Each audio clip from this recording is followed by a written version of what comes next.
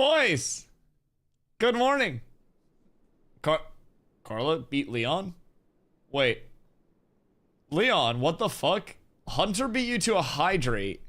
Carla beat you to first. Is Leon officially washed? Is our go washed, chat? Is he just gone?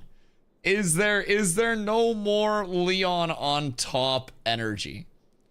Because my good golly, it seems like... Oh my goodness gracious. Okay. Okay. Busy packing your house? Okay, that's fair. That's fair. Yo, Lucky, thank you for the follow. What's up? And I also caught you kind of like off guard here. I'm not gonna lie. I caught you kind of off guard with the timing. That's on me. Okay, Carla got the first. Hunter got the first hydrate of the day. I choose coffee. Hi, hello. I know. I'm proud of you.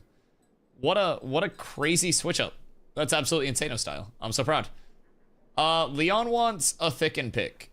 Like the big picture of the thicken. I don't know if we have, like, it's in my original graphic. I can just get it from there, but it's not like that big.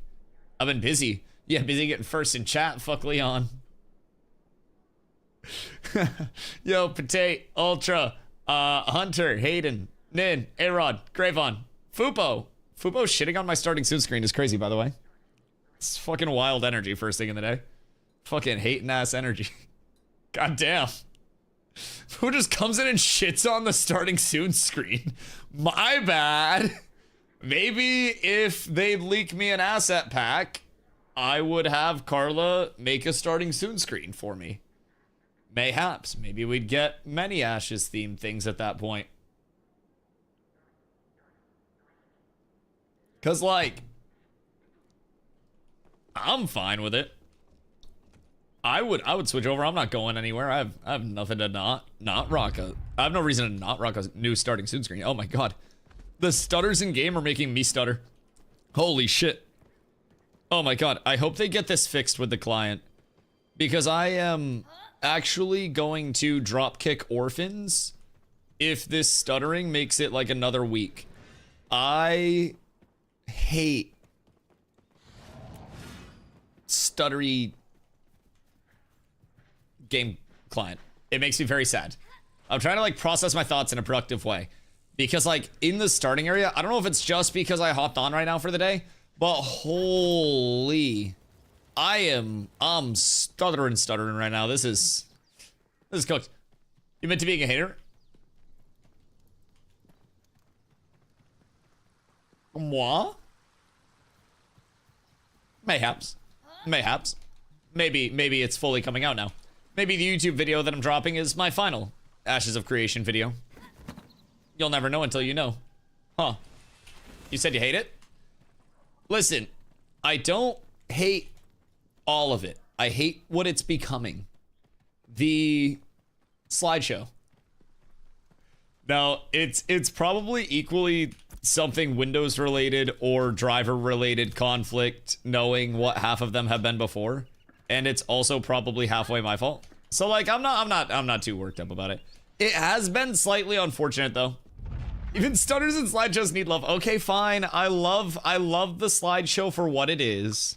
It's a wonderful PowerPoint presentation. But I would prefer nice fluid to like 144 FPS. You know what I mean? I'd love that. Maybe fewer slideshows. I support the slideshow. It's a very good slideshow. It is. What's Aeon 2? Pay to win Korean slop MMO that has huge ass and titty sliders and you can auto run place to place, like objective to objective as you complete stuff. But you have to pay to have the auto run and you have to pay to use the player market and you have to pay to use pretty much everything. And you have to pay to do literally all of it. It's an investment. Yeah, it's very pay to win. There are like 3 subs for that game. I don't even think you can get the fattest titties unless you sub. Tanks can become a raid boss legitimately. And? Saying this problem? Or, cause like, I'm running over right now. Like, I'm going, I think we need to go to like, they said Avon's End and shit, right? Or is it, because I just ran out of the starting area. I'm level 7 now. I'm about to be level 25. Dusty, you want a 1v1? Of course you want to fucking 1v1 me when I'm level 1, you fucking rat. Trying to kick me while I'm down? I see you, Scaper. I know your plans. I know on PTR. I'm level 1 on PTR right now. I haven't hit the starting vendor yet. I've been here for like 5 minutes. I'm fucking hoofing it over. Boost yourself up. Can I take damage? Vendors at the start unless they move them. Oh shit. Okay, cool. I thought they were at like Avon's End. I thought there was like a login message when I was in. They're removed. Oh, word. Okay, I was about to be so mad. I was about to be furious. You know what we should get? Teleport NPCs that bring us to the different hubs so I don't have to run on foot. Cause like I'm actually hoofing it right now, which like nothing wrong with that. But like I'm just a level 1 tank with a dream at this point in time, and the only reason I'm living is because somebody ran directly through the like camp in front of me on a mount. Running's good for you, builds character.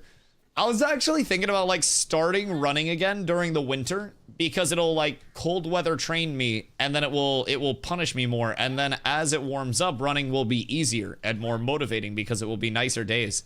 I thought about it. Fubu, you are right, it does build character. And like I don't know, I feel like I'm more in touch with the world. I look over at my right monitor and I see a flail runner. I see more movement speed than one man should have.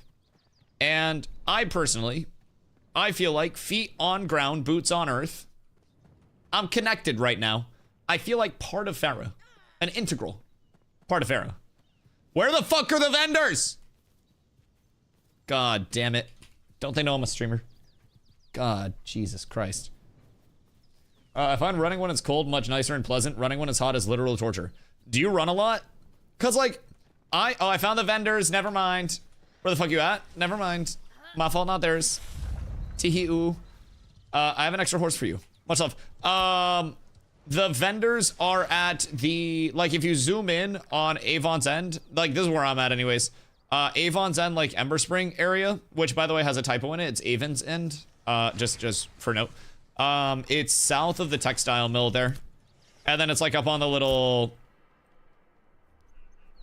plateau area, I would say.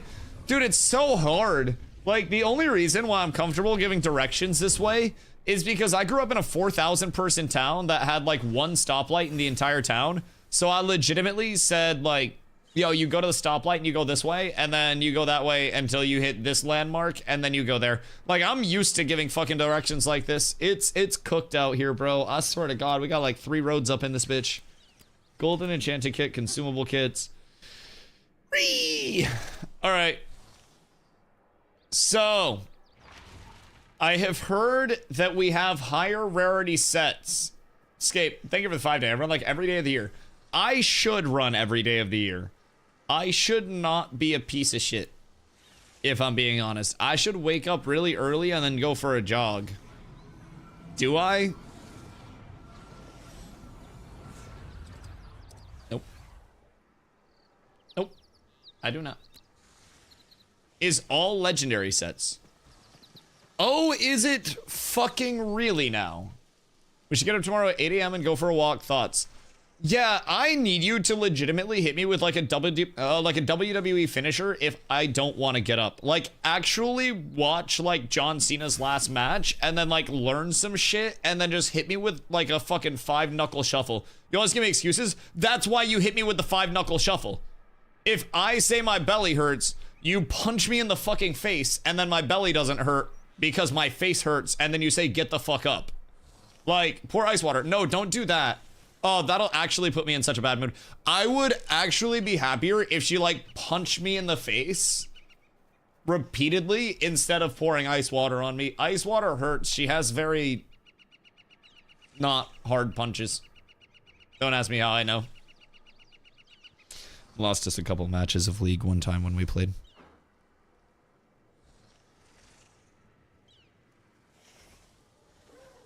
Anyways. So anyways, I don't play League anymore. Fucking terrified of it. Game's put me through some shit. So anyways. Oh my god. It's all legendary. I know it like that I was expecting it, but holy shit. It's just, it poops out the Lego. Shee! Okay. Okay. So I have level 25. I will get my Lego sets on. A Bloodrunner hood Lego has 1,103 max HP. Bloodrunner boots have 841. Okay. We're scaling. Yo, Fupo, do you want to race to see who can hit 40k HP faster? I have plan. I always have plan. Where's my bow? There it is. Ha ha ha. And then we throw those bad boys on. 40k, I believe, is not possible at the moment. What do you think the cap was previously? From the vendor stuff here? Can I have a cookie if I hit 40k? With high mitigations? Cause like, I'm pretty sure I could definitely hit 40. I wanna say it's quite doable. It's just a matter of like, which pieces do I want to scale up? Because if I'm trying to go raw HP, that could be an entirely different set of circumstances here. But like, we're on our way. We're on our way. How you get 25 so fast? Go to Avon's End, where the Ember Spring is. And then it's up on that little plateau. You'll see a bunch of people hanging out. You can pop over there, and then you will see many, many, many people, myself included. And we will all be sitting there just trying to buy shit and equip shit and get squared away.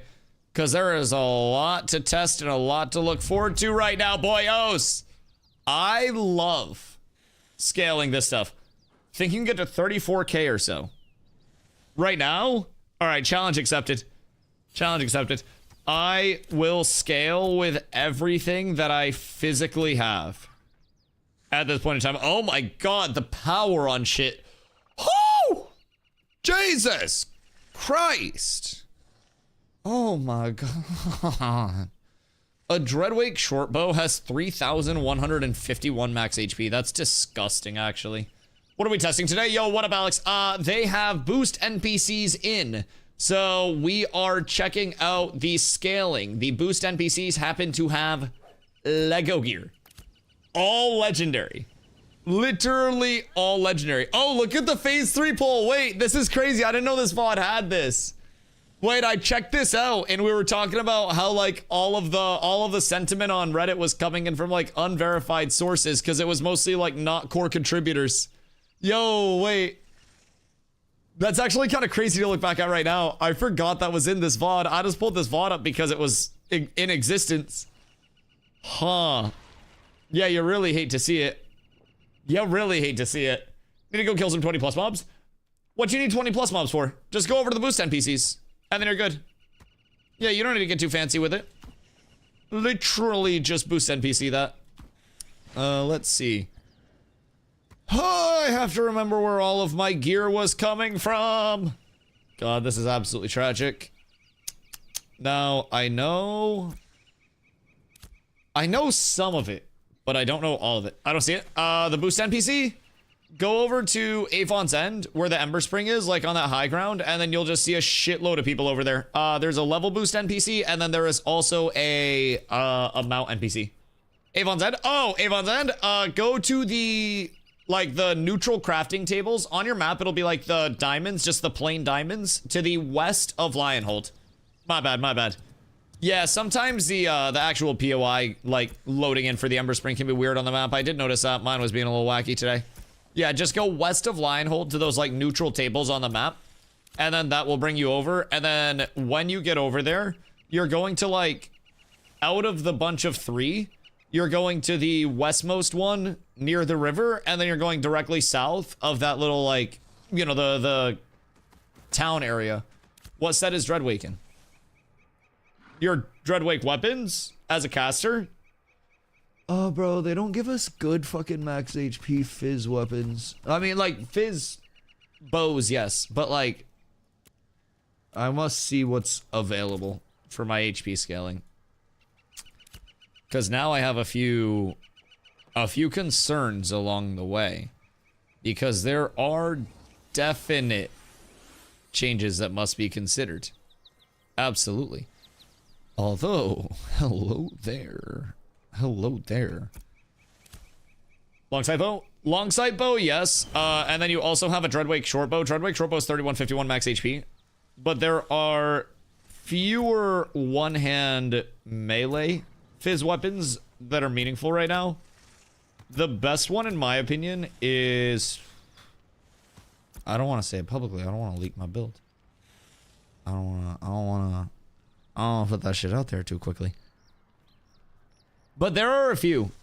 I value max mana as much as I value max HP. Like, if you get a piece with max mana, max HP, I will take that over just about anything. It's like, max HP is obviously the prio, but in a resource-heavy meta, you're definitely looking to lean into, at least in my preference, a good bit of max mana as well. Dunes and Teen Maze. What's the new Dunes and Teen have on it? Let me peep. Crafting, weaponsmithing. I love the new crafting UI, by the way. Whoever did the new crafting UI, give them a fucking raise. HP regen. I will tell you exactly where I was on the last one. So, if you could get your hands on the new Academon, that would be okay, because that's got a lot of max HP on it. Glorybound, the eye level 26 one, it's going to be less max HP, or like less on the power side of scaling, but it has max HP with it. So we get the Storm Current Axe, which is probably going to be our highest max HP. I just feel like I don't want to run out of mana, but we'll stay with the Storm Current for now. If I notice myself needing more mana, I'll switch it up. I'll give the Storm Current a fair shot. I'll go there, and then we'll get jewelry scaling up, so I can at least get to testing something. Are you still at the location? Yeah, invite Dusty to group if you need a little bit of a guide. Can't wait for Steven interviews in the near future. I know, I've always said the only time that I would actually, like, do a Steven interview is if it was, like, something incredibly, important, like a time that was just super meaningful. And that time may be upon us soon. Not right now, but soon. That time may be upon us. It's just patience and then getting the most out of it. You know what I mean? And I will make sure that I do that. Steven said he has some lined up. Massive. I wonder with who? Probably large creators that are coming in too. I would assume there's probably going to be like a Peon interview, a Pirate Software interview, probably a Mongler interview. I'd be kind of more surprised on the Asmon side, but like, something tells me we're going to see a lot of interviews coming out, if I had to guess. My set feels borked. Esfand has his guild coming, apparently. Oh, wait, really? He has his guild coming to Ashes for early access? I don't know, he had been, like, following like that. I was shocked when he actually, like, made the video. Because everyone was talking to me about the video. I was shocked that he had actually been following Ashes in any capacity. It's kind of cool. I wonder how that's gonna go. I hope they, like, enjoy it. I've been saying for a while, I don't necessarily think that the state of Ashes for new players that have been somewhat following and don't really have the expectations of a lot of the current player base. Oh, why'd I unequip the pants? That's part of my max HP being fucked. Like, a lot of the player base can just kind of, like, I don't want to say, like, do it to themselves to a certain extent, but, like, do it to themselves to a certain extent, you know what I mean? That's just kind of, like, improper expectations set, because 40k HP is possible. Wait, what do you scale up to? Did I write down my last set? God fucking damn it. I feel like I didn't write down my last set.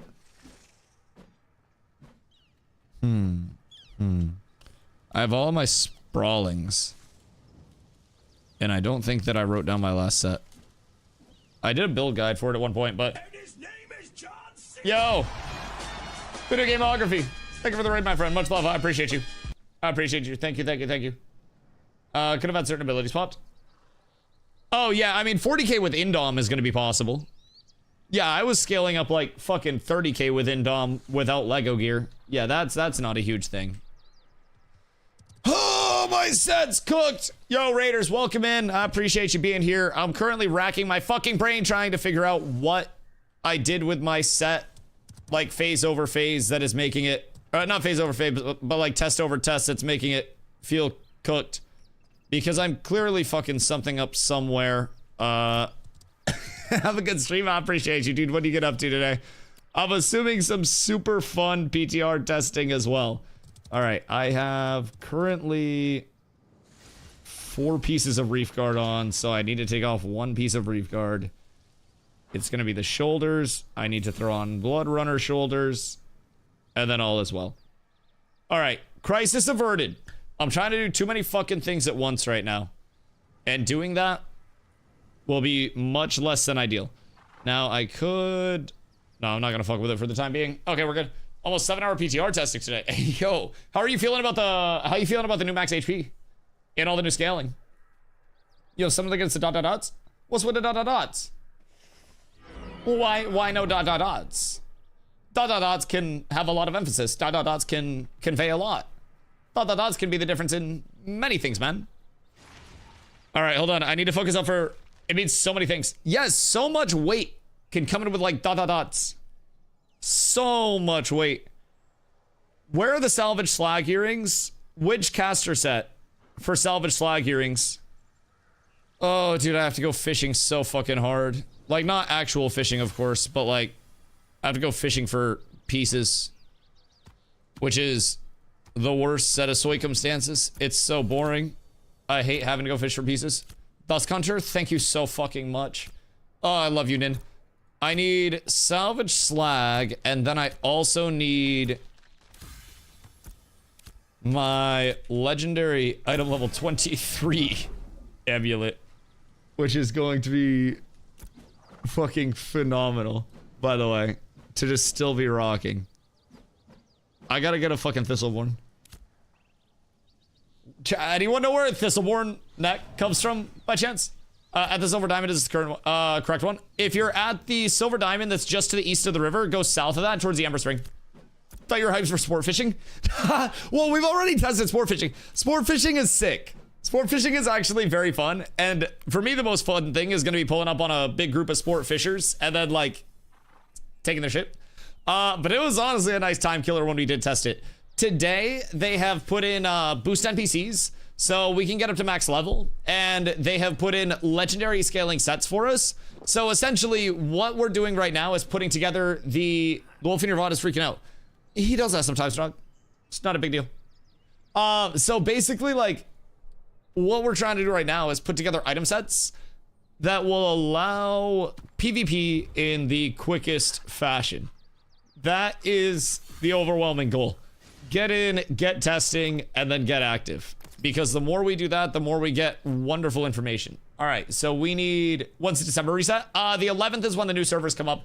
I don't know what time their plan for deployment of the new servers will be on the 11th, but usually most things tend to be like 1 p.m. EST type thing, or 2 p.m. EST, somewhere around there.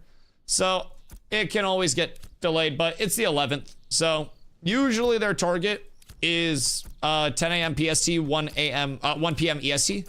But like I said, it can always get pushed back. I would also expect some queues if you're loading into starting areas specifically, because the server workers dedicated to those starting areas are going to be the server workers that are the most fucked.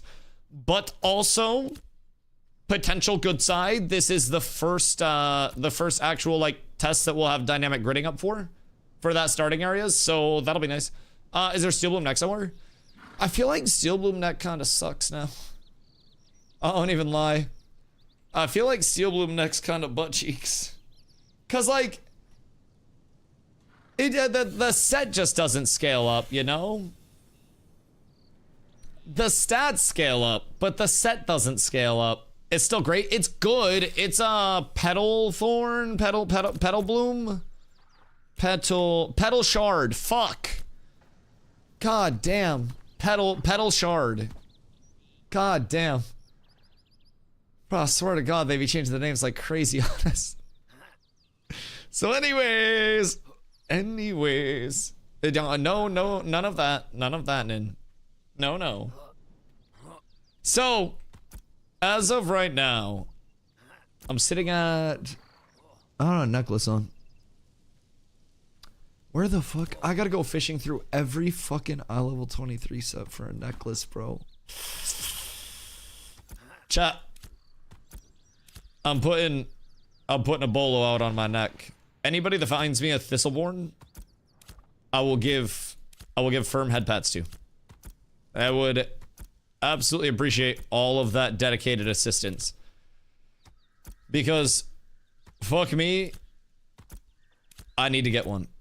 That is the large thing that I'm lacking. Do we know if they put in any named items from Forge by chance? I know like we have slag earrings. Do we have spall rings? Just by chance? Randomly? Random question. No reason. Not that I'm going to use them, not that they're good, but has anybody found glittering spall rings? Because I would like them. For not using, of course. They're not good. They're not good. Don't copy my shit.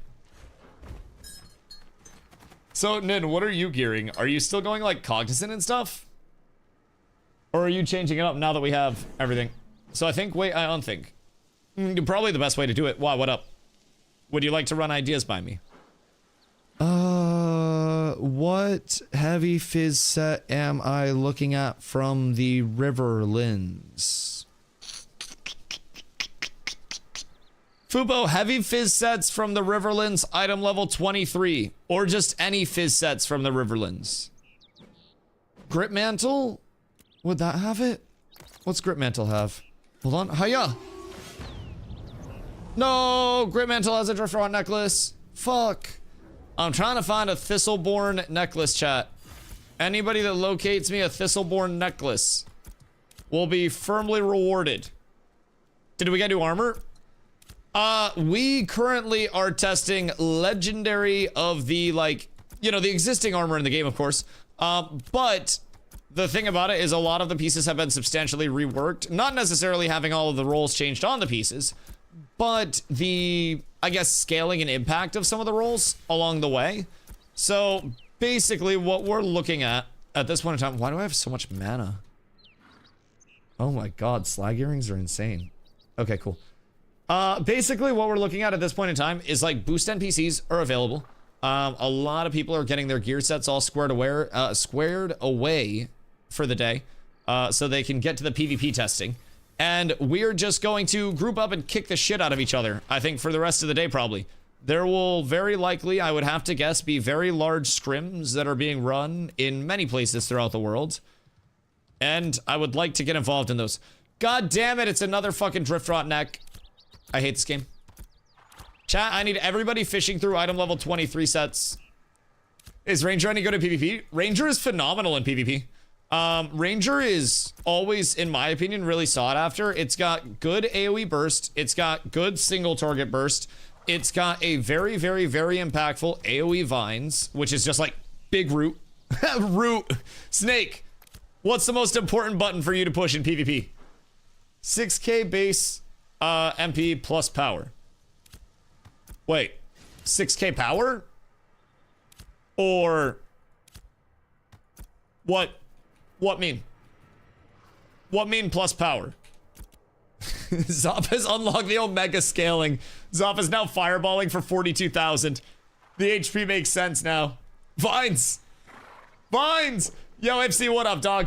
Should I hop in the PTR today? Yes, you should! You get legendary gear, you get boost NPCs, you get mounts, you can enchant the legendary gear, you get the consumes. Bro, if you guys want to, like, not just be behind, come to the boost NPCs. Rooted to Void's gonna be nuts. I call it the VVS. So I still think low-key, everybody says, Dusty, you're fucking crazy. VVS, Vines, Void, Stomp. Vines goes out, Void goes out, and then Big Tonky Tank Minion goes in, and then hits a Stomp because anything that is rooted and gets stomped is tripped instead of the root. It might not be the most replicatable thing, but like, I'm gonna be honest, I also don't think it's gonna be the worst thing. I think there has definitely been worse to come throughout. Come on, Thistleborn. Fuck, man. Oh, I'm gonna spend my entire day here just looking for a fucking Thistleborn necklace. Ree! Can anyone direct me to the Thistleborn necklace store? I would like to speak to the manager because it would appear I do not have accessibility to a Thistleborn necklace. I am so sad. I'm so very sad. Have they adjusted the set bonuses on Steelbloom stuff? Random question.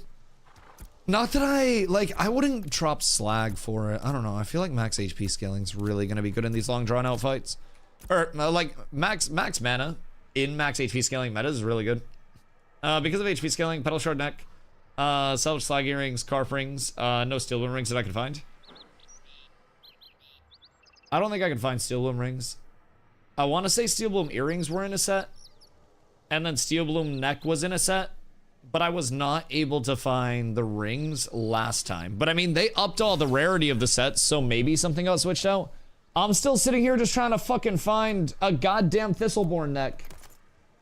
It's gotta be in one of these, right? Everything is not a Thistleborn. I hate this so much. Bro, I hate this so much. I'm gonna crash the fuck out. I'm going to lose my shit.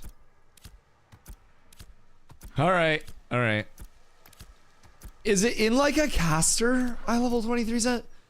Because I feel like every single one of my Fizz eye level 23 sets, unless I missed one, does not have a Thistleborn neck in it. And that's making me sad. That's making me very, very sad. Asheville boots are insane for every class. What do Asheville boots have? What makes them insane for every class? Why would I drop a set bonus for him? Do they have fort? Because I like fort. But I cannot drop fort. Alright, let's see. I level 23. Fizz, Great Hollow, Molt Ruin, Sun Bastion. I think I already checked Molt Ruin, but I'll check it again because I don't value my mental. Sparkvale. Alright, we'll try those three, starting at Sparkvale. Nope. Everything sucks. Everything's absolutely terrible. Power, HP, magic defense. 841 HP, 68 power. Oh, word. Yeah, I like Bloodrunner boots for Fizz. 368 power. Yeah, Bloodrunner boots are 316 power, 316 Fizz speed. Sorry, Fizz power, Fizz speed. Both 316, and then 841 max HP. So they're really good. I do like Bloodrunner a lot still. I wish Bloodrunner had a different set bonus on it because I don't really like Siphon that much, but like, it's solid. Where do I get gear? Same boost NPC. So if you're by the, like the textile mill and laboratory triangle, basically go to the big like plateau area to the south of that, and then you will see a metric fuckload of people. We're all kind of like standing under the trees there. And then there's a PTR vendor that has boost scrolls, that has gear, that has pretty much everything you could want. And then you're gonna go. Yeah, you'll just see a metric fuckload of people over here. So basically just like go to Textile Mill and Laboratory at Avon's End. And then from there, they have renamed it Avon's End. Weird. It was Avon's End before, but... Yo, Fly, what up? Finally got to do a little PTR last night. Was happy to see questing revamp with more clear map markers and Sweat of the Brow being simplified. Also actually got a cloak drop early on, which felt good. Oh, the new drops are insane. The new drops are actually phenomenal. I have been a large fan of those. Like, actually, 0 complaints about the new drops on my end. Now, it's also stuff where I'm going to progress whether I have gear or not. I don't mind. I progressed this entire phase without gear when I was leveling, but level 20 drops still trash. Have you been testing Sulos? Because I'm very curious. Level 20 drops, they said again, low grade drops were the emphasis. Are there pieces of level 0 gear dropping from level 20 mobs? Because that seems interesting. I'm gonna steal them and carve no drops in an hour 30. The fuck? None in an hour 30. Not low grade gear dropping. Weird.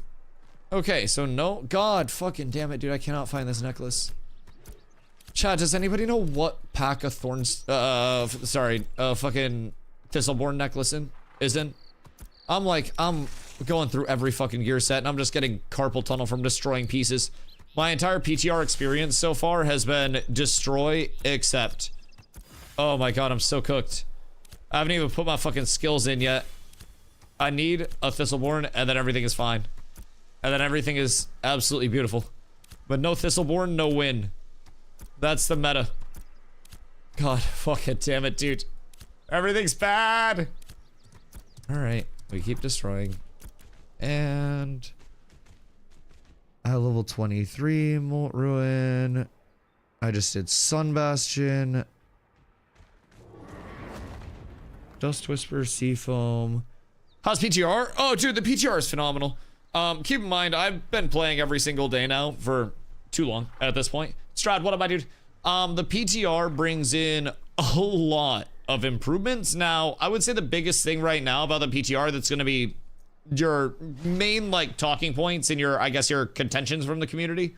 Time to Kill is going through a large rework.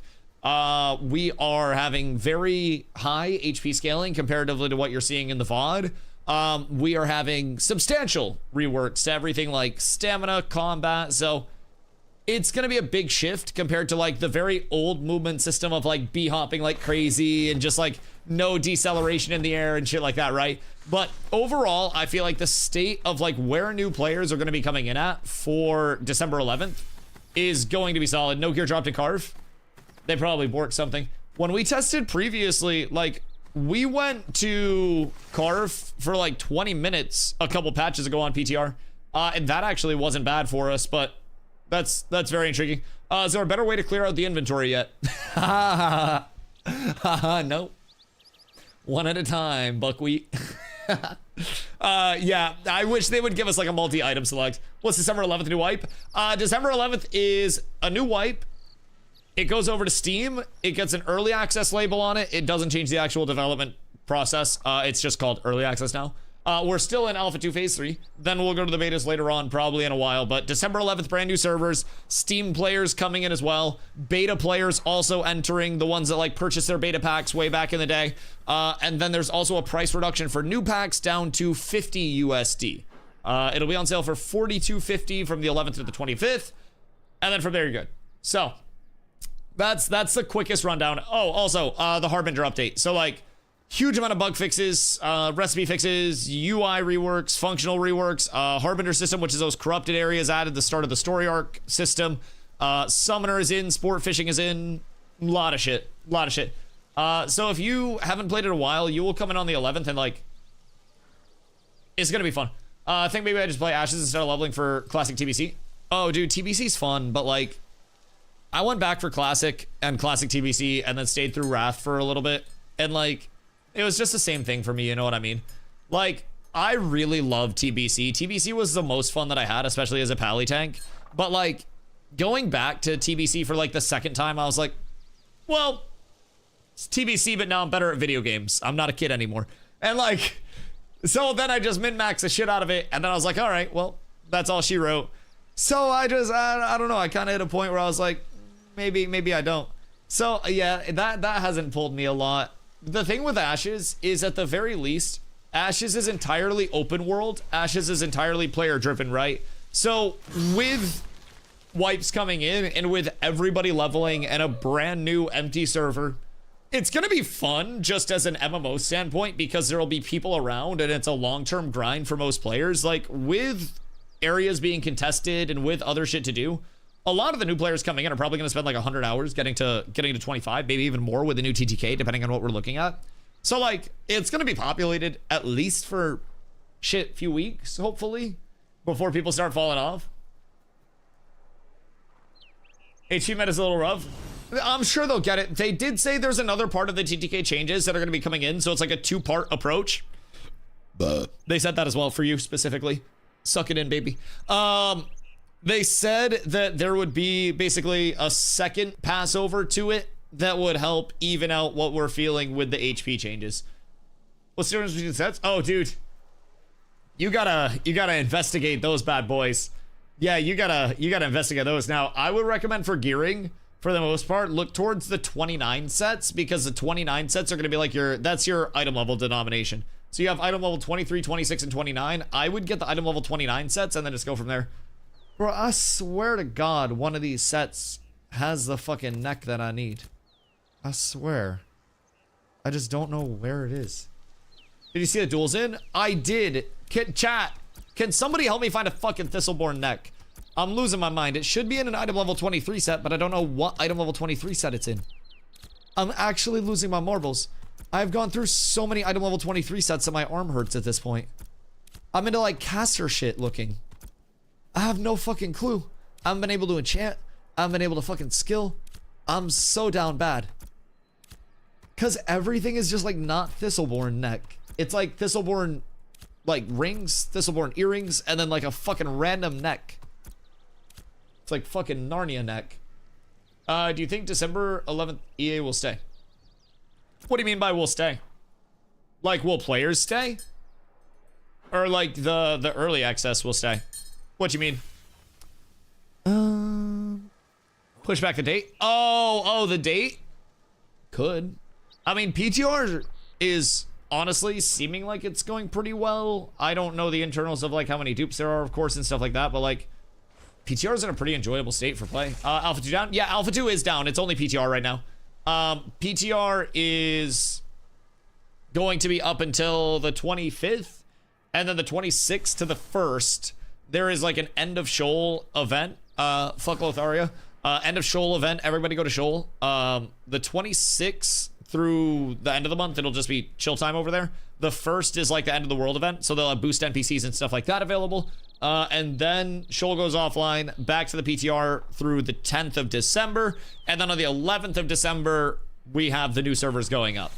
Don't see a reason it would be. Yeah, I mean, I don't, like, think it would be for any reason, but I mean, there are many reasons why it could be. I'm not here to say that it definitely won't. Anything could happen there. I have seen and heard of crazier, you know? Cinder March, maybe? It's got Thistleborn rings and earrings, and it's got a fucking Driftrot necklace. Do we have any idea when the next wipe will be after the 11th? Best case scenario, beta 1. Realistic scenario, way before beta 1. I hope that helps. Ideal scenario is like the whole server is kumbaya and we're smoking ayahuasca and passing that shit around in a tent somewhere and hanging out, and nobody's duping, nobody's exploiting, nothing's wrong, and it's a utopia of MMOs. The reality is that it's probably going to have its own problems with dupes, exploits, bugs, you know, controversial things along the way, systems that need to be repealed along the way. Like, it's still testing. No matter how much PTR testing we put in right now, it is still playtesting, and it will still be fucked up along the way. So, like, I would say prepare for wipes sooner than you probably want them, but also think of wipes, in my opinion, not as a matter of, like, losing progression, so to say, because like your character is cooked regardless. I'm gonna be completely honest. You're always going to lose your character progression, even if we don't wipe until we go to beta 1. It's still gonna be a wipe at beta 1. The progression that you are gaining and the progression that you should be attempting to gain is the most knowledge possible. Do not give a shit if you're rank 1, this, that, the other. Try to sponge up as much long-term information as you can that will not necessarily revolve around like taking advantage of certain things, but will prepare you for those, you know, those weird means being fixed and playing around those bad boys, right? So like, what we try to do with our community is bring more and more people up each phase and kind of like get our floor higher while also pushing our ceiling up. And we get more and more people involved in leveling groups at the start of the phase. Then throughout that phase, we recruit more people, and then we roll those people into our next set of leveling groups. And we're just trying to play for the long term and get everybody leveled, everybody geared, everybody into PvP. And like, I think that's the biggest advantage right now. And I feel like, oh, I got it. I found it. It's in the Brine Tread set. Oh, I'm so happy. Whew. Okay, necklace achieved. We're up. We're very up. We are truly blessed on this fine day. Blessed be the makers and all of that stuff. Write it down this time. I won't. I'm actually gonna do a build guide. Not a build guide, but I'm gonna do a build maker over on Codex. Did they add a trash can yet in PTR? I would like a multi-item select. Like, you know how in the, like, File Explorer in Windows, like, I was recording takes for my YouTube video today that's coming out in, like, 2 days. And I had to multi-select things so many times in, like, the File Explorer to delete them. And I wish that would be a thing in the inventory. Like, let me control-click shit so I can just multi-select it and then, like, destroy all and then confirm to destroy all items and then just kaboom, all gone. I would fuck with that so heavy. Trash can is the PTR. Yeah, we just litter here. You don't know how to multi-select the inventory. Is there a multi-select in the inventory? Or are you fucking with me? Cat, reveal your mysteries to Zoidberg. What the fuck? Wait. No, there's no way. Yeah, I'm pressing everything on my keyboard. I just fucking summoned Satan with this keyboard combo. You pulled up inventory on VOD, trip me out. Oh my god, dude. That would scare me if I saw it.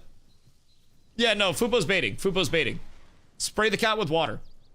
Don't let him get away with that lying. Jesus fucking Christ. Good gravy, Fupo. You saw what happened when Margaret was just like, hey, what do you guys think of fresh starts? Fupo, it can get rough out here. It can get very rough out here. You can never be too careful. Yo, how cool would it be if in the enchanting kits, they just gave us excavation kits instead? Would that be cool? Because I feel like that'd actually be cool. No shield in the gear? You can get shields. What does there do in the PTR? Literally everything. You can run over and you can check out you can play the Summoner class. You can do the new sport fishing mode. You can do the Harbinger testing if you want to go over there and check out the corrupted areas.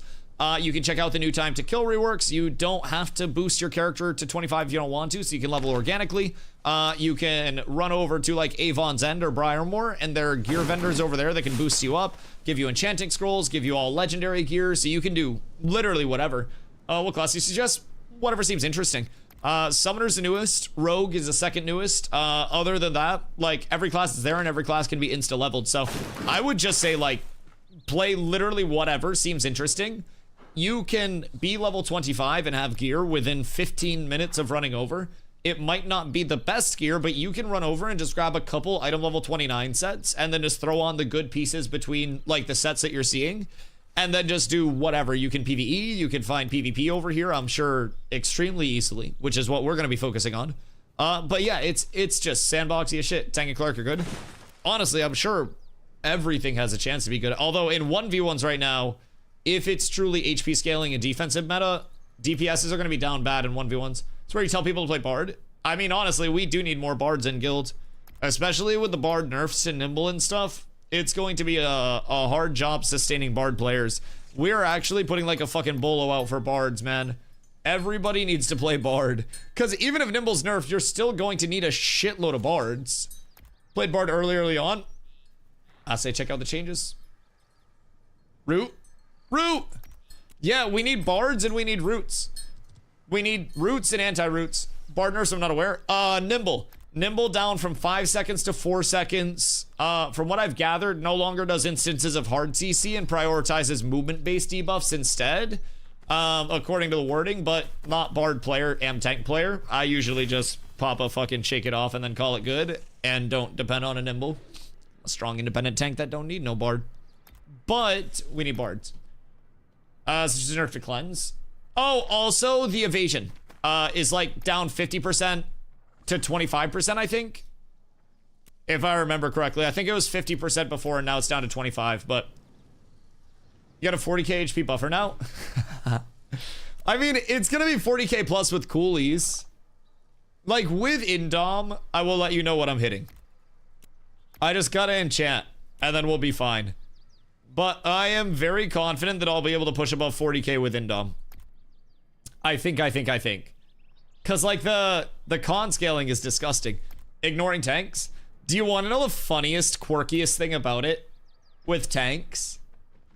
I can keep a two-hander in my inventory, right?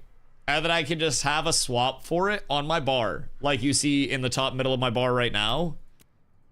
And I can just swap in combat, depending on if people are focusing me or not. And so if people turn to me...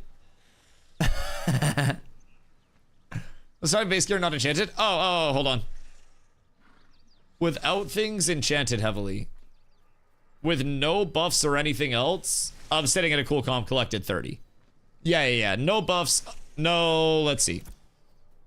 Nothing from stamina tree would impact. I'm level 25. Yeah, so I'm sitting at about 30.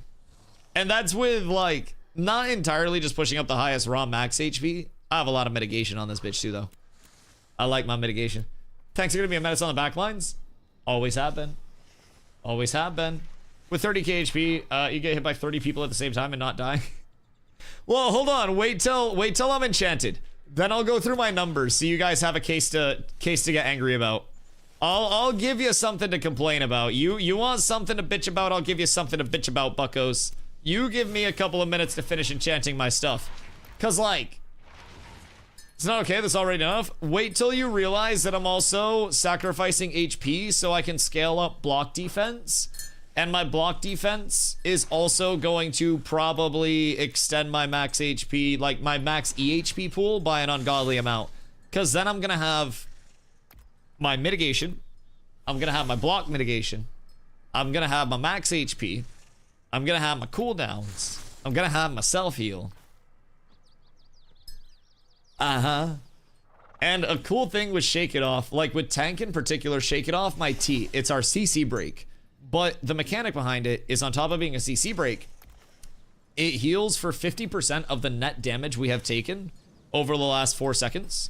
So basically, if you hit me for 1,000, I heal for 500. Only thing is, it's minimum 10%, maximum 30% of the max HP. So if I have 7,200, I get healed for minimum 720 and maximum 24 or something like that. Some bullshit like that. If I have 40k HP with cooldowns popped, a Shake It Off will heal me for a minimum 4k and a maximum 12k.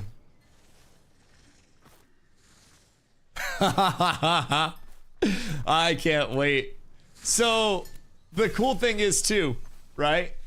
Being this tanky at baseline, we'll just be able to like keep a two-hander in our inventory, like I said. Switch to the two-hander when we're not like focused. Bonk with the two-hander. Push our power scaling up. Run strength consumes and angry consumes. This is gonna be fun. Cause I could push up mitigation numbers higher, but like my mitigation scaling is so high already. Keep in mind, I have a set bonus that gives me 35% passive block chance for 15 seconds. And if I run the 3-piece, then it's a 25% uptime. If I run a 5-piece, it's a 50% uptime. Light magic armor have better earrings. I'm not quite sure, honestly. If you're looking at the Carfin stuff, like the Cognizant and stuff, I think Nin would probably be the one to ask about caster stuff. Like, Nin's gearing up right now. Zop is also gearing up, but Nin's usually more cheery to talk about gearing. Zop's going through some stuff. It's a tough meta to be Zop for a little bit. People are asking about gear. Are they wiping everyone's accounts on December 11th? They're wiping everybody's accounts on December 1st, and then the new servers come up on December 11th. So there will indeed be wiperoos. Pretty sure everyone's gonna be 50% defense and magic mitigation. Oh, you just wait. Oh, you just wait. I want you to bear witness to my numbers as soon as I have the numbers to bear witness to. I'm enchanting. How do you feel, Ashes? How do you feel about Ashes going to early access? I mean, as somebody that actually knows, like, what the early access period entails, like, it's not changing anything with the development cadence. I think people are right to have their concerns of, like, you know, monetization and stuff like that. That's natural anytime something happens. People are also right to have their concerns about negative feedback. That's gonna come, but also negative feedback is already coming in from every direction that Ashes has. So, like, I don't think anything changes, if I'm being completely honest. I think more people come in. I think that more people will not enjoy the current state of it. There will be more people that come in that don't have the right, you know, expectations and kind of get let down. There will be people that come in that really enjoy it. There will be people that have hated on it for a while that are swayed. There will be people that have loved it for a while that are put off. Everything's going to happen, and everything was going to happen the same way because there was no restriction around actually acquiring Ashes in the first place. It was the same shit. You just had to go to the Ashes store instead of going to Steam. The only difference is we're going to Steam and it's called Early Access. So, I think that's the thing. Except now they have stuff they can directly point to and play themselves as examples for their negative feedback. See, I'd prefer that, honestly. I think increased accessibility for a lot of the people that are critical is actually really good. Because over time, people can fall out of having the current information. And it's not necessarily wrong that people have their, you know, their takes on it based on what they've known in the past. But I have so many people that will come in, and not so many, I'm not a big streamer, but like I'll have people that'll come in a chat and they'll be like, Dusty, is this bug from phase 1 still in? Does questing still not exist?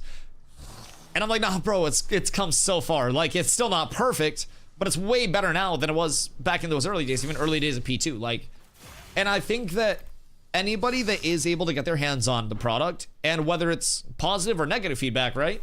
Negative feedback drives just as much change, if not more, as positive. Like, positive affirmation is great, like, this system's awesome, but that also isn't something that's leading to any change or any, you know, improvement. That's just saying, keep on this path.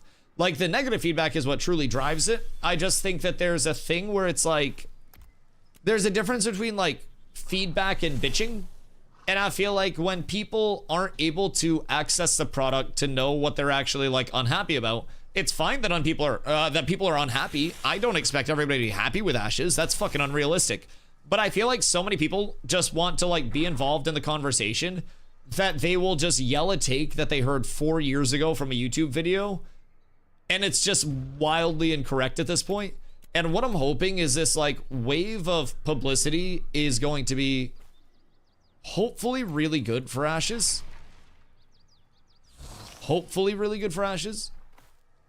That would make me extremely happy. But anything can happen, you know? It could come in with all of the most negative feedback. It could absolutely just drop things off a cliff, you know? Anything could happen. But because they didn't change the refund policy, do not include queue time.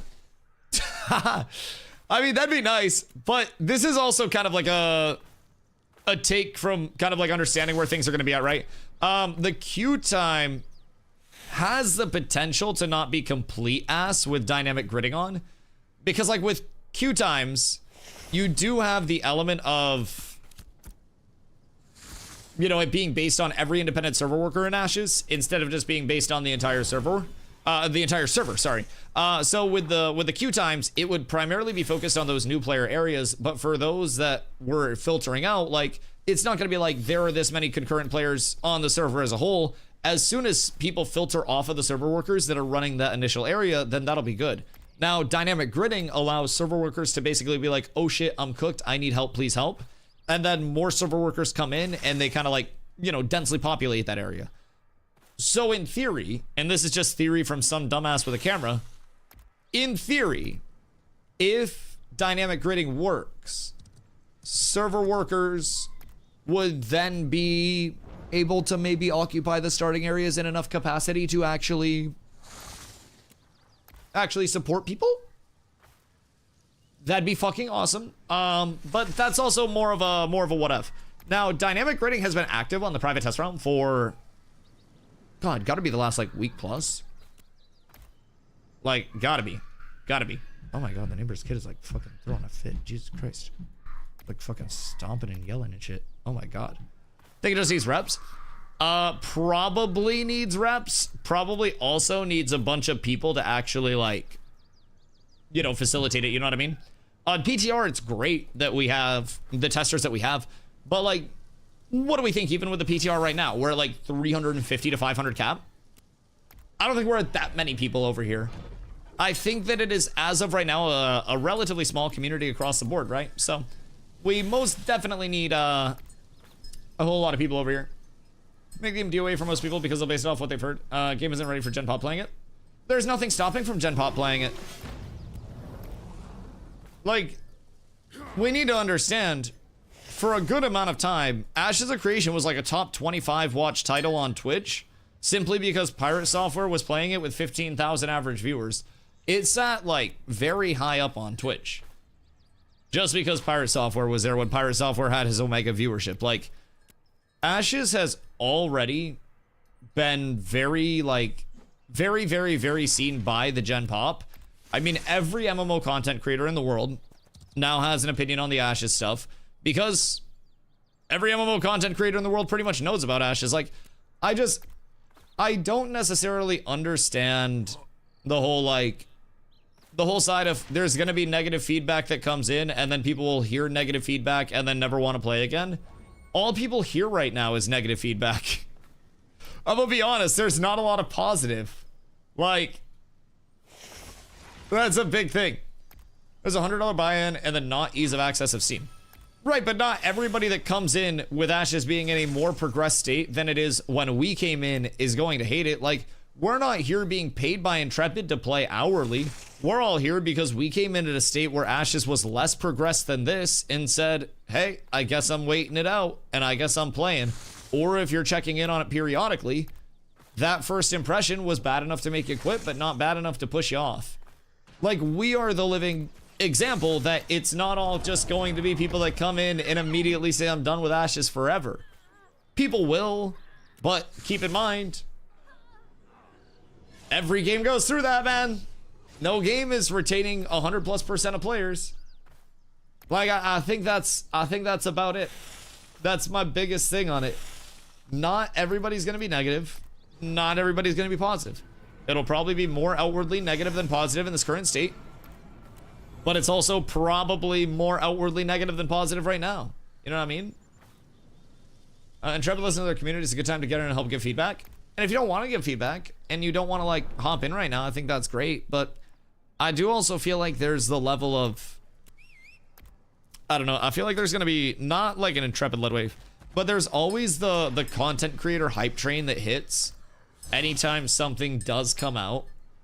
And I feel like a lot of content creators just get in the hype train to try to get more views because of the hype train, and they won't break it down in an honest way of like, maybe you should sit out until you see more things that you actually like if you're on the fence and not buy yet. And everybody's just going to be like, if they enjoy it in a slight sense, they're going to be gassing it to the moon. If they don't like it, they're going to be dooming it to the moon. And like, honestly, I'd rather have people dooming it to the moon in this current state. I love the why do I waste my time on a game that won't launch comment, and it's like, that's the best part, you just don't have to. Yeah, absolutely.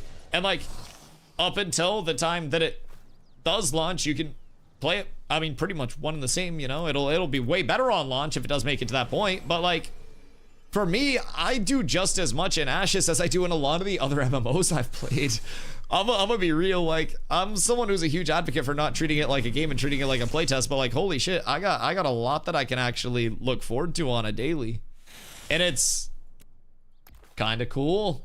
Nobody's forcing anyone to play Ashes, and so many people are mad about it. Oh my god, yes, yes. It's, I just don't understand why so many people are just upset that Ashes exists in the first place as a, you know, an opt-in playtesting. It's like, I can't believe they're making you pay to playtest their game, and I'm like, no, they didn't make me, I did this myself. No, I did this. I did this. If you're selling on Steam, you're a game. Like, I understand that mentality to a certain extent, but that's also going, like, directly against what the developers are telling you it is, which is the work in progress product. And, like, I definitely understand that side of it, but I also think that that's kind of part of the gamer mentality that's going to doom a lot of people right now, where they just immediately say, this early access tag means nothing, and because it's on Steam, it's launched. And that's far from the truth. And I mean, if people want to take this as a public launch in their head, then that's great, but like, I don't think it is that. Remember Valheim early access was a game when it was $20? Remember Heartbound? Sorry. Anyways, that's why there's a big fat EA label with a short novel on why it's in that state. Yeah. I feel like the element of if you're selling on Steam at the game has been proven wrong time and time again, but everyone's welcome to their own thoughts, you know? I understand the sentiment coming in from people and the hesitancy, but it's like, if you got every reason to believe that it's not a game, then telling yourself it's a game is gonna let you down. And honestly, this is part of what I'm going through in my video that's gonna get like 500 views at most. Is just like, this is not a game, this is a playtest. These are the things that are slightly resemblant of a game at this point. These are the systems that work in the extent that they work in. But like, these are all of the things that are not working where these systems fall off. Let's say it's launched, just that the only a test doesn't pass the sniff test. No, it's not only a test, it's a playtest of a game. Yeah. Like it's an ongoing playtesting environment of what will be a fully progressed game at some point. But it's like when any other game is available through beta testing or alpha testing, like that's kind of just a part of its development. I think Ashes has been more public for a long time and more transparent for a long time.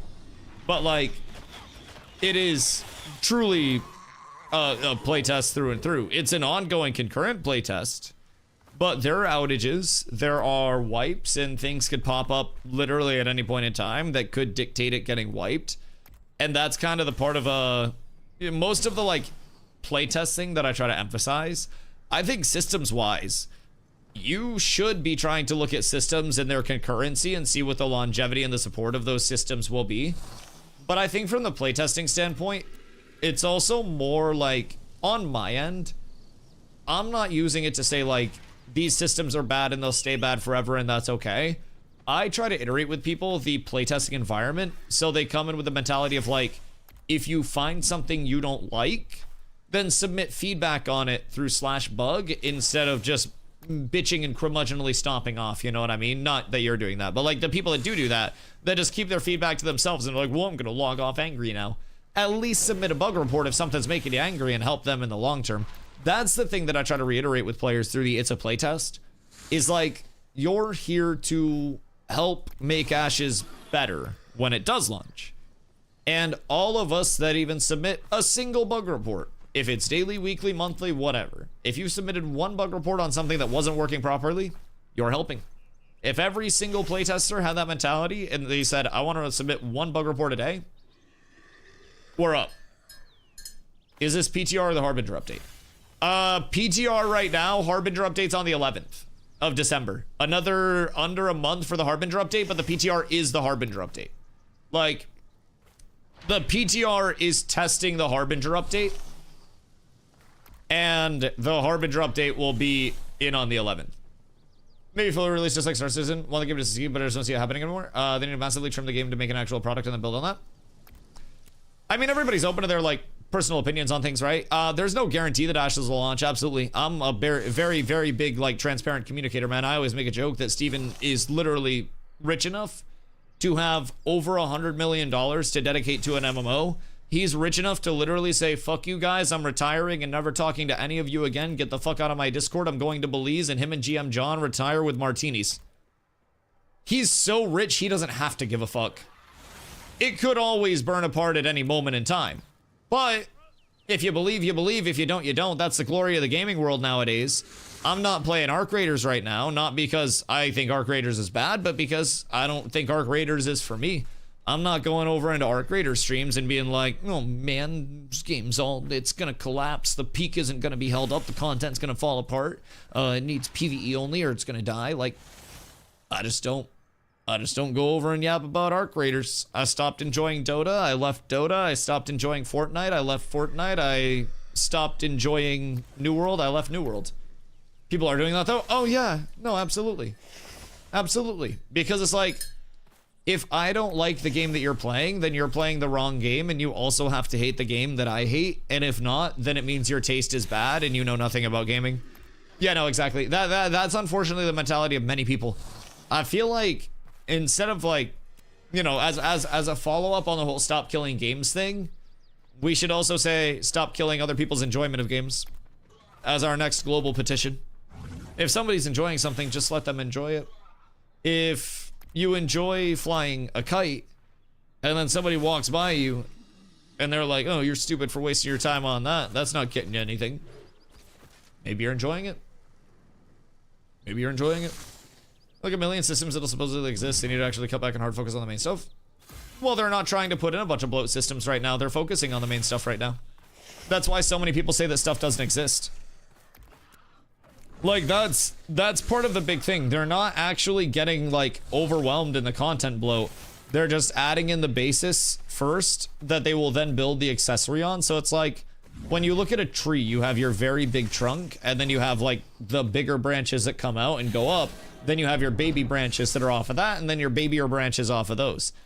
That's far from where we're at right now. We're in, like, the trunk into the big branches coming out. And we're still on the very, very start of those big branches starting to come out. We're not there yet. And there's still going to be a lot of those, like, accessory systems that come in, but, like, exactly what you're saying they should focus on is what they're doing. It's just a part of their content progression and why it's not going to be rushed, you know?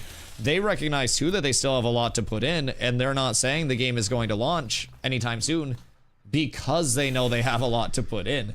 I think that's the big thing. Fallout Ashes for a few years, my hope for it to be a good game is still there, but the actual world of biomes look flat and barren. Compared to Aeon 2 and Lesser Mobile, it's so much more vibrant. Yeah, I mean, the visual aesthetics are definitely going to leave something to be desired for a lot of people right now. I mean, I'm from Maine. The snow to me looks like a spray painted on hairline. But, like, that'll get better. The whole house smells like caramel. What happened? Oh, coffee.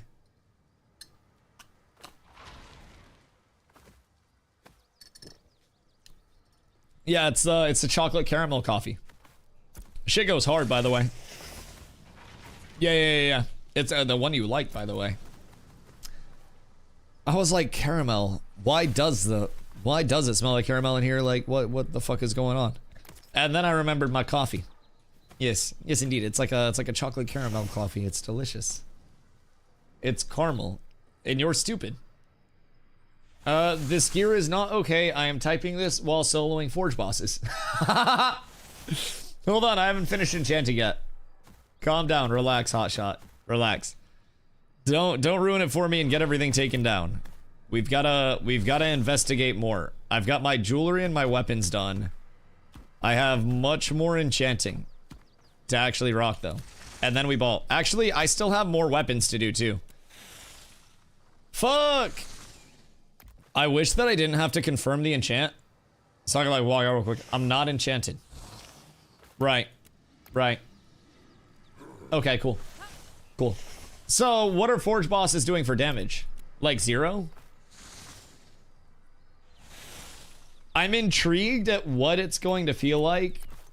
Now, hear me out. This is legendary gear. But, oh, we do 1v1 in like an hour. Would love to test PvP against you. Yeah, I mean, I'll be PvPing against people as soon as I fucking enchant my goddamn gear set. I'm going through right now and I'm just enchanting, then I'll get my skills and stuff set up, and then I'm down for PvP wherever people are running. I'll do scrims, I'll do 1vs. I am down to get testing and around this gear set. But I am very curious what it's feeling like. And I want to see what my stats are on the top end. Like, I can't wait. It's going to be gross. And it's definitely going to need some, probably some power coming into it too, but there's no shields inside the weapon bags. Check one of the fizz bags then. There might not be any of the... Oh, the magic bags will probably just be, like, focuses. Because I don't think they have sigils that are in the magic bags yet. I think the only sigil is still Lens of the Ocul. So yeah, check one of the fizz bags at level 29. We shouldn't have to wait for the slow-ass enchant bar. Would you pay $5.99 a month to have a faster enchanting bar in? And then 2 daily enchants? Perfect Pinion, Forge Guard Steel. Okay, wait. Merc is actually just soloing Forge. Merc, how much mana do you have? Like, everything's just gonna be a battle of longevity now, huh? Cause I'm gonna be real, if I'm sitting there fighting somebody and I have Inner Fire and Refreshing Follow-Through up, am I going to have infinite sustain? 9.9, but my mana doesn't go down. Is that because of the new mana adjustments that they made? Now, I think part of this, in terms of the mana adjustments that's interesting, is that they readjusted the mana numbers, but they also readjusted base scaling to be way less scaly off of like your character level and way more focused on your actual, you know, gear scaling. So that's intriguing. I feel as though mana numbers may not be going up in the, you know, the intended fashion as you level. The new mana thing is good. Like, I don't think running out of mana in fights is a good thing, but I think having infinite mana in fights is a bad thing. That's where I need to test it more. Because when I was unenchanted, I had above 10k mana. Yo, Zam, what up, dude? How's Ashes going? Ashes is going beautiful. Oh, thank you, love. Ashes is going absolutely wonderfully. It has, you know, its own goods, its own bads. But we're testing a brand new time to kill and gearing meta right now. We've got the Harbinger system active on the PTR as well. Somebody is corrupted running over near Avon's end. So yeah, it's been really fun. We are, as a community on my end at least, very excited to see how the changes are going to continue to come in. We got like a month until the big update is supposed, less than a month until the big update is supposed to be deployed, and we'll have all of our Steam friends joining us. So I'm fucking pumped. Running out's very bad. It depends on the pace at which you run out. I think that resource exhaustion with sustained classes is actually something that's like naturally going to end at some point, right? It's got to come in, right? If you have too much mana and everybody's just free casting everything, then it becomes like this infinite just ball of fuck. But I think that's the big thing. Like, if you're running out of mana, that's also on like sustain of consume, sustain of classes, rotations, using refreshing follow through and inner fire in your builds. That can be a big thing. I think that can be a very large thing to keep in mind, but I don't know. It'll be interesting because I was testing previously with less than 10k mana, I can promise that, and I was not running out even in the large scale. So we will definitely see how it goes. Absolutely. I hope people hit me hard so I can run the mana on reflect and then never run out of mana. Like, if I'm getting hit for like 5k and then I'm getting mana back for like 2500 mana, oh my goodness, I would be so happy about that. So happy. That would just make me squeal, if I'm being honest. So thoughts and prayers, and we're hoping for that. But all right, I'm gonna fill up my coffee real quick and say hello to Carla because she just got back from work. Un momento. Yeah, once I'm done enchanting my shit, I'll be walking around the world PvPing everywhere, man. Like, I'll be literally going all over the place. So I just got to I gotta get my enchanting done. I got a few pieces left, and then I gotta do my alternate weapons just for funsies, and then we'll be good to go. At that point, and no point beforehand, we'll be set. But golly fucking gosh and gadzooks, bro. Got a lot of fucking enchanting to do. Now, I think what I'm gonna do, I'm gonna have a sword and board and a max HP bow set up where I'm just beefy as shit, and then I'm gonna go into like a... I think that I'm gonna go into like an offensive pressure build with some more fizz speed and some more power scaling. I think that'll be kind of cool. I'm intrigued. I don't know if I want to go like long sight or dreadwake for my longbow. Because like the short bow is more max HP scaling, and in 1v1s that's just gonna be cheese. But I do also need wound going out, so like low-key I might just go with dreadwake longbow. Get a little more power and speed scaling out of that bitch. That might be fun. I haven't played a very offensive tank in a while, and then I can get myself, what is it, like a dreadwake great mace? Do we have a glassveil greatsword anywhere by chance? Because I think a dreadwake great mace. No, that's not it. What's the great mace that gives HP? There is one. Is it Thornstride? Thornstride has some. Where does Thornstride come from for weapons? Do we have access to that in the level 29s? I'm looking for a Thornstride Great Mace. Is there a magic dreadwake in the kit's longbow? I don't know. You guys have glassveil stuff, I think. Which, we don't have glassveil stuff, which kind of sucks. Yo, Shobo, what up, dude? I hope you're having a beautiful day. I don't think we have glassveil. I think you guys have glassveil. We have dreadwake. I don't know if you have dreadwake, but... How's Ashes in the last 4 days? Good. Great on my end. I'm testing for the update regardless. Like, I'm chilling. I'm excited to have more people in, man. There have been a lot of people coming through with, honestly, I'm gonna be real on my end. Way more people that are actually curious and excited to test than people who are like, oh, this is dumb dog shit. And obviously, this is just my own little corner of things. Like, this is by no means representative of large community sentiment. But like, Strat, hope you're having a good day, dude. But like, I don't know. It's been nice. I think overwhelmingly a lot of people are actually pretty excited to see what's going to be coming in and see the changes.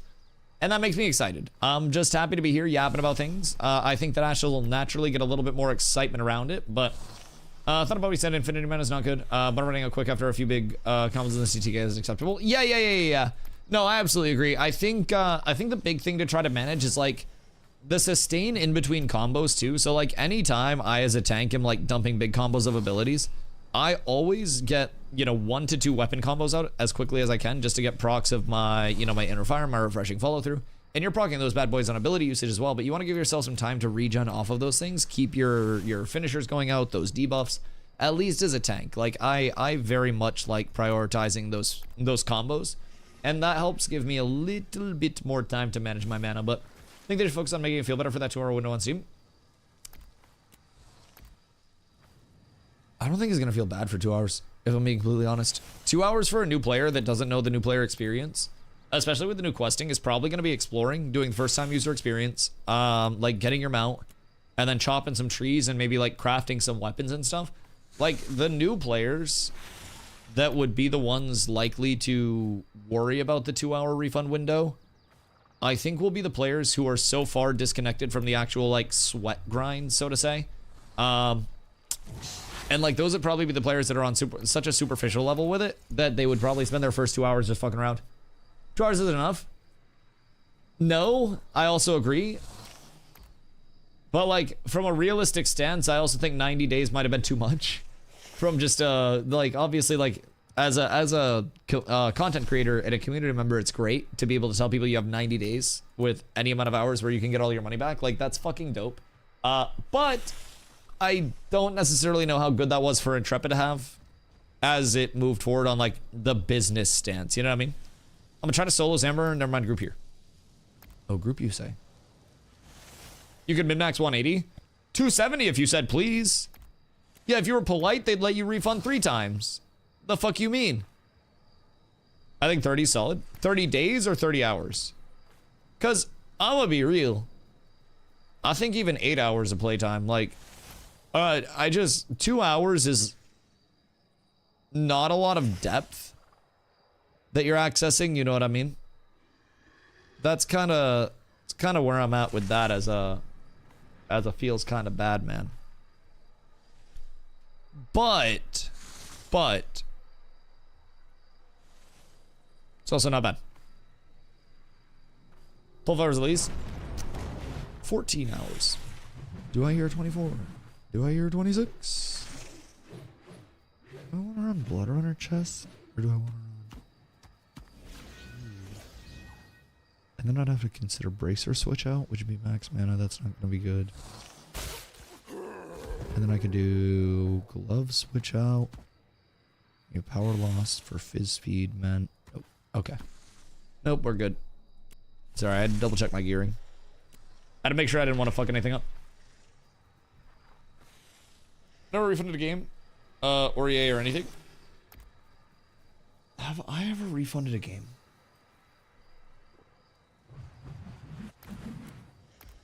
I don't think so. I have the Hello Kitty Island Adventure Collector's Edition. Yeah, that shit hits. I'll fuck with the heavy. I'm gonna get something, we'll look into it, and if I'm not liking it, that's that. Yeah, I mean, I definitely understand the side of like, some people wanting to, you know, make sure that they're not just getting hosed on the money, especially with early access stuff. I 1000% get that. I think in a like a current day and age where early access titles are very sketchy most of the time, and people don't necessarily have the best like impression of them at this point in time, right? I do definitely understand skepticism around like low refund periods. And I do also think that's probably like the largest negative about this entire state of affairs on the announcement side, is just the loss of such a good refund policy. Which, like, the loss of something good to go to something standard is Still fine. It's just, it's not the best, you know? It used to be the best refund in gaming, and that was really cool to be able to tell to new players that were on the fence, and they'd literally just be like, oh shit. So, you know, that's my thing. If you're planning a refund when you buy something, you should probably just not buy it. That's my stance. Okay, wait, but how do you feel about this tech?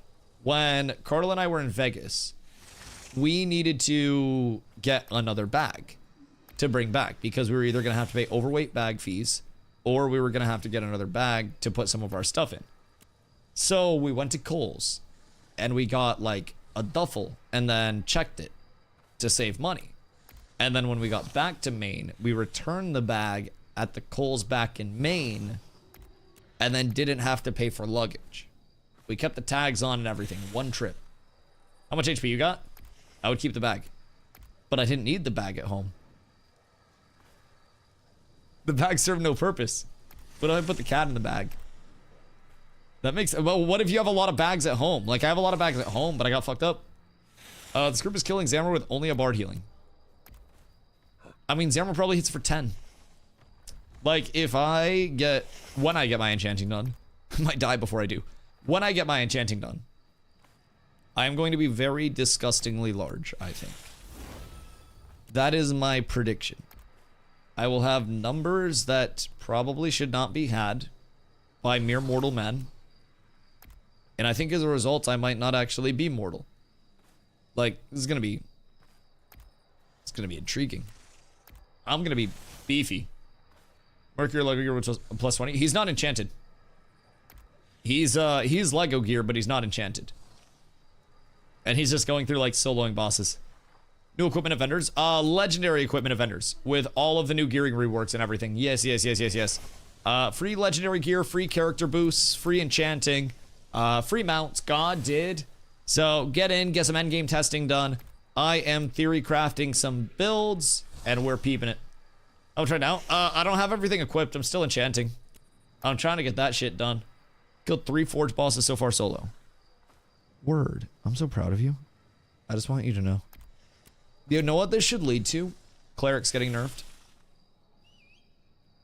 And like a tank buff would actually make it so clerics didn't need to be as strong. So it could line up with the cleric nerf. Tank buff, cleric nerf, and then we're good. Leave cleric alone. Shut the hell up, you're soloing bosses. Merc is literally soloing bosses. I feel like we need to gut that class.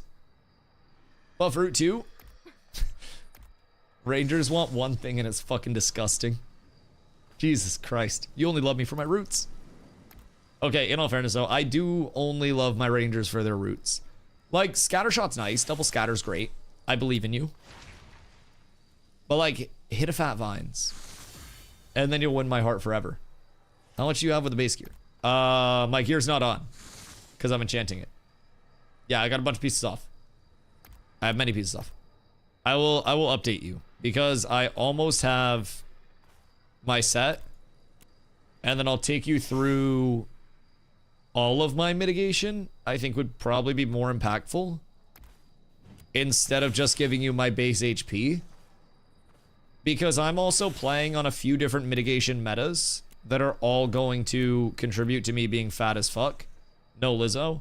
So basically, what I'm thinking is scaling up. I mean, you guys know what I've been thinking for a while. It's just a scaling up the block defense in addition to, you know, getting Mitt into diminishing return ranges, but not hitting diminishing return ranges heavily. Just min-maxing all the buckets. And that's going to lead me to such a disgusting point of tankiness. Yo, GP, what up, dude? Sim for hardcore Steam users, there will be some meta like updating game through launcher, figuring out how character creation works, refunding, rebuying, starting up game quicker. Wait, that'd be fucking crazy.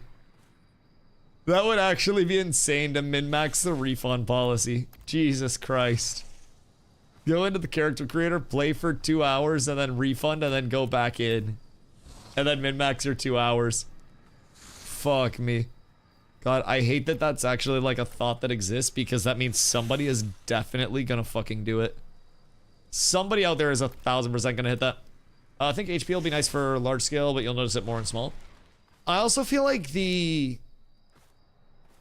like amount and presence of large scale PvP definitely outdoes that of small scale PvP, right? But I also don't think it should be at a point where nobody dies in small scale.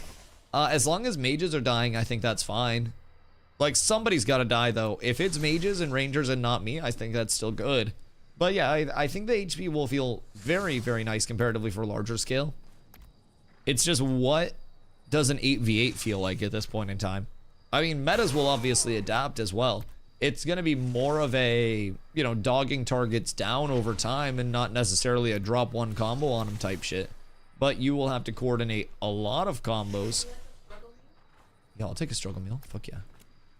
Looks delicious. Thank you. Oh my god, the little pickles are adorable. Wait, can I get some of the... Not to be a burden. Is that like spicy aioli that we have? I'm actually coming out in a second. I'll grab it. I almost have my stuff enchanted. I was saying that I was going to come say hi.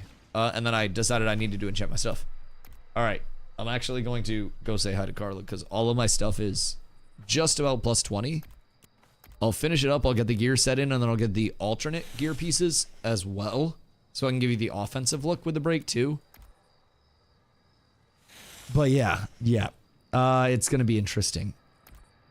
Now the question is, do you want me to scale up the most disgusting, like, tanky numbers possible? Or do you want me to scale up, like, the hybrid Omega Unstoppable power scaler? People are building 500 plus power characters. Probably, if they're going pure power scaling, I would assume they're probably like 500 plus power with like 16k HP. But I mean, I don't think it's impossible by any means. I mean, shit, I'm using a Swordin board and I'm using a max HP based, like weapon, shield, and bow, and I'm sitting at 350 power with no buffs up, instead of sitting at, you know, whatever I would be with buffs and with two-handers and shit. So I'll be right back. Un momento.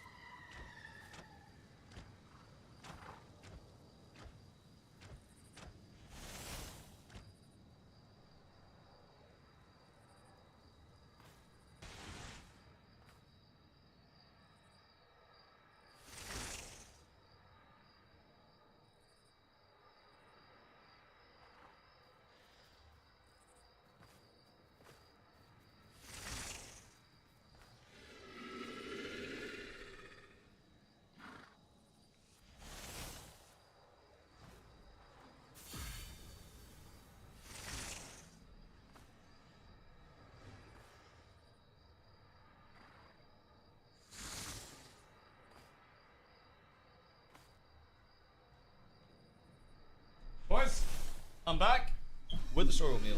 Alright. What'd I miss? What y'all fucking yabbing about? Y'all goddamn yappers over there? Goodness gracious, can't get any peace and quiet in this chat. All right, let's see. What do I want for my alternate weapons? Do we have Thorn Stride weapons anywhere? I don't think that we do. In terms of fizz weapons. Our light fizz is Dune Flare. That gives dunes in weapons. Stone Glen, Reef Guard. Reef Guard, no. Tomb Plate, maybe? Where the fuck does Tomb Plate come from?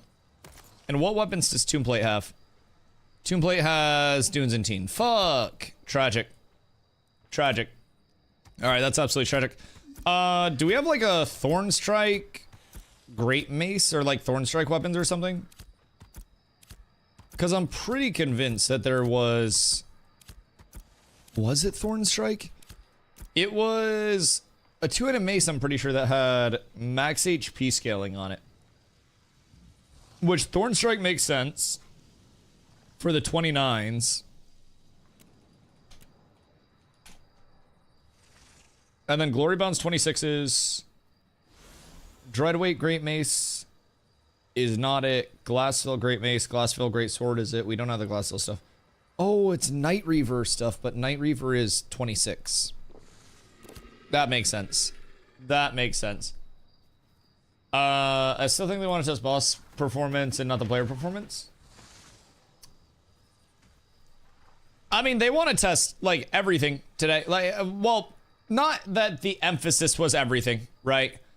But the emphasis for today was obviously going to be the boss tests. The boss testing got postponed because there are issues with aggro and stuff that they're trying to work on right now. But this is also, like, the planned time to kill improvements, right? Or changes. I'll say changes instead of improvements, so I don't piss anybody off. So essentially, these are meant to be tested by players in every capacity. They wanted the focus to be on boss testing for that, like, specific feedback. But players doing literally anything with the world right now and in new gear is massively beneficial, so we can actually, you know, pass data along from this.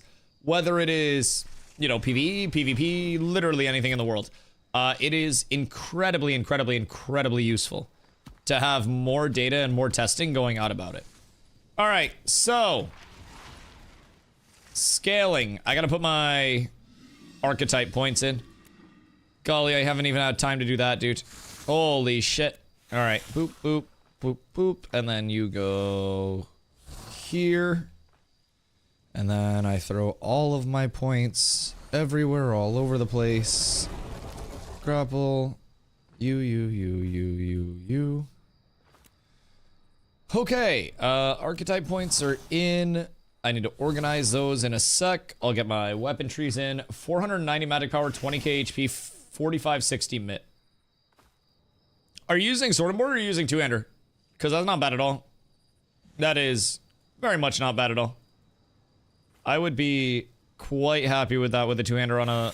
I mean, the 20k HP... Nah, 20k HP is still fine. Like, 20k HP is plenty, I feel like, for you, no? Maybe I'm tripping, but... So what's your damage output looking like?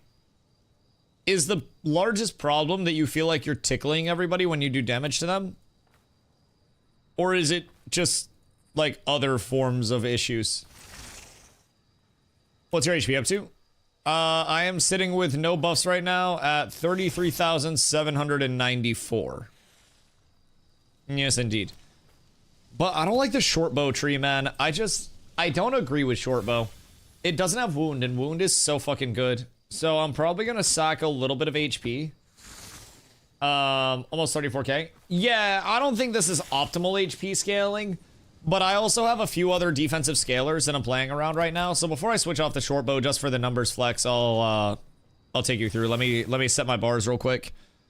Oi! Okay, let's see. I need to swing all of these. I'm so glad that I have a VOD right next to me, so I can always just figure out exactly where everything is supposed to be. Because without that, I'd be fooked. Yeet, yeet, yeet. You go there, you go there. You there. What am I missing? Intercept? Cool. Alright, bars are in place. I love that little cheat code. Okay, let's see. 34 HP, you're kidding, right? No, I'm not. And then I'm gonna take you through my defensives. Yes. Why? Oh no, Night Whisper Cloak is meh for like Fizz. Don't really need to rock that. 1v1 is impossible against tank. Not impossible, you'll just want to strap in for a long one. Like, we could probably die, but unexperienced to Dusty Pink Eyed with these stats. I got you. I'll give you a breakdown. But you still do damage? I mean, so this is going to be my full, like, my full mitigation set. Just for perspective. So this is not going to be, like, the big damage pump. This is going to be my do very little damage, but also be very hard to kill, right? So just full disclosure around that. This is meant to be a tank set through and through and through, and that's the purpose that this serves. So Cleric could do it. I don't think Cleric can kill me. Like, against a Cleric, I can just pump damage in trades, and then win the trades, and then Cleric has to either spend their time getting the 50% anti-heals off of them, or trading for the heals, whatever it may be. Bard? I mean, like, anything can kill me. Like, I'm not saying that tank just automatically wins, but I think tank probably is favored against most, if I had to guess, at this point in time. But it's also hard to say. We definitely need to test it a little bit more. Bruschetta has 1776 max HP. Spaghetti, I feel like also got adjusted, which is interesting. Get the strength up. Gotta have so many fucking consumes that I can switch back and forth between. It's kind of nice. Kind of very nice. The tech is also Swift Stride potions. I hate to say it, but like, it's so techy. It's so techy, dude. All you have to do with the Swift Stride potions is pop one in the block. You're not wearing your belt. Fupo, your pants. Jesus Christ. Fupo. My goodness gracious. Sorry, guys. Fupo's out here losing his fucking pants. No belt on. Holy cannoli. All right. So, what I'm going to do for this rotation, I am going to take you guys through. I am sitting at up buffs. Up buffs for funsies. This is going to be full defensive setup. This is the most defensive that I can possibly go, okay? So this is with defensive food. This is with, oh, they added like a little UI when you're eating something that has a timer. Cool. Anyways, this is full defensive everything, okay? I am 37,146 HP, 11,980 mana, okay? Let me double check real quick and make sure everything's good here. And then what I'm going to do is I'm going to go through my mitigation cycle. What this is popping Grit, and then I will pop Rush of Courage, and then I will pop Fortify. That's my, like, oh shit mitigation cooldown. So, with that up, I am 78.1% Fizz defense. I am 65.1% magic defense. So then let me put my stamp points in real quick so I can give you block mitigation stats. And then we'll go here, and then there. Let's see. Yeah, that's good. That's very good. Okay, so then from there, I have my block, okay? I am 41.3% physical block chance. I am 20% magic block chance passively. And I have a set that gives me a 35% block chance for 15 seconds on a 1-minute cooldown. My block mitigation is 62.6% Fizz defense and 44.3% magic defense. So on top of my mitigation, then you have to deal with that block defense, and when I'm guarding, it's guaranteed. So that's the defensive rundown. The offensive rundown at this point in time, I am 349.4 Fizz power, 107.5 Fizz speed. This will go down, of course. 52.1% fizz crit chance, 204.2 fizz crit power. So pretty solid stat line on the offensive side of things. So yeah, pretty happy with things. Oh, also, if I pop my Indom, I go up to 44,576 HP. So 44.5k achieved with Indom popped. And then keep in mind during that time I can throw out banner 15% max HP to everybody that enters it, like ally-wise. So that's kind of solid. Is there a max HP cloak? There's a Tomb Plate cloak. Is Tomb Plate Tomb Plate's the one that gives the disable duration, right? Like the disable power and shit. Stone Glen exists, but that's fizz. You don't want Stone Glen as a caster. There are quite a few though. What gear sets get you that much HP? I'm running Blood Runner and I'm running Reef Guard. Did they change something again? It's legendary stuff. They gave us Lego now, so I am very happy. Make sure to get some mana with these longer fights. Me, I'm sitting at 12k mana. Yeah, I have an ungodly amount of mana. I will not run out of mana, and I could not run out of mana with the mana cost of like tank abilities. Now, what I am actually going to do though is probably drop a little bit. So realistically, I think the set that I'm going to fight in, I'm gonna enchant 2 bows and then I'll numbers comp some stuff because there's a different set that I will be very likely fighting in. Because obviously there's a certain point where you're just like, what was your fizz power? 350 fizz power, 102.2 fizz speed, 52.1 fizz crit chance, and 203.4 fizz crit power. But there's like a natural point where you're almost too tanky and it's not worth it, right? Obviously mass scale, the biggest goal is just don't be dead. And, you know, there are some facilitators in that, 1000%, but I feel as though with scaling up as heavy as I'm scaling up right now, I can make some tweaks to this build and make it a little bit more optimal. If I'm being honest, which is intriguing to me. So what I'm gonna do is I'm going to take... Oh wait, I changed my bow. That's why the numbers were a little different.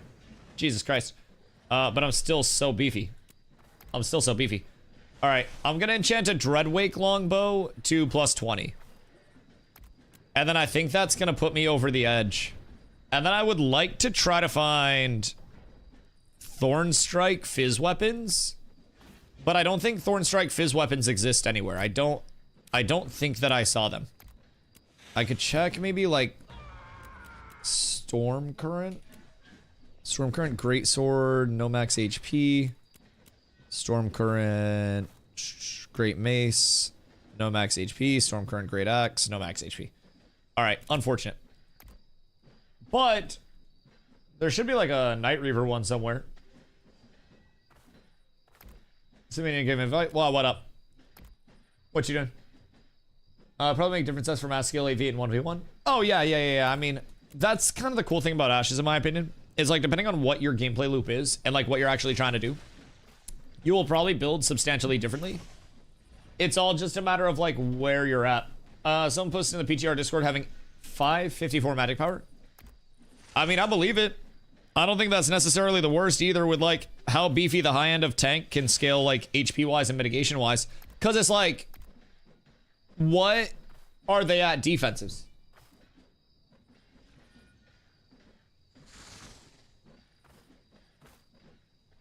Sorry, it's food time. Cause I bet like not a lot.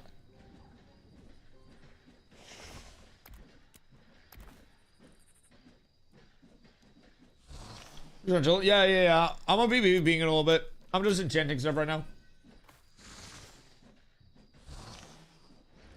554 magic power is min-maxing power. Oh yeah. I mean, you're gonna be squishy as shit at that point. No doubt in my mind. But like, it's nice to be able to like know what you can scale up to. Because again, that number run that I just gave is like the high end of tankiness too.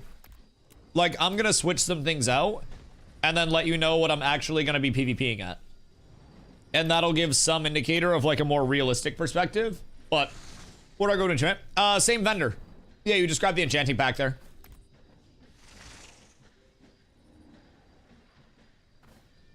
And then grab your mounts from the mount vendor right next door.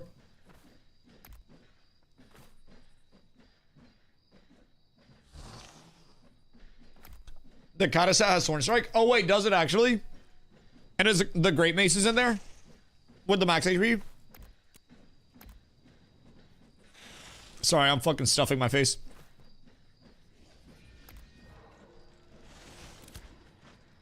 Where are the vendors? Avon's End, Briarmore Farms, and then like Bonfire Hammer Rest. All right. Let's see. I'll switch over the consumes. So, with consumes switched over. Oh, Jesus Christ, wait. Hold on, I'm gonna get a two-hander real quick. Okay, hold on, I gotta go get it. Because now I really want to see.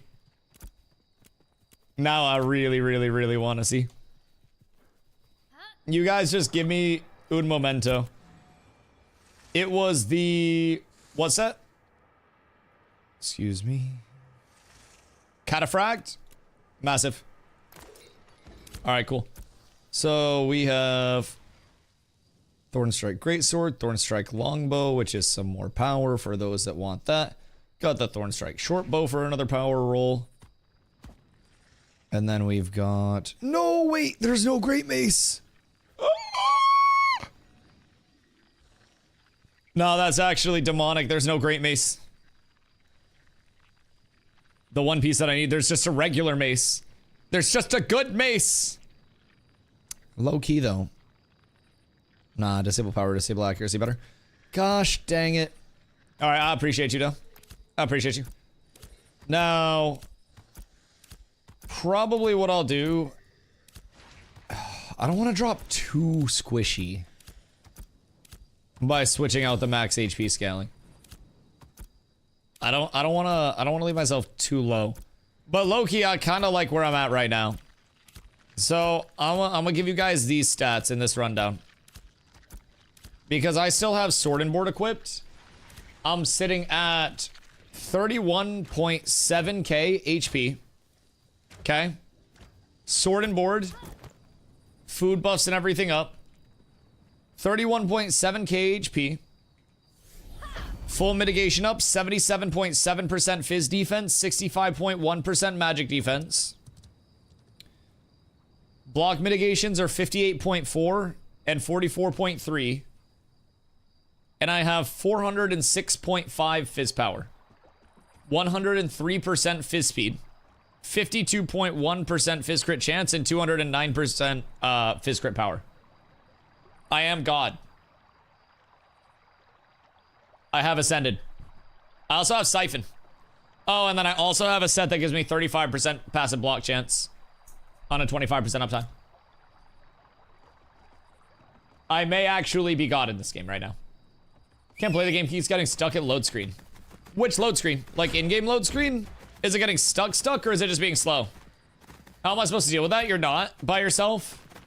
Would probably be my guess.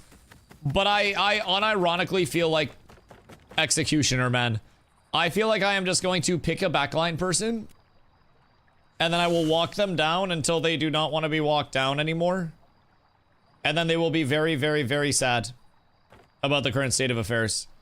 And like, while that may make some people sad, that makes me, Mr. Walk 'em Down, very happy. So for a rounded out build with food buffs up 477 Fizz, 101 speed, 56.5 crit, 222 crit power, 56.6, 36.3, 41.1, and then magic defense is 54.5. Yeah, I mean, that's not bad at all. That's genuinely not bad. Because, like, you're still sitting at what, 23.5k HP, you said? It's 8k lower than me. I'm sitting at 31.7k in this, so. Roshan is looking for guilds to test for killing Dusty after world bosses. No, that's fucked. That's fucked. I don't want to hear that. I mean, I would do it. Like, me versus some of the smaller factions. They might not die, but I sure as shit won't die either.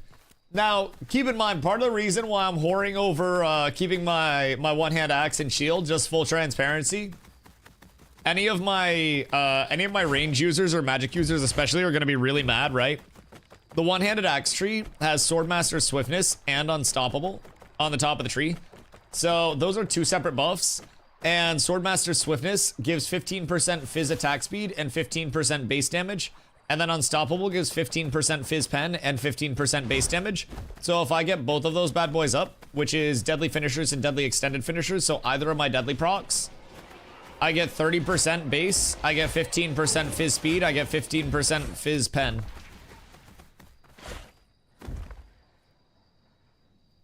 Fun. Fun. Are you guys having fun? Because I'm ready to have fun. Where are you going to test the duels and PvP stuff? Probably run over to Stack Stones. Stack Stones is usually the most duel-friendly place. Because you got like your little arena area. I would be shocked if scrims weren't happening over there. I'm gonna go run over to Stack Stones though. Where's Stack Stones? Stack Stones is south of Jova. It's like the little circle on the map without any, you know, grass or anything. Small point of interest south of Jova. It'll show up on your map. It's nice because it's just a flat circle-y area. We go there and then we have a like somewhat of an arena setup, you know? It's nothing perfect, but like it works for the time being. They did mention with the duel stuff too that they would be setting up like open world arenas for us to duel it. Seems kind of sick. I'd like that. Seems pretty good. What belt are you using? I am using Blood Runner. Yeah, I have Blood Runner 5-piece on.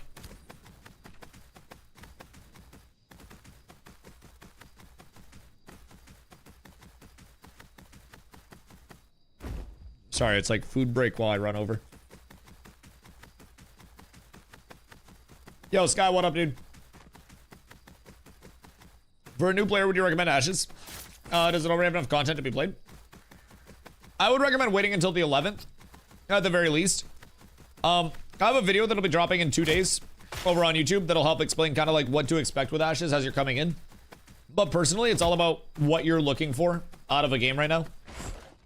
Ashes has enough content to be played, especially if you're a part of a community. You can progress to the current max level. You can gear up, you can PvP, you can PvE, you can gather, refine, craft. But a lot of the systems that are in are not fully what they're going to be, and not all of the systems are in yet.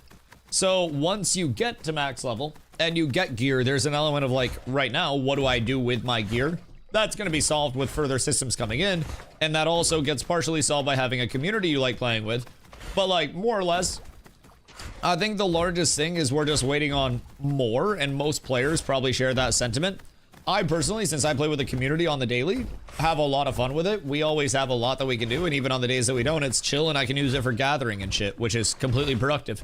So I do genuinely feel like I can invest a whole shitload of time and stay, you know, scaling my character and scaling my power. But things are buggy. There'll be more wipes on the way through, you know, the remainder of development. Your character will be nuked at some point. Like, it's all going to shit. So I think that people that want to help, you know, provide feedback on systems and help test and make Ashes better in the long term, great to have right now. But if you're somebody where you're like, I want a fully ready to go MMO that I'm going to have no disruptions to my content for the next, you know, 7,000 hours, that's not going to be Ashes right now. Systems are going to get reworked and everything. I play Star Citizen. Oh yeah, you're fine. Yeah, no, you're fine. Yeah. That's all you had to say. Yeah, you're chilling. I would recommend playing on the 11th then. If you don't have your access yet, the 11th is a 50%, actually more than 50% price reduction because it'll be on sale for $42.50 USD. I would definitely recommend checking it out on the 11th if it's something you're like interested in, you're fully aware, like it's in development and shit. There will be a lot of players. Both starting areas will probably be quite lit to the point where you may see queues. And at the very least, whether people enjoy the systems of Ashes or don't in the long term, one thing I can say for certain that I'm never wrong on, an MMO that has a lot of people playing at the same time out of the same area is at the very least fun for a little bit, right? Even while the people are still there, it's at least a little fun.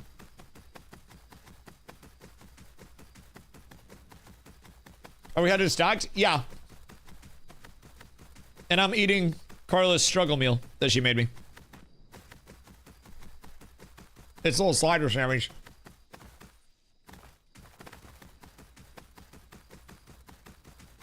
They're delish.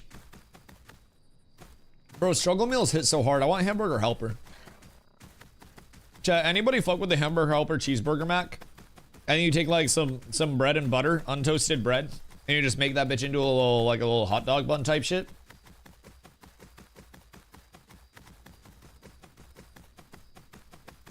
Or am I the only person on that tech?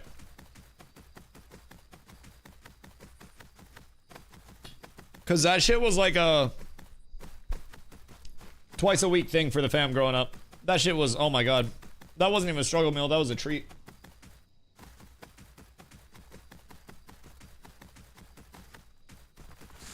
I'm assuming there are gonna be people over at Stacked if I had to guess in, but we should be chilling.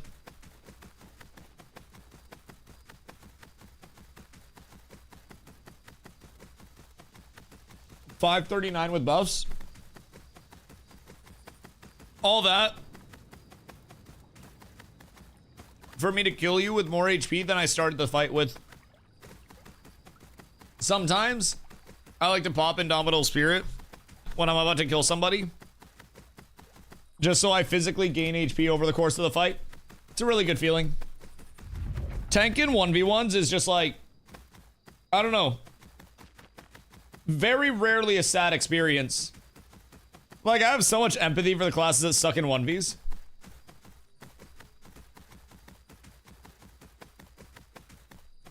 You guys gonna do duels? Yeah. We're going over to Stack Stones to do duels. I actually ran too far south. I'm like right next to it right now. I'm trying to pound my food before I get there so I can actually play the fucking game.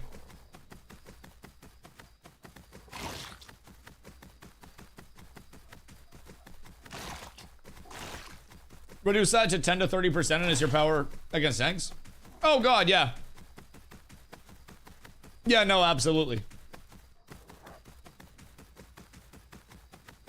You'll probably hit me for next to nothing. I will sit in your combo and I will laugh at you. And then I will just walk at you and combo you. There's literally nothing you can do. Dueled any summoners yet? Not today. I've fought summoners previously, but Berg just stood in my full combos for like 5 minutes and didn't even go down a mana. Yeah, the mana's gonna be a problem. The mana's gonna be a big problem. You just ignore the tank? Right, but Voil, with all of the tankiness that I have, I'm still running a sword and board right now because I didn't find a two-hander that I wanted to switch out, and I'm at 406.5 power. So, while I'm not, like, you know, peak Damage, me plus, like, what I see this leading to, if numbers stay this way, is, you remember +1s? Except it's like the +2 meta, where you have groups of 2, it's just a tank and a melee DPS that are roaming together, that just jump a healer, and like a tank and a fighter, a tank and a rogue, a tank and a mage, a tank and a ranger. I protect the person that's jumping with me. And then they're unkillable. I'm unkillable. Maybe fighter's playable. Fighter with a tank babysitter can be really good. I think fighter and rogue with tank babysits could be really good, dude. But what I see tank becoming is like, you have your tank front lines, right? But I think on dives now, you're really going to want a tank in that front line, just rotating protect to whoever's getting hit. Because I can take 50% of somebody's damage. I protect them and it's 30% all the time. And then I put an AoE 20% bubble around me. Like, kind of nutso. Kind of nutso. Give me a set that does max HP percent procs. Like, as damage or as healing? Are you looking for crushing blow? Zoppel, no. Rack, what you been up to, my boy? Try the PTR now. Just want to drop alert to my fellow Ashes streamers. I appreciate that, dude. I appreciate that very much. Yeah, the PTR is phenomenal. We're over at Stack Stones in Jova. We're about to do some duels if you do want to come through. I just suck in 1v1 in general. Grayvon. Brother, believe in yourself. Believe in yourself. Been on Arc Raiders super hard. Ooh, wait. What you been doing on Arc Raiders? I played a few times. Like, it's a blast. It's a blast. No fucking doubt about that. Bro, I love Ashes too much. It's like, it's a problem how much I like Ashes. It's a big issue. Am I tempering the gear? Nah, I just enchanted my shit. Because to temper, you need to have legendary materials. And we can't get Lego materials unless we decon, like, above Lego gear. So yeah. I've been going super hard rating. Are you PvPing or are you negotiating your way out? One of these answers will make me really proud. One of the answers will make me really sad. I'll be right back. Good momentum.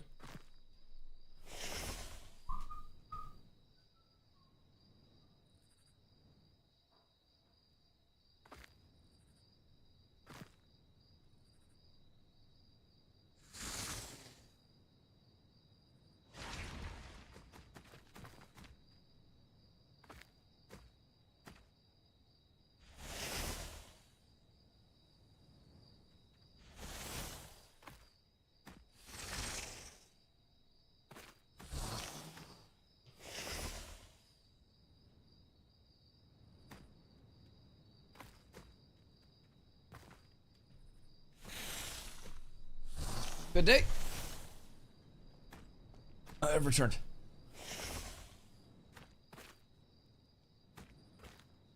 Am I supposed to enchant with the tempering box?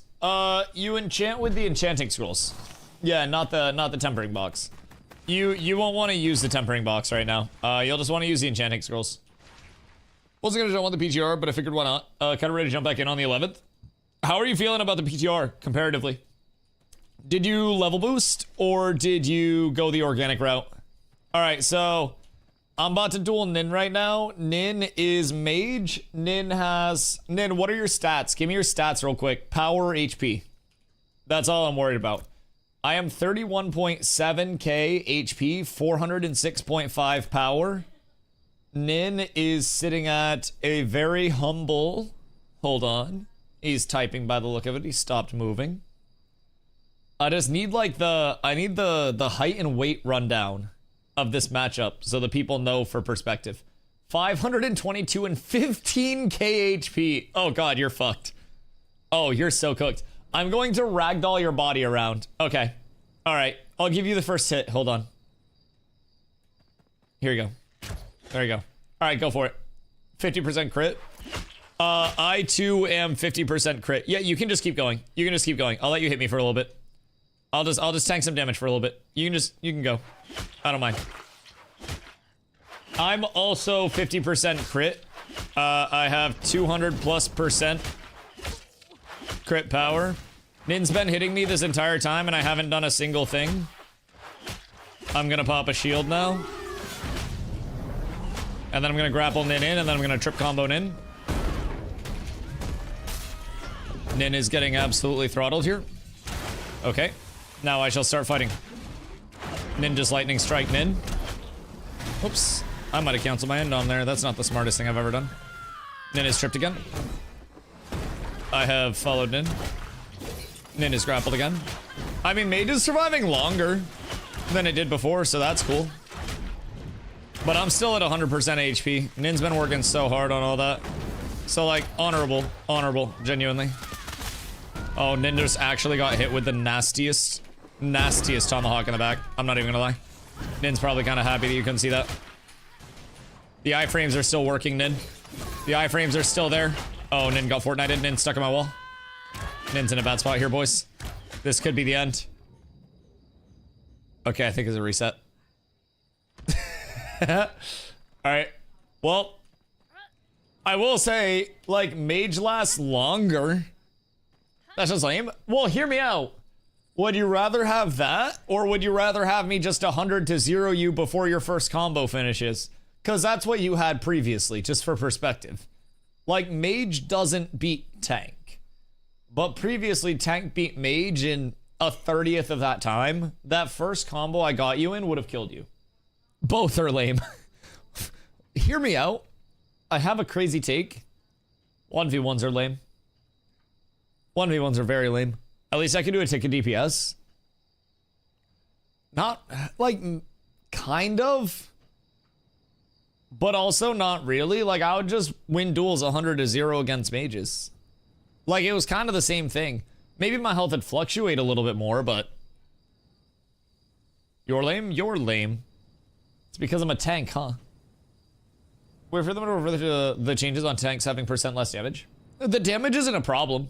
Like, I still did not do enough damage to, like, one combo Nin. It took probably, what, that entire time was probably close to a minute of me just running at Nin, ooga boogaing and pressuring that entire time. So it's not like tanks are doing oppressive damage. It's just a matter of, like, in 1v1s in particular, we are so naturally, well, tanky that, like, on top of that, I'm not saying it's a problem for tank. Well, no, like, I just don't necessarily think we're killing things that fast in a 1v1 sense or in anything else. At this point, there's no point in DPS class if you deal similar damage. We don't deal similar damage to build like this, though. That's the thing. Nin is 550 power. I am 406.5 power to build the way that I am building. And, like, I'm not doing absurd amounts of damage unless I build that way. And then I'm also not really a tank. And that's kind of like the, I guess, a sandboxy nature of things, right? You can freely kind of take your, I don't know, your forms of scaling of your class. Like, you could sacrifice some HP scaling, or sorry, some power scaling even on a DPS for more HP scaling. You could do that. Like, Nin is 15k HP, which is the bare minimum HP and all power scaling. And, like, I still didn't necessarily burst in 1, 2, or 3 combos. Like, Nin never ended up dying in that fight. We just reset it. 15k HP is not the bare minimum. In Lego plus 20 gear? With consumes? It goddamn should be. It goddamn should be. How the fuck are people less than that?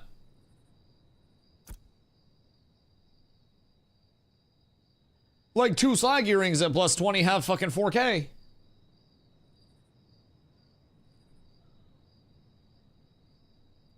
I think I get to 10k.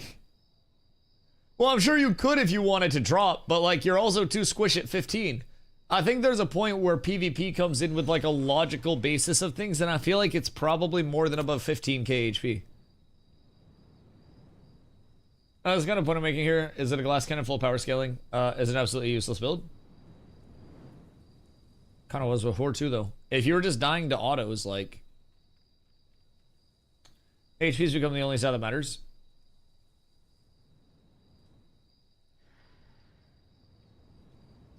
Like, I don't really see it, but the changes also aren't done. Just provide feedback on it. And then, like, if we don't want to play until it gets changed again, then don't play until it gets changed again. I think that's the biggest thing, like, just provide feedback on it. They said that there was another step that was going to come in. But we also have to remember that offensive stats are fucking nuts right now. I think that power scaling should go up. But I think that, like, crit scaling and shit is out of hand. Even in a non-crit scaling build. Yo, 1,000 years, what up, dude? It's going absolutely phenomenally. I appreciate you. Thank you for the follow. Much love. HP's always mattered. HP has always been the #1 stat for PvP. Like, if you ask any of the guilds that have always, like, been cooking what they're prioritizing, like, glass cannon has always been a debate, and HP has always been, like, the top of the prio list, at least in the people that I've talked to. In large scale, I mean, maybe different classes matter differently, but, like, bards, clerics, tanks, like, I feel like everything in that realm has always been a whole lot of HP scaling, dog.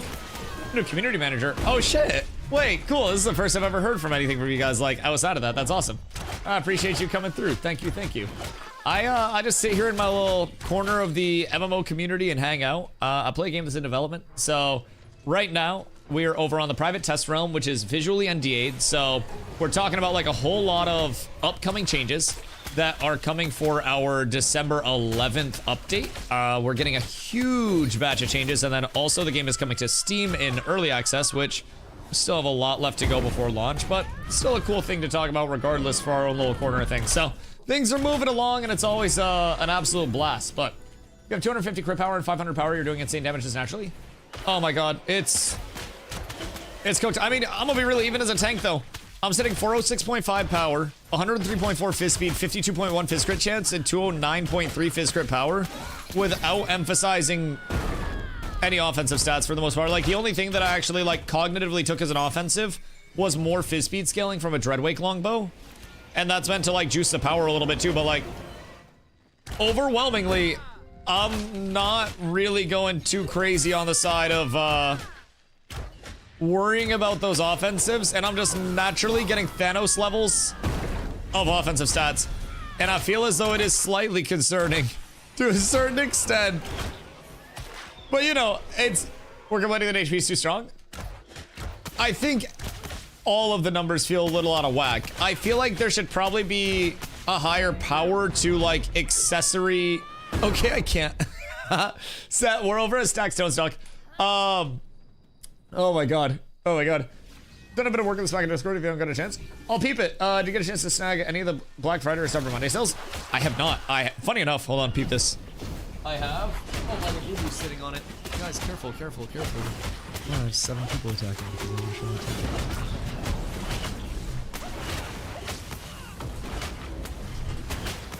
I keep my box on me for munchies. I'm not even gonna lie. You're gonna love that shit. Community managers are standing up clapping everywhere right now.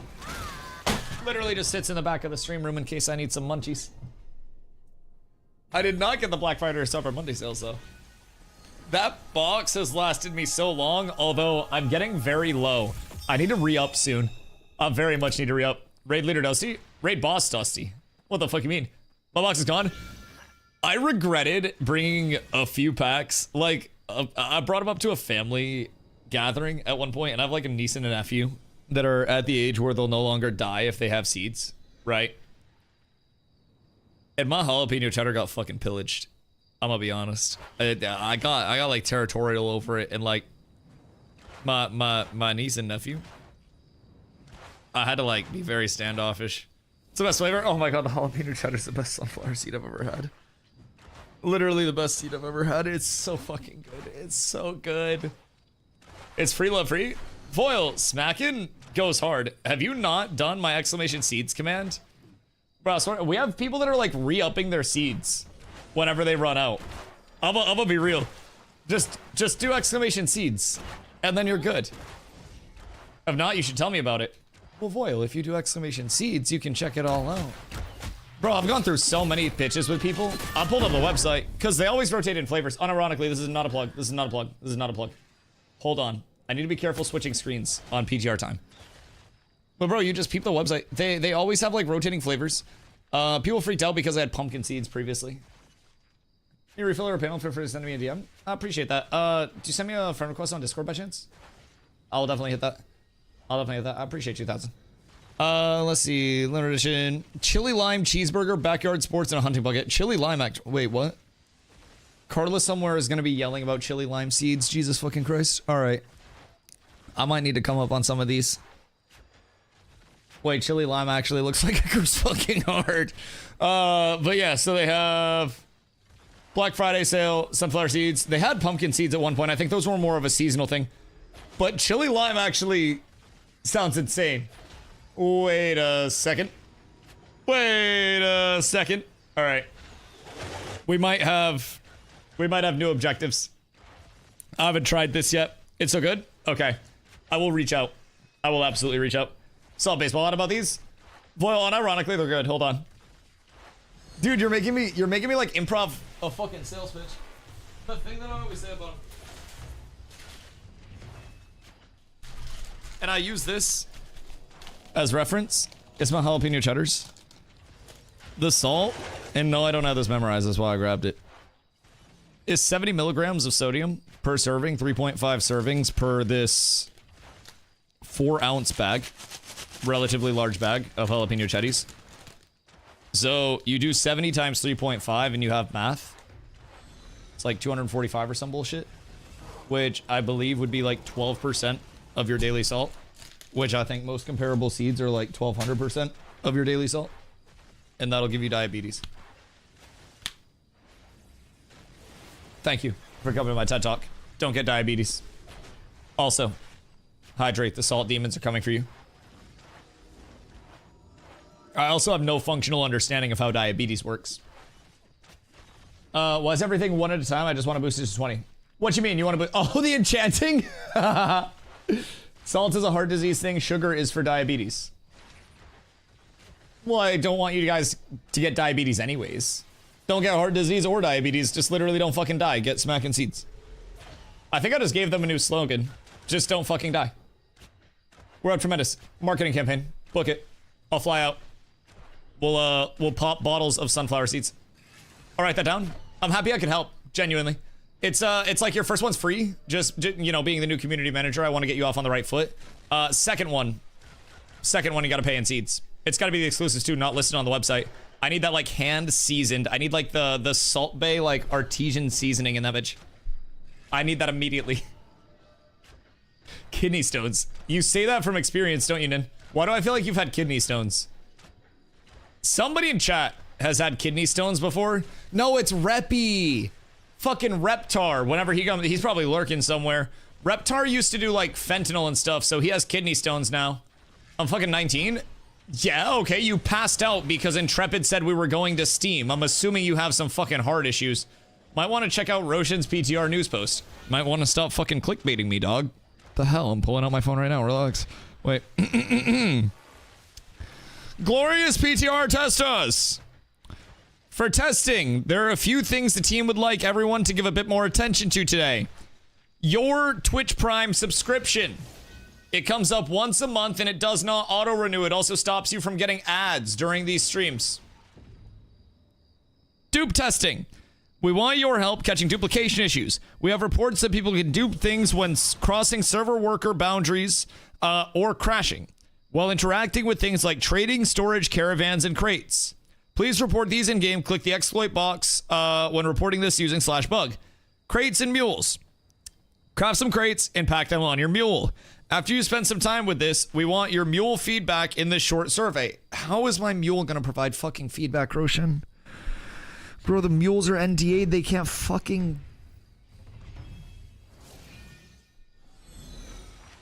He understands. He understands. The mules aren't going to be able to provide feedback where they're going, right? God damn it, Roche. All right, to obtain a mule, purchase trainable animals from the farming vendor. Process them into a crate mule at the animal husbandry station. Raid testing will be rescheduled for later this week. We'll follow up with people soon once we have fixes confirmed for issues impacting raid testing. Chat, question. Question. Whomst has been PvEing today? Because I'm curious about threat. There were a couple of threat generation problems. A couple of very peculiar threat generation things. Threat is bugged. I know what the bug is. I don't think threat gen is bugged, but I think it's the whatever they use for like the initial snap threat generation for the anti-mob train mechanism. Because when mob training was really bad, they were making an effort to stop mob training, like mobs just being deposited on groups of players, by boosting the initial snap threat that was being acquired upon those pulls. So the first person to hit or the first person to aggro something would have more threat. I think they done goofed it. If I'm being honest. I think they done fucked up. I think they made too much threat.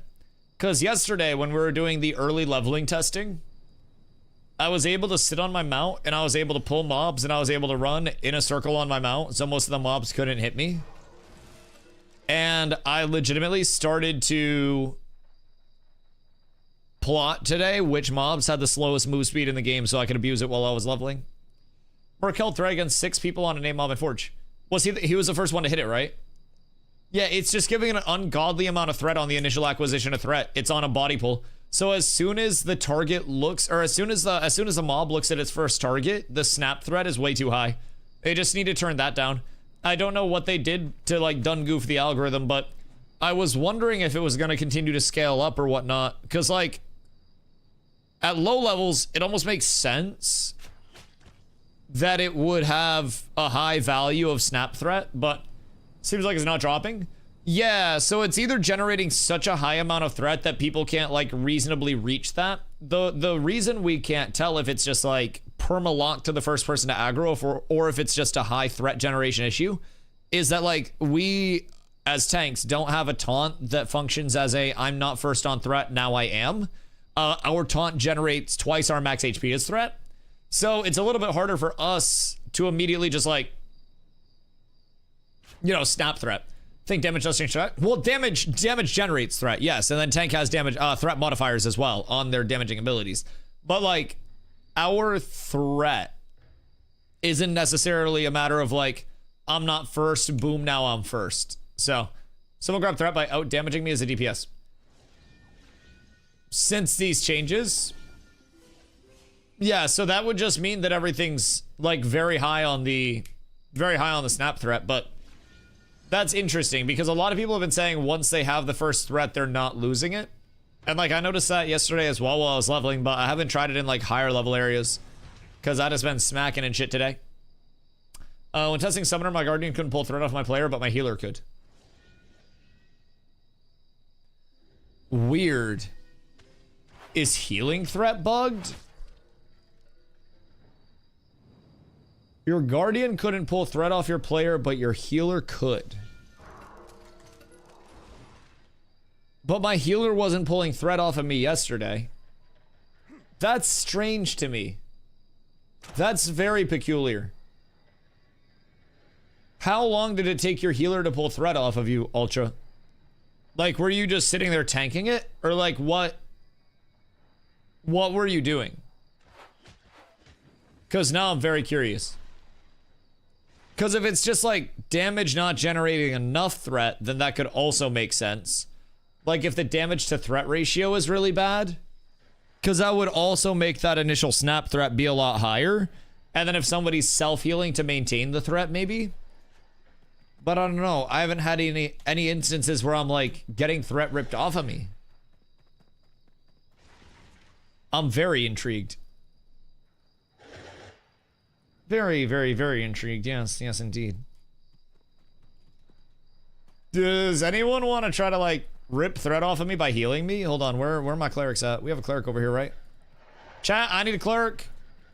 I need a cleric aisle 3.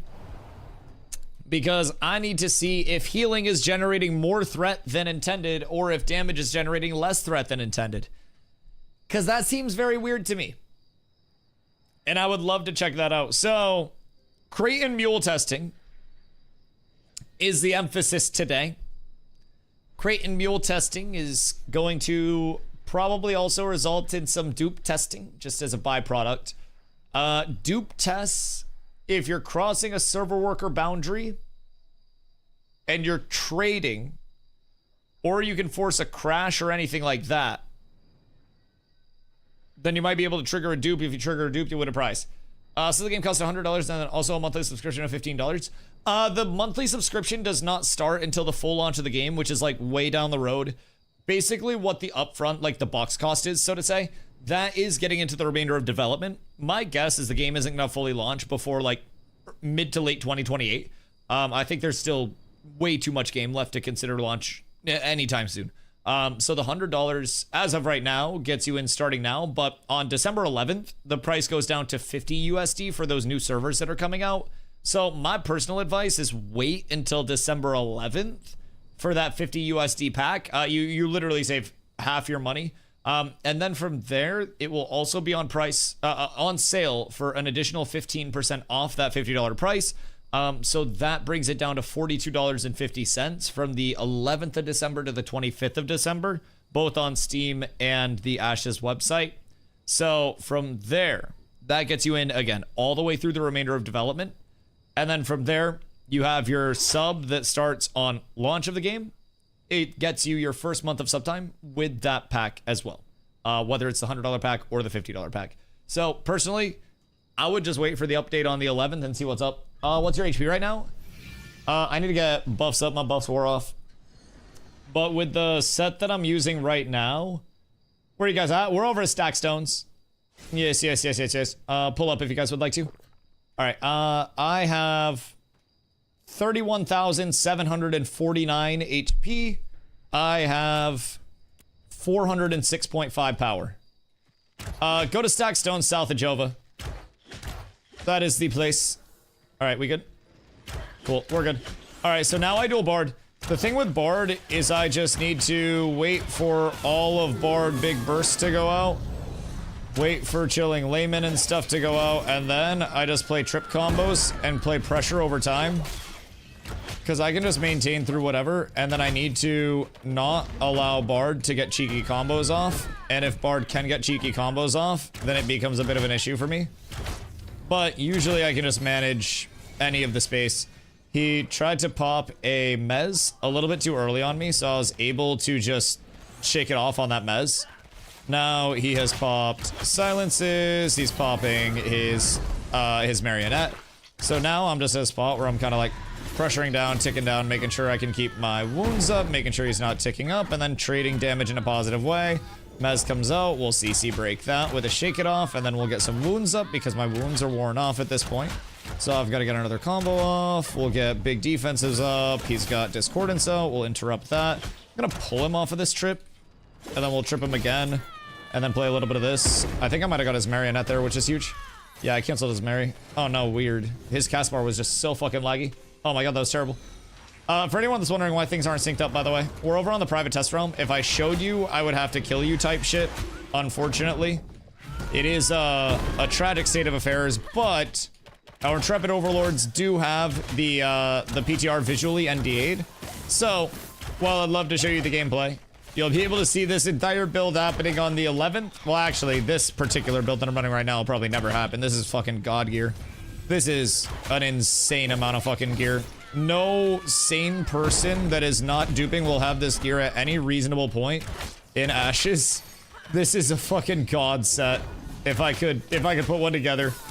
Like, pretty goddamn close, knowing what the current gearing has to offer anyways. Alright, big trip going out there. Just wondering, will there be an alpha 3, 4, etc.? So, you are getting access with your pack to every future phase. Whether, like, at a certain point, we'll transition into the betas. So, their immediate plan, and of course, this can all change, right, in the long term. Because, you know, development can shift, right? But basically, their plan is to have Alpha 2 Phase 3 be the concurrent server until the game is near feature complete. And then once that happens, and they, you know, they got the game close enough to, like a feature complete state, then they'll move on to Beta 2. Sorry, Beta 1 and Beta 2. Beta 1 and Beta 2 are meant to be like just two shorter closed beta periods where that final coat of paint and polish comes out to get it to a launch ready state. And then they launch from there. But the betas are going to be like no new implementative content. It's going to be all bug fixes and shit like that. At least as far as we've heard right now. Could always change at any point along the way, but the way that it's looking right now is probably staying pretty true to that. So you're in the entire time, even if they change like the, you know, the names of the phases, even if the accessibility does change, the time to launch does change, like you are good to be in for playtesting that entire time, no matter how long or short it goes with that pack. Won't have to buy another pack the remainder of it. So I, for example, got my pack back in January of 2024, and then I actually started playing on the daily in December of last year. So since then, I've just been playing literally daily. So no matter how long or short development goes, at my point, like, I've already got my money's worth out of it beyond, if I'm being completely real. So sometimes people come in and they're just like, you know, why do you spend $375 on a pack? I got like 3,000 hours this year alone, and I didn't start playing for the first year of my pack's accessibility. So like from my standpoint, I'm doing pretty well with the value of it. I got no complaints whatsoever. And I think that, you know, the people that do come in and actively enjoy it, like, obviously it's not going to be for everybody at this point in time. It's not going to be everybody's cup of tea. But those that do come in and enjoy it will have, I think, a lot to look forward to and a lot of content to actually, like, you know, take part in and benefit from. Because there is still a whole lot of Ashes left to test. It is going to be many... Bro, why am I getting 1v2'd? I can't kill one Bard. Like... Bruh. Why?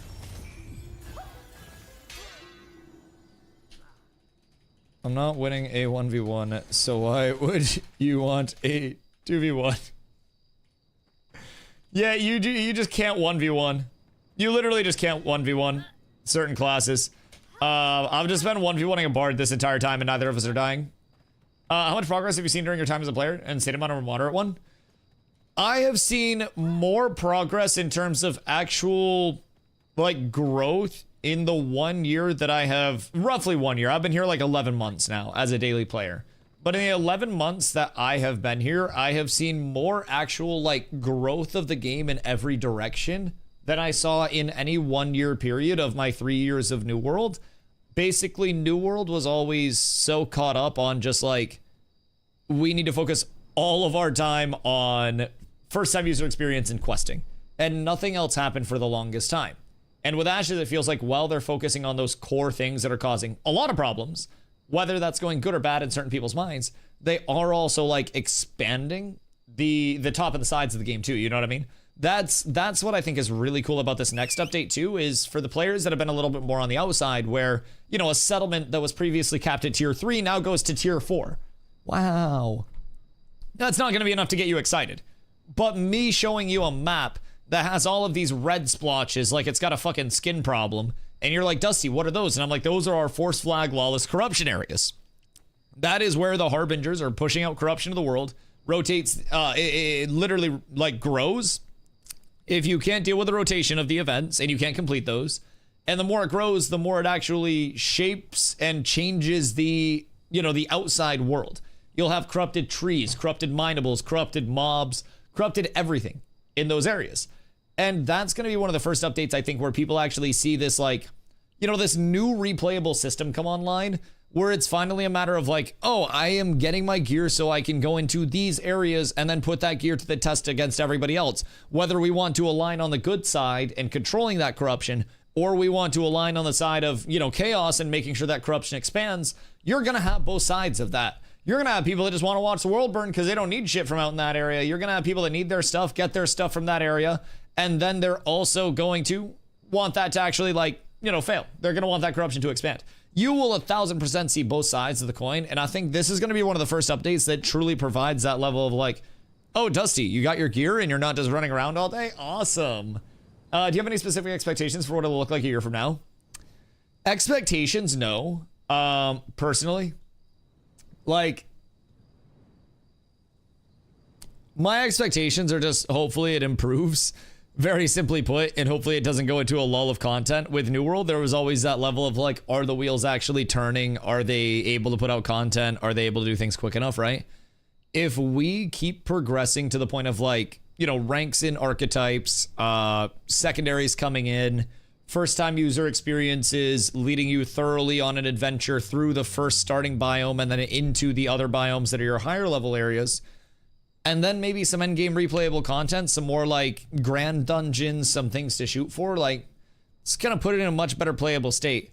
And if they are able to get dynamic gridding up, which is like a very core server infrastructure tech, successfully, that allows a lot of people to play in one condensed area, which for an open world, you know, social game is huge.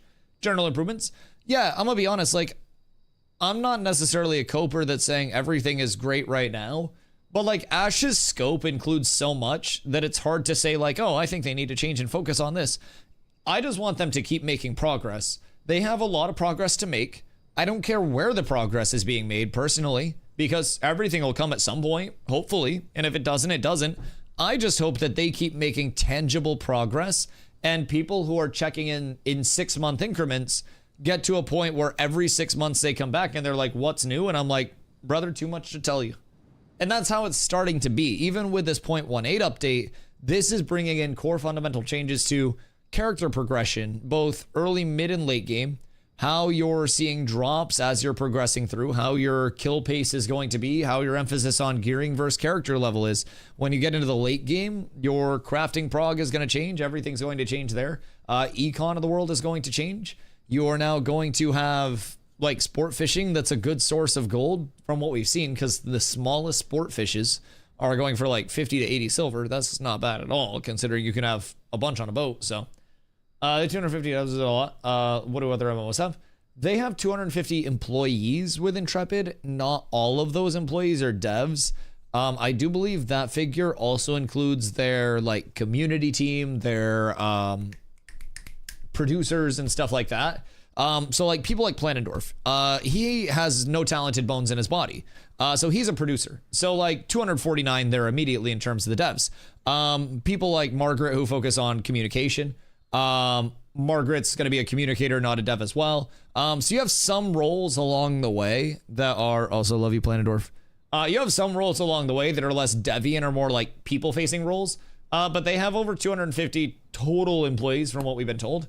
Now, cool, encouraging news that I heard recently from Intrepid and confirmed this through Intrepid that it is accurate.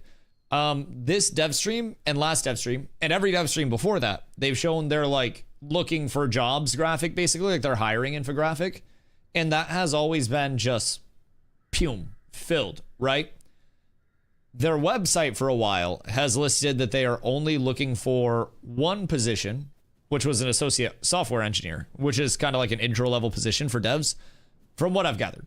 I reached out because there was a discrepancy. DevStream said one thing, website said another.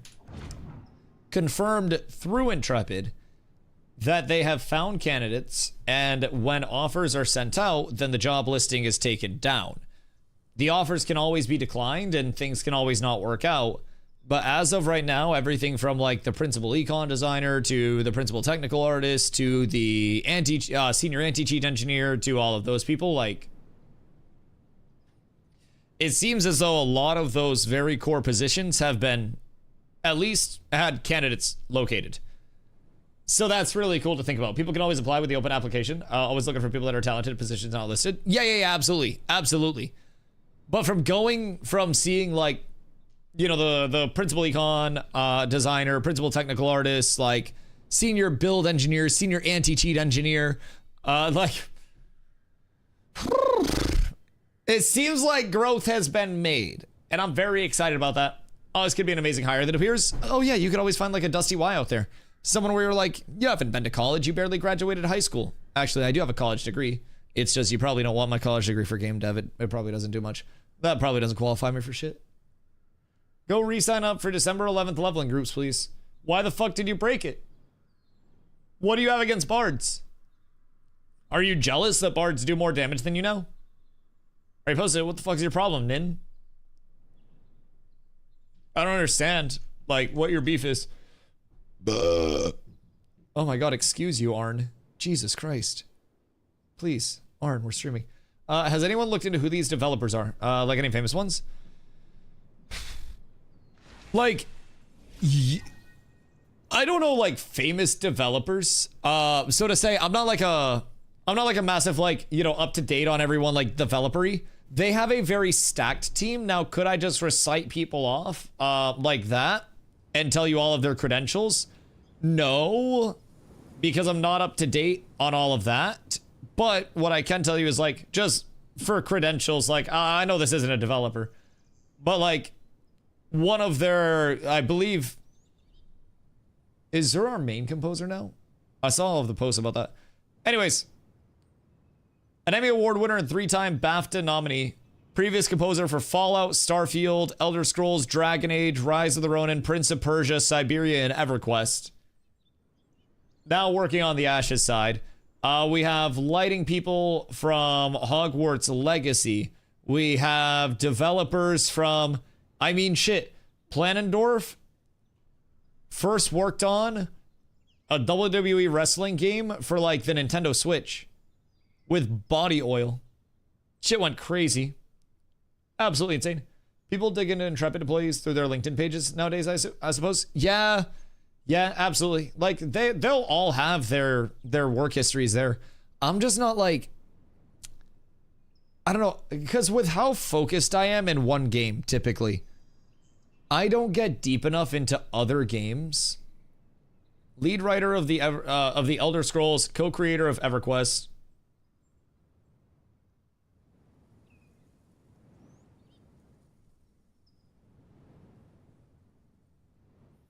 Do you think, is Steven rich enough to poach every developer that he really likes from the studios that they work at? Like, do you think that's how Intrepid started? Like, he just really liked a couple developers and he's like, hey, you want to be my developer now?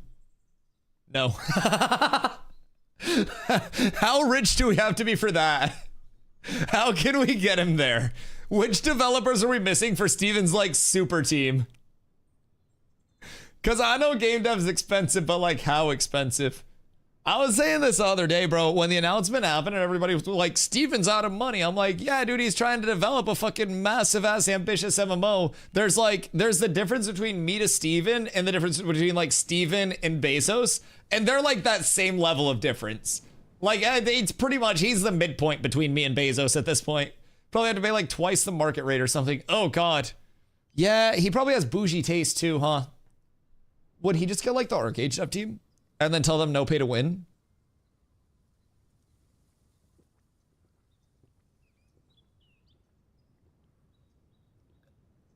It's just like this time. Run it back, but ethically. Please, thank you. Already got the sport fishing. Listen, I never played arcade, I'd be down. The Dev Avengers just has a fucking spotlight that he shines whenever there's a dupe. Everybody like wakes up to the Steven signal in the sky. It's just one sandal. Someone did start off that way, but with part of the EverQuest team. He just bought part of the EverQuest team. I don't know how negotiations like that happen, but I would like to think that he just pulled up outside of whatever studio they were working at the time with like a folding table and a little hand-drawn Intrepid Studios sign and had like paper applications that he was handing out to people. I would like to think it was like a lemonade stand type startup. That'd make me very happy. From humble beginnings, Steven. Very humble beginnings. Back all the devs in his mansion so he doesn't have to pay rent for a studio. I feel like the more realistic thing would be sell the mansion and then just live in the studio, no? We're actually talking about that when we were in San Diego for TwitchCon, because a lot of people will like rent a business space and then apparently they'll just like piss and shit outside because that's what people do in cities. And then they'll just stay in like the studio space. So I feel like that might be the option. Like maybe we launch in 6 months at that point. Sort of did that with a free food truck at a Blizzard employee protest. Steven run a food truck to a Blizzard employee protest? My fucking marketing king. My marketing king. That is so fucking good. That is so good. That's such an opportunistic approach. Like, was he at the food truck? Bought them all lunch. No fucking shot. My goat. My goat. That's insane. So like, hear me out. 7 days of food trucks at Intrepid. There's just a food truck pad, and then food trucks come through, and the employee meals are provided through food trucks. Small cost, large morale. And the food trucks would probably be happy because they'd end up getting some traffic from it too. We link up minds and anything is possible, chat. Many, many, many great businesses were built together. You need a Zuckerberg, and then you need all those other guys behind Zuckerberg that nobody really remembers. I could be one of those guys. Yo, Keith, what up, dude? Never want to eat food truck food again. Why? Food truck food is expensive as shit, I will say, usually. Like, food truck food is one or the other. It's either way too expensive, or it's extremely cheap and you think it's sus. And then the cheap stuff, 50% of it's sus, 50% of it's the best food you've ever had. The expensive stuff, 90% of it's ass. Like, mostly. I feel like expensive food trucks will just set you up for failure no matter what you do. Keith, we got Lego gear. We got enchanting. We got everything we could ever want on the PTR, buddy. We're up tremendous. We're testing new TTK, which take like an 8 and then flip it sideways. And then in 1v1s, that's most of our TTK. Can't be food truck fried rice. Well, the nice thing about the food truck fried rice is that any night that they don't sell it, they can just put it in a big bin with the rest of the old leftover fried rice and then refry it the next day. Yes. There was a period of time where I worked somewhere and our cafeteria was being renovated. I ate food truck lunch every day for like 4 months straight. And? What's the problem with that? Someone avoid food trucks just because I'm not good at identifying good ones versus bad ones? I mean, I feel like that's part of the game. I won't lie, I feel like that's like, you know, some people go bungee jumping or like skydiving for a thrill. I eat something and then the next 3 hours are just suspense. It's like this bell curve of will I shit my pants, and then the decision making of I am or am not probably going to shit my pants, and then there's either the danger zone or the safety zone. Once it goes to a certain, like, past 2.5 hours post food truck, it either gets really urgent or not urgent. There's no in between where you're 2.5 hours post food truck and you're like, oh, I have a little bit of a tummy ache. Like, you are either on the toilet praying to deities that you didn't know existed 2.5 hours post food truck, or you are perfectly fine and dandy and you're doing like Irish skips and shit and you got all the energy you could ever possibly have. That is a dichotomy of man and the dichotomy of food truck, and honestly one of the most fun things about traveling and eating. You never know, and if you travel and you eat at enough places, then you start to forget which one gave you the shits and which one didn't, so if the menu looks good, you hit it again fully. It's the tech. Got smoked salmon, cottage cheese, avocado, and spinach on a yum-seeded sourdough. What is a yum seed? On a yum-seeded sourdough. What? I feel like calling something a yum seed. Does that grow a yum plant? Is this TikTok lingo scaper? What is this? My town has a hibachi food truck. Oh my god. Maine has like a roaming, it's a poutine food truck. So they do like fries with like toppings and shit. My brother in Christ, it is just about one of the most heavenly experiences you can have. Genuinely. It is one of the best, if not the best. So fucking good. Jump from 3,000 meters, but nothing beats a food truck lunch in combo with a crowded bus drive. Oh god. Oh no. You gotta wake up early in the morning, your breakfast, edibles in a joint, okay? And then you drive down to an airport, you grab a Starbucks cappuccino, post TSA check, down the cappuccino full fat, and then you get 2 coffees on the plane. That, my friends, is the ultimate challenge. And then you gotta raw dog the flight as well. No music, no in-flight entertainment, you just gotta deal with it. That shit's legendary. Poutine in the cold? Poutine anytime. I don't need the cold to enjoy poutine. Fine fried potatoes with toppings? What part of that demands the cold? Potatoes can be enjoyed at any point. Toppings are fucking impeccable. The fuck do you mean? There's never a bad time for toppings, dog. It's just night and day. Like, you take something that's already good, golden crispy fried potatoes, patootos, and then you put toppings on them. And then gravy. 3 good things.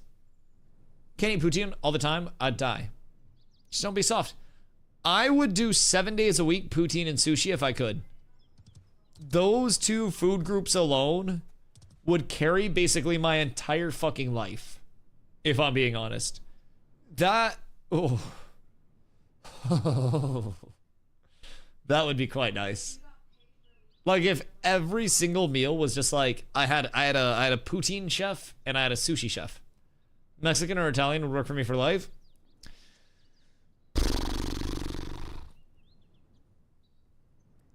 See, like the thing about a food type that's always built on spice, like Mexican food slaps, right? But if you have too much spice all at once or over a long period of time, then you get spicy butthole. And like spicy butt's not good. Spicy butt's very bad.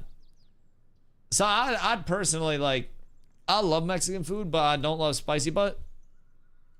Cause you gotta like sit there for a few minutes and like contemplate life and kind of like cool down, you know what I mean? It's like when a gun overheats in a video game and then you just gotta sit there doing nothing for a second and breathing. Yo, Ranger, what up, dude? Just saw they launched on Steam. I thought they said they would never release on Steam. I don't make the decisions. I would assume they saw long-term validity in going over to Steam, if I had to guess. Basically, Steven's comments on it when he was asked were like, it's a business decision, which makes sense because it's getting more accessibility around everything. I wish I had more insight onto like what caused them to see the long-term potential in Steam that they didn't see through their, you know, their own standalone browser, or not browser, but their own standalone launcher. It'd be intriguing to hear like the full thought out, you know, the full like long drawn out thought process of it. But I'm sure it's probably just boiling down to some form of like, there are more people that can access it through Steam. More people will see it. It's such a large platform. So, yeah, I mean, somehow Dusty always ends up the PR person for Ashes on Twitch. I think I do a pretty damn good job. I think I can field some good questions at this point for the community team. Slap me a little salary. I'd do this 8 hours a day on the clock. But yeah, no, I'm also happy it's coming to Steam. I think 1,000% we will have unhappy people at a certain point. I think we already have unhappy people. I don't think that's anything new. I think that naturally the unhappy people are going to be very unhappy.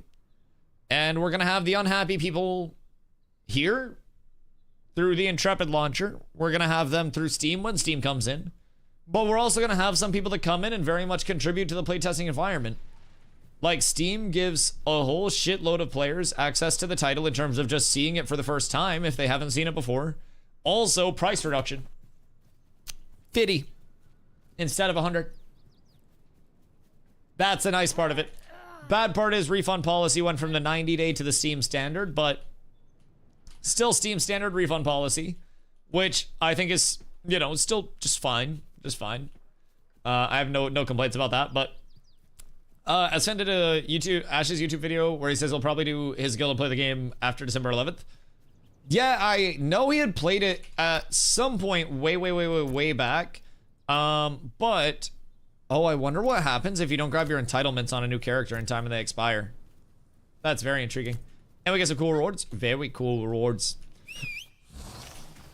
But yeah, I think it's cool that there are a lot of content creators that are excited about it. No, I don't necessarily think every large content creator will stay, but also that's great for me because I'm going to stay. If they leave and then some of their community wants to, you know, check out Ash's content, better for me with every large content creator. So Pirate Software has said he is going to be coming back with, you know, his community or whatever. You know, whatever he decides to do, whether it's a group of communities, whether it's his one community, I'm not quite sure. As fan coming in will be really cool. Any predictions on if the bald one will be playing? Oh god. Asmongold? I think Asmongold probably plays off stream. I think that the chances of him playing on stream, unless he had like a very large guild that he was a part of that he felt like wouldn't, you know, be impacted by that stuff. I feel like he has almost too many Zerglings that would just go out of their way to grief him, but I also feel like with Ashes in his current state, like, he's too big for stream play. Like, not really, because I don't necessarily think there's a level of too big for stream play, because any streamer that's large also has people that will watch them that will protect him. But I also think that he has more people that would grief him for the funny instead of protect him. And I think that's the problem. Like, he's larger than Summit, but when you're at that point of large, it's like, you're all kind of the same up there. Someone like Summit, I feel like may have a few griefers, but more or less will have people that would fully protect. And someone like Asmon, you're definitely going to have more griefers than people that would protect. And that's naturally going to be kind of like the balance, right? And in a game like Ashes, if you do have a lot of people that want to grief you, it can happen. It will happen. Someone will find a way. Someone will catch you slipping at some point. I think there'll be more griefers for sure. Oh god, yeah. Yeah, I mean, there'll be more goofballs, but like, keep in mind, griefers only exist if other people cannot kill the griefers. And I've always said, like, if you're getting griefed, then just kill the people griefing you. Just do that, and then you're good. Very simply put. Then Steven comes in and tries to save him. Like, I wouldn't be shocked to see him throw up a stream every now and then. But the thing about it is, like, with someone Asmongold's size, it's not like he would be able to stream Ashes once and then play on the same character. Because once his character name got out, once his guild got out, once his anything got out, right? he would immediately be known by every single person, and it would be completely different. Whereas, like, if he's playing on a character named, I don't know, like Fupo Headhunter or something, then, you know, Fupo always says he's not an Intrepid employee. Asmongold, also not an Intrepid employee. So what if Fupo's here during Asmon streams all the time? But hypothetically, to get your gear sorted, I did indeed, yes. But weird stuff's going on. Always weird stuff's going on. But like, if Asmongold's playing anonymously, that would give him a much different experience than playing completely just, you know, out there as Asmongold. I think that's a big thing to remember. With Twitch, with online anything, Asmongold could literally be just lurking in chat. As-Fan, Summit, anybody could just be lurking in chat, could be interacting in chat, and you may never fucking know. I think that's one of the coolest things about the internet, but also one of the weirdest things about the internet. Like, you could have Asmongold in your guild. Carla could be Asmongold. You really never know. See, Asmon's probably large enough that he could negotiate a name change off Intrepid. Do you think if somebody took the name Asmongold, that Intrepid would force somebody else to rename their character? Like you know, say he played on the 11th and wanted his OG name. Do you think that he would have enough motion to get Intrepid to make somebody else rename their character? Puffsy just gifted 0 subs. Oh, that's in the VOD. Yeah, don't let it bait you. Nobody gives subs in these parts anymore. Yes, I believe Steven would do that. I might take Asmongold's name then. Low key, wait, I gotta figure out which streamers are gonna play. And then I gotta try to put them through the logic loop. Cause it's like, what if another streamer wants that name? What's the problem then? Someone in Cats has it already. We just have someone named Asmongold in Cats? Jesus Christ. Well, tell him I'll sell it. I call it, I pass along stuff to Hector and report stuff and give names of people who find things. Do not have the ability to give things. Did you dupe stuff, Fupo? Are you Dupo Headhunter? Kraymore has Asmongold as an ult. What's Prey doing? What the helly? What the medium well done beef Hellington? It was a balding fighter. How do we know that's not the real one? Wait. Smack me? Did Soda ever show interest? I don't know, 1-1. Weird. Are you holding your force flag?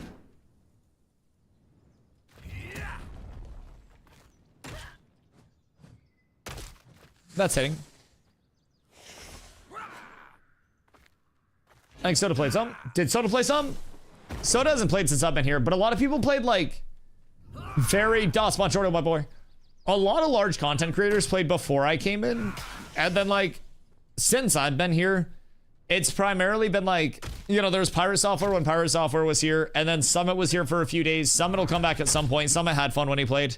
But other than that, like, there haven't been many come through since I've been here. It's been pretty quiet. So I'm excited to maybe have some new people in the directory. I think any time that there are large streamers in the directory, it can result in a lot of your, you know, your in-house content creators growing as well, because naturally large streamers don't stream 24 hours a day, but they have 24-hour communities. So at a certain point, there does open up that, you know, that opportunity does open up for those smaller content creators, especially if you're putting out consistent content that people are going to enjoy. That's nice. Soda played some 4 years ago, which I suppose was Alpha 1, so very, very different back then. Oh god, yes. I think it's gonna be quite a few larger streamers. I know I'm nervy. It's gonna be so quiet for me down there in the directory. It's gonna be so weird. Curious to see what Sven brings along with him to his guild. I know, it's gonna be so poppin' over here. Cause like, once somebody, it's like this circle, right? Like, I'm not in this circle, but you definitely see the circle of like your famous MMO content creators, where it's like once one of them gets in the hype cycle of a game, it will naturally bring over 40% of the other famous MMO content creators too.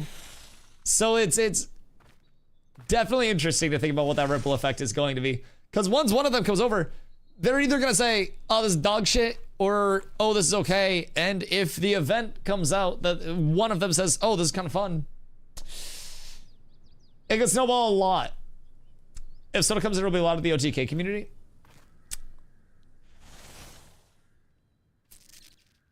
OTK been on a cold streak lately.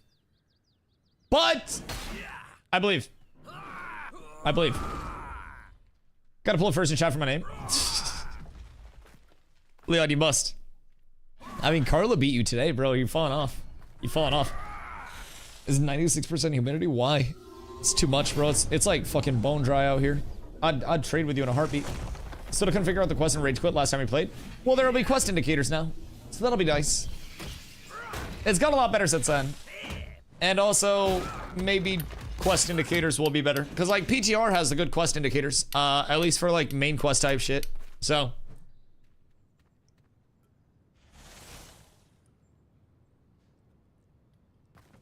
Pirate and OTK will be interesting. You want to know the craziest thing about it? With all these streamer guilds coming over? I think the best thing is going to be people realizing that streamers can have as many people as they want, but they're still gonna get shit on by the actual competitive guilds. I think that's gonna be a cool thing. Everyone's so worried about Zergs in this game, but like Zergs just get bent over and manhandled in this game because Zergs are always so fucking sloppy. Like true Zergs haven't been able to put it together and actually like outdo the competitive guilds over here in the competitive communities yet. And I don't think that's gonna change with a few content creators coming in, man. And I hope that that kind of gets the fear out of a lot of people's heads of A, as soon as I step out of the gates of a town, I'm gonna die in the first place. And B, Zergs are gonna be this omnipowerful, omnipresent thing that prevent me from playing the game entirely. How am I moving today? Oh, smooth like X-Lax, brother. Smooth like X-Lax. We are testing Lego plus 20 scaling. And let me tell you what. I feel beefy. I got a very handsome sword and board build that's got me sitting at about 32k HP, 406 power, 103.4 fizz speed, 52.1 fizz crit chance, 209.3 fizz crit power. I got with grit up, 72.1% fizz mitt and 56.3 magic mitt. And then my block defense when I'm blocking, 58.4 fizz block defense and 44.3 magic block defense. So grit plus block, and I am I'm getting hit for literally ticks of like 4.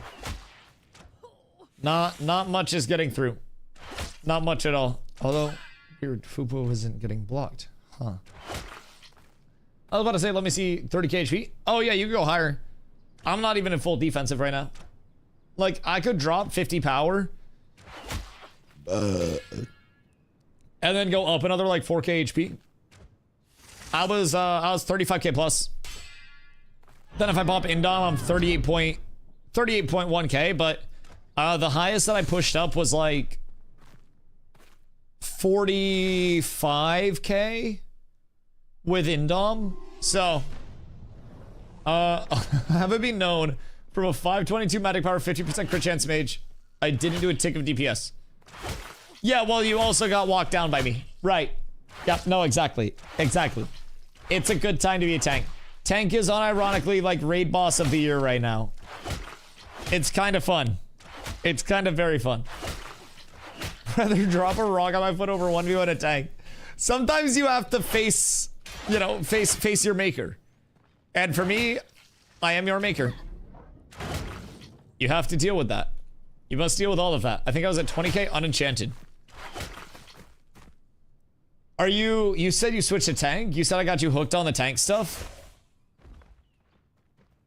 Wait, when I'm on my mount, does it change it? Well, it's weird. Does anyone know if EU servers are worth playing on? All streamers seem to be on A. Not really. Not really, if I'm being completely honest. It is kind of dead on EU. Now, like, you'll probably have, like, flanker leveling over there on EU and stuff, maybe. But it was quite dead this time around, I'm not gonna lie. It was quick to die, too. Like, they wanted their own server. When Intrepid was like, hey, most of the player base is over on this NA server. Are you guys sure that you want an EU server? We'd really like to have everybody over on this one server. And then EU was like, we'll take our own server, please. And then it died. And then they were asking for merges. Sag, I mean, I would just say play on NA. The ping isn't even that bad. Is the ping bad? No, no. The ping is like, it's obviously going to be a little noticeable, but like the ping is from EU to NA, from a lot of the players that I talk to, not much noticeability comparatively. Now, some say it's quite bad, but those are also like my OCE lads that are playing at like a couple hundred ping, but like EU to NA is really not bad at all. Plus, if you have your access, I don't know if you have your access right now, or if you're waiting until the 11th, but like if you have access on the PTR, that's an NA server as well. Should never let them cry their way into their own server. Bro, they were furious. They're threatening to boycott shit. I think Mage is down bad with the present balance. It may be very squeesh. Yes, I was hoping that like the scaling of damage would bring people up a little bit more. The thing about it that I feel is weird. Start the trial. I'll be playing tomorrow for the first time. If it's your first time and you don't have access yet, wait for the 11th. Personally, I think the best time to hop in will be the 11th of December with that new patch coming in. If you already have your pack, pop in over to the PTR and check out the testing over there. But like the PTR is going to be a lot less of like a true first time experience and much more of a just like I boost character, I test characters. So. Do you think they'll have the game on cloud gaming platforms in the early access? Honestly, don't know. I haven't heard anything about that. But I've honestly heard nothing about that, Bruno. I wish I had more info, but I don't think so. Like, I probably would have heard some ramblings. No? Okay, no. Fubo said no. No cloud yet. Thank you, Fubo. No cloud yet. Bruno, we're good. We got the feedback. No cloud yet. Possibly in future, though. Already had it. Just needed an SSD for all my games and I'm getting it tomorrow. Oh, massive. Okay, cool. Could it be in the future, maybe? Yeah, but no guarantee. Okay, cool. 1,000,000% awesome. What are we testing right now, chat? And where's the vendor guy? I kind of want to check drop rates out. If we want to go to, like, Carf or something like that. Maybe bring a raid over, see if we can get some drops. I'm very intrigued about that, because some people have been saying they did like an hour and a half over at Carf in different areas and like Steel Bloom and shit, and they're finding absolutely nothing. So I'm curious. Because when people say like, I'm not finding anything, it makes me think that they're just not setting up their loot tables properly. Let's go check Steel Blue, Carf. Let's go check Carf. I'm loading it. All right, well, you guys are not helping me defend the case of this meta right now, considering all 4 people in the party are about to be tanks. You guys are really not helping. They should have changed the default rules. Dusty, know any good tank leads? Not you, of course. Shit, in our guild? Not a single one.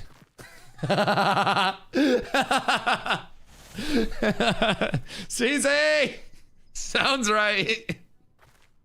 Chat recruiting tank lead. You on PTR? Yeah, I'm on PTR right now. Carry on. We're looking for a good one. Oh, wait. Foop. Your cat's invisible at certain angles. Wait, what? If I zoom all the way out, your cat goes invisible. And if I zoom in, your cat's not invisible. Is that happening to you too? My lion grew. He is now truly a part of the void. Oh my goodness. He's got stealth. Steezy, I made you lead. I got you. These numbers are insane. Are you talking offensive or defensive numbers? Because, like, yes to both. I still think defensive. Bro, well, hear me out. Even in a defensive-minded setup, I have 406.5 fizz power, 103.4 fizz speed, 52.1 crit chance, and 209.3 crit power. I feel like those numbers are too damn high. I feel like we should have more power, less crit chance, similar crit power. I feel like if we took the crit chance scaling and put it into like a higher power number and then had a lower crit chance, it would make things feel better. But that's just my take. We need like 600-ish power. I mean, I'm gonna be real. In 1v1s, it's not gonna make a difference. DOS, 6 inside. You got your ward stuck. Wait, always? Wait, oh my god, that's huge. Crit defense is nice. If you get it. I don't think it's worth, like, going out of the way for, but... 20, 30k. Yeah, no, we like, Nin had 550 power in a duel. It didn't do anything to me. Like, tickled me. So, like, in 1v1s, that's not even gonna be enough. That's gonna be nothing. Yo, what up, Rack? We're going over to Steel Bloom right now to do some drop rate testing. So... Holy yeah, PTR hates walking around in PTR. Blotto, did the PTR get you? Bro, honestly, like, the build is kind of chunky. Oh, if Carf is gonna be super viable. Not quite sure. Message Steezy for invite. Steezy is in, Steezy's lead. So, Cleric could solo 3 DPS classes. Yeah, Cleric might be more disgusting than Tank is in terms of the, beefiness. How much HP you got right now, maxed out on Tank? When I max out, like 30... God, 30 like 7 or something bullshit? Hold on. I'll switch over real quick. I'll switch my consumes over. It's consumes and a bow change. I go up to... With consumes and my max HP bow scaling on, I'm 37, 146. And then with Indom up, I go up to 44,576. And I could still scale up more max HP if I wanted to. You want to hear the Jesus God thing about it? Ready? This is with a sword and board, right? So, what I'm going to do is I'm going to pop Grit. I'm going to pop Rush of Courage and then Fortify. Grit, Rush, Fort. 78.1% Fizz defense. 65.1% magic defense. And then 62.6% Fizz block defense. And 44.3% magic block defense.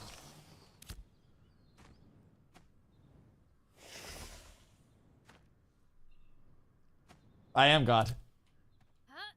40,900 with Indom. Indom's such a nice ability. I love Indom. Tank meta kills PvP. I think it's a little OD. Like, so my thing on building a tank like this and with these consumes is I'm sitting at 350 HP, right? I'm not going to kill people like this. So as a tank, I don't really mind, like, the element of I can scale up super tanky and be a paperweight. But the element of, like, everybody else can also scale up super tanky is also devaluing the tank as a whole. Like, if I was just a matter of, like, I'm beefy tank and then I get ignored and you can kill DPS, then that's great. But there's no other way to deal with it. Like, everyone is super tanky. I don't think top-end tank should probably scale up to, like, as much as I have. I also think block mitigation is probably a big problem. Yeah, no worries, but take your time. Am I supposed to get boosted somewhere? Yeah, go to Avon's End or Briarmore. But yeah, I think that's a big thing. If I'm a full 20 plus 20 Lego Best Mage and I can't do a single bar, there's a problem. In a 1v1 though, if I'm using full defensive abilities and just like ha-ha-haing your shit, I don't necessarily think a single mage should be able to blow up a tank in any way, shape, or form. And like, if I wasn't pressing anything and you full combo, like full shatter comboed me and shit, you'd do 25% of my HP if I tanked it. But it's also not going to get me like, you know, 75% down. And with this build, I'm squishy as shit. If tanks had 20k HP with 400-ish power, but most of the other classes had like 9 to 11k HP, things would be a bit better. Yeah, I think this amount of HP is a bit of an issue, but I also feel like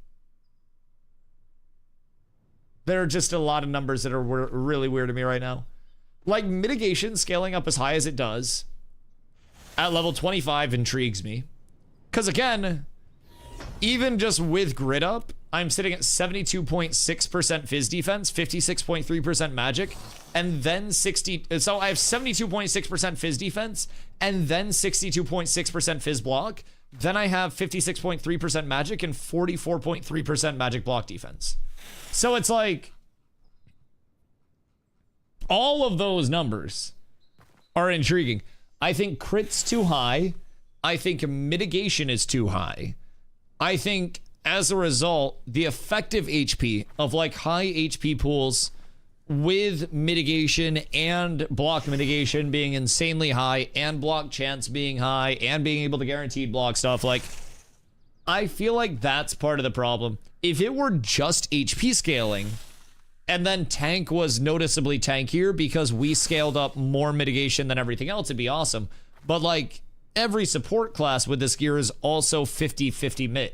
I'd say 55-45. Something has changed. I just think the numbers are too high on many things. I'm 60 Fizmit. What's your magic? Are you in heavy? Yeah, either way, there's like 60-60. Jesus fucking Christ, what? What are you wearing? How much HP do you have? Medium? Yeah, I guess that makes sense though. I'm 72.6% Fizz defense and then 56% magic defense and medium. Granted, I have 37k HP, but yeah. The numbers are, numbering. Because I also don't like seeing 52% crit chance. Just personal preference. But I would like more power, less RNG crit chance, which would result in like more consistent TTK. I don't like 380 power. Yeah, I'm sitting at 349 right now. I can go up to 500 hella easy though. Like, I can scale up like crazy. Not 500, I can go like 450, but don't even matter. 13k mana. Oh, I have 12k. Yeah, I got 12k. I have 37,146 HP and 11,980 mana. Yep. Now this is with a short bow on. So like, what I've been doing is more realistically, I've been switching on a Dreadwake longbow plus 20 for some more speed and some more power. And then I'll change to strength consumes and spaghetti instead of bruschetta. So basically I drop some of the tankiness. I go to a very humble 31,749 HP. 406.5 fizz power, 103.4 speed, 52.1 crit chance, 209.3 crit power. And then I just lose a little bit of like the block defense of the max HP, but nice little max HP chunk. Nice little power chunk, so that's nice. Sitting at 460 power, 50% crit chance, and 20k HP. 20k HP? Oh god, I'm above 30k in each of my builds. That power's nice though. Yeah, you got me beat on the power, but I'm a chonky boy. I love my frontline ability. Maybe we need some class-on-class violence modifiers. I just don't, like... When I look back to a lot of games that I played, I don't necessarily see tanks dying in 1v1s. And in a lot of games, tanks are, like, they are that super annoying thing in 1v1s to actually, like, play against. Power only feels useful in 1v1s, maybe. In group, it doesn't matter. I think in group, everybody just goes HP scaling, and then you have to completely coordinate picks and bombs on people, and then just try to, like, dog people down. That's the big thing. What's your setup? I know it'll be 5-3, but what's that? Blood Runner and Reef Guard is what I use. I run Blood Runner 5, Reef Guard 3, so I have the barrier coming in from Reef Guard, but I have Blood Runner for medium and for fortitude. Because Force and Finesse got substantial nerfs. Not nerfs, but, like, fortitude got buffed so heavily that those two effectively got nerfed. Right, because their like waterfalls didn't change, but Con is now, excuse me, Con is now 4 max HP instead of 1 max HP, so like a 400% buff on Fort. It's just ungodly good. So I will never switch off medium Fort as long as this scaling is in place. Fortitude gives Con and mentality, so it's also giving you physical, like physical and magical defensive bonuses. It's nuts. It gives you mana, it gives you health, it gives you mit. Like, you name that shit. Gives you everything. Depending on the defense, 50-50 on a summoner, no buffs. Yeah, defense kind of go crazy. I just think reduce mit scaling, reduce crit chance, increase power a little bit, and then we probably have a decent set of scaling. Think we might definitely be in an HP meta? No, what gave it away? What do you mean HP meta? You think? The fuck do you mean, brother? I just talked about how I had 45k HP. Oh no, bro. All of these large content creators are gonna try to kill a guild, not knowing that it's HP meta gearing, and then the main ball's just not gonna die. Maybe just maybe a little bit. Maybe a little bit. Now, I do think the thing with HP metas is regardless of how much HP people have, if you have enough people that just press abilities at the right time, everything does die. It just takes a lot of people. So maybe now we need to bring 200 people to a clump to kill a clump. Fine with me. I don't like that though. See, for group-based, like, I think there's a balance. I think for group-based stuff, is your mini-Mac board here? Yeah, it's showing Forge. With group-based emphasis, if your time to kill is too slow, yes, it only promotes zerging. If your TTK is too fast, then it kind of like takes away the emphasis of let's play as group, coordinate damage as group, because then it just allows 1 to 2 people to get picks, get kills, stuff like that. And I feel like there's a healthy balance that can be promoted somewhere in between. You know what I mean? And I think we're honestly, I think most of the community is universally on the same page. It's just sometimes communication can break down between people and they think they're on other sides. Like, we on totally the same page. I think everybody wants that level of like, melee can play as melee, range can play as ranged. But when the all-in is called, mages want to be able to jump in and go brrr and like see a few of them making health actually move a little bit. Rangers want to be able to drop a vines. That's it.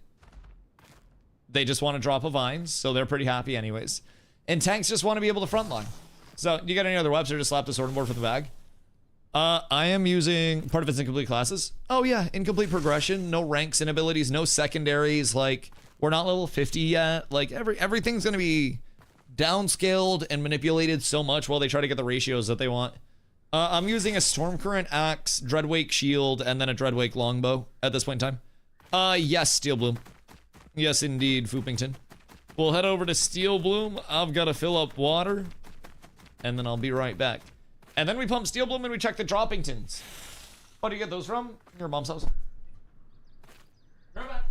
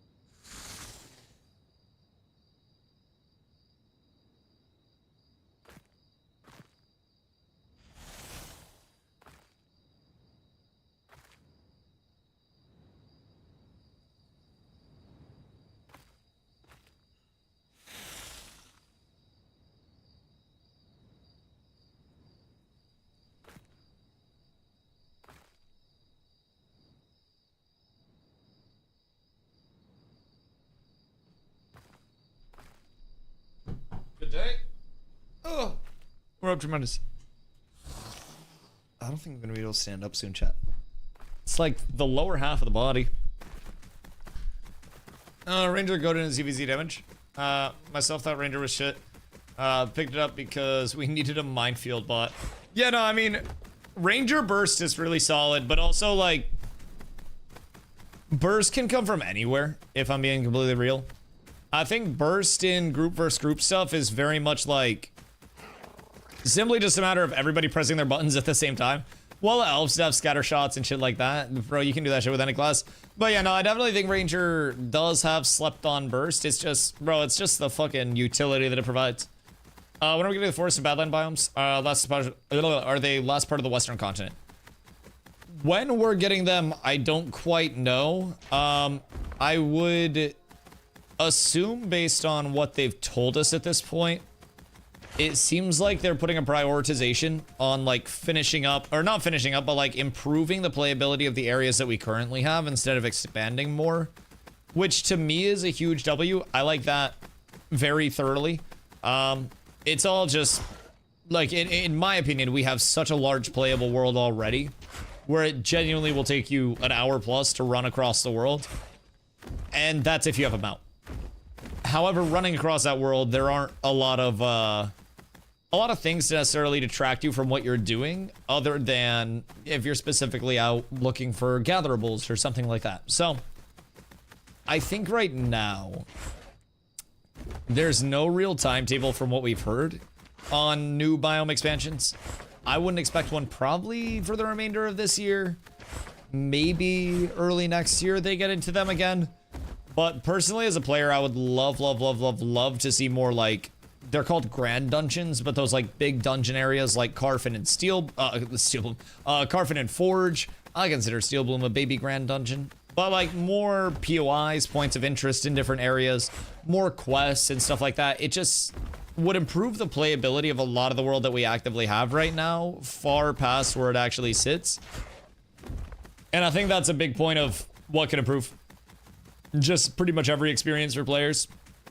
Nobody leaves the Riverlands right now. It's just that small town that traps everybody. So as a result, you have new players that are spawning into the Riverlands that are in the same place where all of the very geared players are. And everything just results in this weird, like, amalgamation of everybody being in the same spot. And it's like if you had, in WoW terms, like all of your geared PvPers going back to like Goldshire and just PvPing in Goldshire and then just nuking all the low players there as well. It's just, you got so many fucking civilian casualties. So I'm hoping between like level expansions, between improving the outside biomes and shit, we'll be able to actually maybe get out to, you know, out to the desert, out to the June Dark, out to the tropics with some form of happiness about it. Also, Brain, hope you're having a good day, dude. So right now, we have all of our gear enchanted. At least I got mine enchanted. I don't know about the group. But my gear's enchanted. We're gonna go over to Steel Bloom. And we're gonna check out some drops. I've heard a few people saying that they are not getting shit for endgame drops. But I remain optimistic. I remain very, very, very optimistic. I think the streamer loot has and always will provide for me. Even when it was like starting questing the other day, my group was going crazy on drops. Other groups, not nearly as crazy. So just did 4 1v1s and Rogue is much more broken now, confirmed. Do you just not die? Just an ungodly amount of sustain? I will never die. You got your percentage gain from like Soothing Shadows. Are you poison building and sapping, or is Soothing Shadows enough? Even if I take damage, I just leave. Yeah, they changed your grappling hook, right? So now even if you get hit during the grappling hook, it doesn't trip you anymore? I'm Spider-Man now. Yeah, you should Spider-Man yourself straight to fucking hell. That is a ridiculous change. That is an absolutely absurd change. You can just grapple wherever the fuck you want now. With no punishment out of anything. And like, we can't do shit about it? What in the hell in degenerous do you mean? That shit's fucked. It's the craziest movement ability in the game. You just keep going. Even if, like, if I stun you, does it cancel it? Like, genuinely, what are my options? Okay, I might try Rogue. Bro, it's the season of melee. I'm gonna be honest. If you are a mage, you are going to have less fun this meta. If you are a ranger, roots, vines. If you are a fighter, rogue, or tank, you will probably have more fun this meta. If you are a bard or cleric, you will probably have more fun because you will actually have melees pushing you. And then you will play your life with melees in your face pressuring you. I think pretty much everyone except Mage or Ranger would have more fun in large scale. I think Ranger just roots. Ranger literally just does one thing. Everyone besides my class. Well, this is also from the perspective of someone tanky. I think large scale with a lot of these like changes would be very fun. I think small scale is going to feel very boring. And I think that large scale could still be fun with these being not as dramatic on the defensive side of things. You know what I mean? And maybe, you know, find a happy medium. Because I don't want small scale to be, you know, the predominant focus ever, right? But holy, just 1v1s are undoable. I'll be really real, those 1v1s were boring. I felt so OP. Yeah, 1v1s are, I think, down. But I think sieges, like if they were to run a siege tonight and we were to get decent signups for each side, like say each side had like a caller and each side was in Discord, it would be fun. Shit, we could probably get Zom on to call one. If they put out a notice that there was a siege test in an hour and a half, I bet we could get a good spin up for it. I'm gonna be real. I'm gonna be really real. Thought a balancing philosophy is if everything's broken, nothing's broken. We need to embrace the ice frog. No, I love that shit. Like, I definitely think there's an element where they will hone in on that kind of like everything feels, and not everything feels good, but like most things feel good depending on what situation you're putting them in, right? Some things can feel really good, some things can feel really bad, depending on situationality. But like if you are, for instance, playing a tank in large scale, and you are building very tanky, you may find yourself being able to finally sit on the front line with this patch, where previously we had to just sit within our clump and throw grapples and hope we didn't get grappled. Like, it's definitely going to be better for the melee side of things. It's just with this, mage and ranger and like the damage side of things will need a little bit more love. But then if they buff damage too much, then it's like, we can't frontline anymore. So I just 1000% think there's somewhere where the duality of man can be achieved. I Unga Booga, I do damage, and also I Pew Pew, I do damage. Black Blood, thank you for the 30-day, dude. I appreciate you. What are you getting up to today? Not enchanting all my gear. Why are you bitch made? Like, what if you actually weren't soft? Wait, do we pull up on these? Who's doing the Vanquish the Flameforged event? Because I'm gonna be really real, if we pull up on people with 4 tanks in our group, we're probably not losing a fight right now. I don't think we're dying. Who is doing this? Is it Matt just soloing? Wait. He's just solo. Who's over here? Big boy. People are just soloing this shit. Oh my god. Legends. Alright, we help them. We must vanquish the Flameforged. Alright, Fubo and I are in.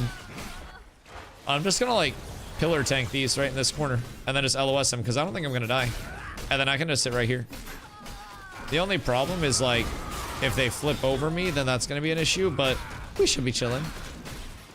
Oh wait, did I find the god spot? Hold it. Hold it. No, I did not find the god spot. Actually. What if I did right here? No, can confirm the ranges are really fucking expensive. Did you go sword or axe one hand? I'm using Stormcurrent axe. The axe tree itself is just, it's the best tree in the game. If I'm being completely honest, it's silly to not use.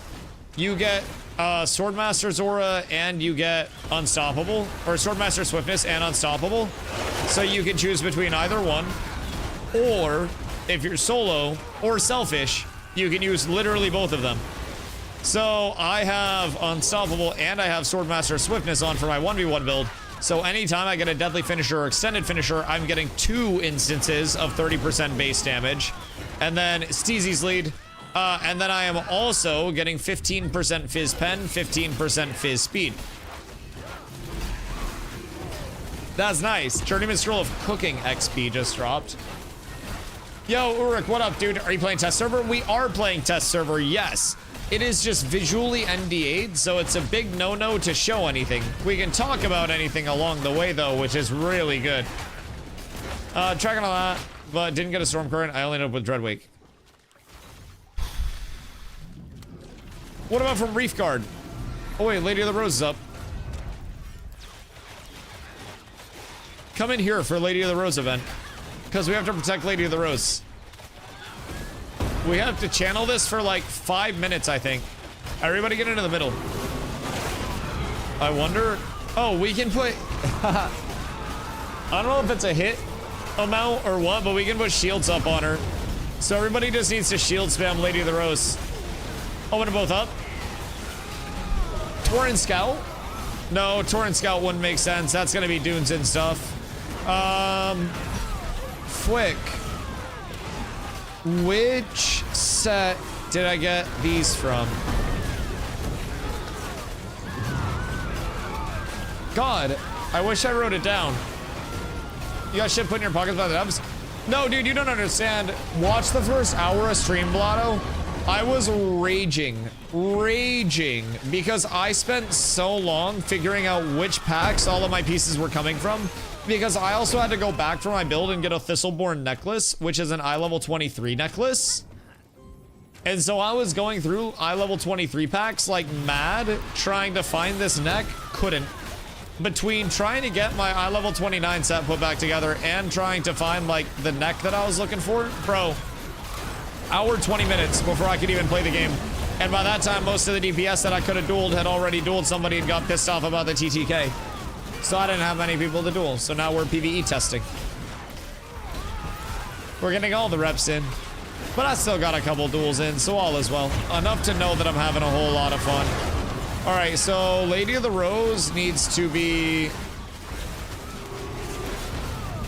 like Omega shielded all the time.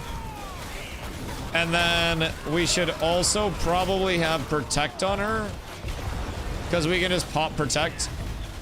She can be targeted by like all friendly buffs. So just try to make sure we're like shielding the shit out of her. So right now we're over in Steel Bloom, and we're doing a new event called Rosefall, which has multiple different steps, and according to what we know, could be the precursor event for Firebrand spawning. So not entirely sure how the Firebrand fight would go right now, but something tells me I'm not going to die in it. Weird hunch. So to start the event, you've got to go in and you've got to kill Flameforged enemies. And then once you kill enough Flameforged enemies, the Lady of the Rose spawns. It's an NPC that's friendly and walks into like that center area of Steel Bloom and basically starts channeling. We've got to protect her while she channels. I don't think she has like interact prompts or anything. Nah, she just be channeling. She's just like looking at the stone steps and channeling. So we have to protect that for 5 minutes. It's 2 more minutes on the protect itself. And then I believe that's going to spawn something off of this, which we then complete the event off of. But I'm not entirely certain. I haven't run through this entire, like in its entirety yet. So very interested. Also, it seems like threat's working fine. At least for me. Maybe it's like lower level threat. Did just find out I can't kill clerics anymore. I want to duel a cleric. I want to see what's up. Because like, I feel like I could beat a cleric still. I don't know, because you're not going to be able to mana drain them. But like, I feel as though I could just perma anti-heal them and then just win trade. I swear to God, I couldn't even chip his mana either with drain. Well, do you want to know why? Because I have 12k mana as a tank. Or, yeah, 12k mana. I even had to double check it. My brain thought that it was wrong. Like, I straight up have 12k mana. I am sitting at 38,000 HP and 12k mana because I'm in, like, my DPS set with an Indom popped. I am chonk. I fought a tank, their whole combo got me to half. That's 1 heal. Did they have you anti-healed, though? Because that would be 2 heals. And if you do that over and over and over again, that eventually adds up. Maybe it's cooked. Kept him locked for so long, didn't matter. Lowest I got him was 50% and he went back up immediately. Oh no. Oh no, you poor sweet summer child. That's a yikes. How many abilities in the game have a percent HP modifiers, such as hit stick for 5% of their max HP, because cleric has one. Wait, so like cleric has one that they put out where it's you get hit and you gain X% of your max HP as health? Is that what you're saying? Because, like, we have shields that are based off our max HP. And then our threat is based off our max HP from multiple abilities. Our taunt's based off max HP. Yeah, we got a few on the tank side of things, but Defiant Light heals 5% of your max HP every second for 10 seconds. Like yours, the caster, or mine, the recipient? Okay, so what just happened with this Rosefall quest?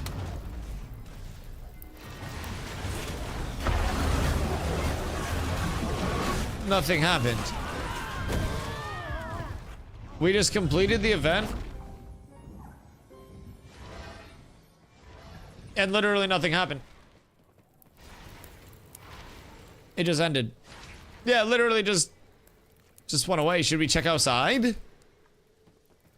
Mayhaps.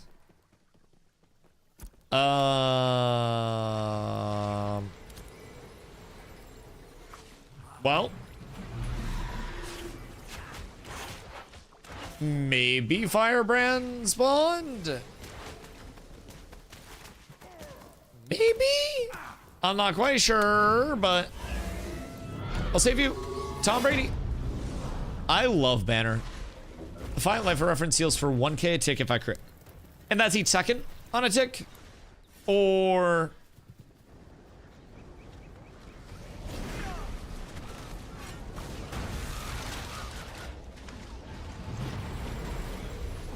second. But that's without anti-heal, right? Because, like, against clerics, I always keep them wound capped. So, like, at least then it's 500. That might be a little more reasonable, question mark.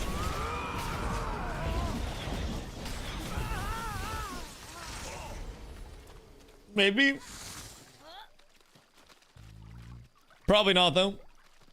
If I'm being honest. Probably still tough. I'll have to try wound poison and see also.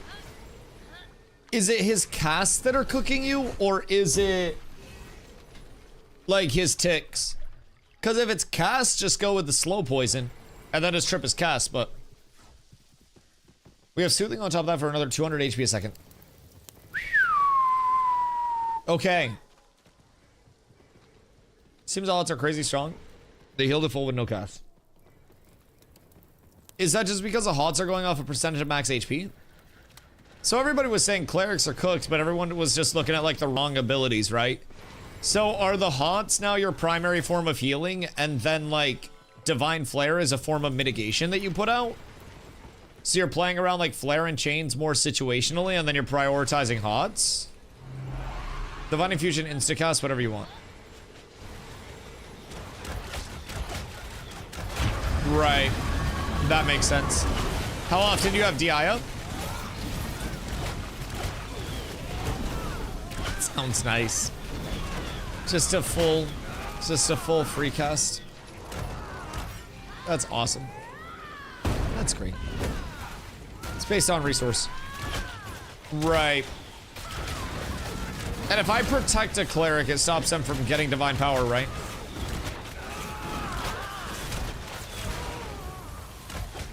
Because I'm thinking of a new meta. Unaffiliated tank in every fight. And we all log over to our unaffiliated tanks. And then we protect a bunch of healers. Sewers are still blocked off, by the way, but there are mobs in it. I don't know why there are mobs in it, but there are mobs in it. And the mob can be hit. Can we target that mob by chance?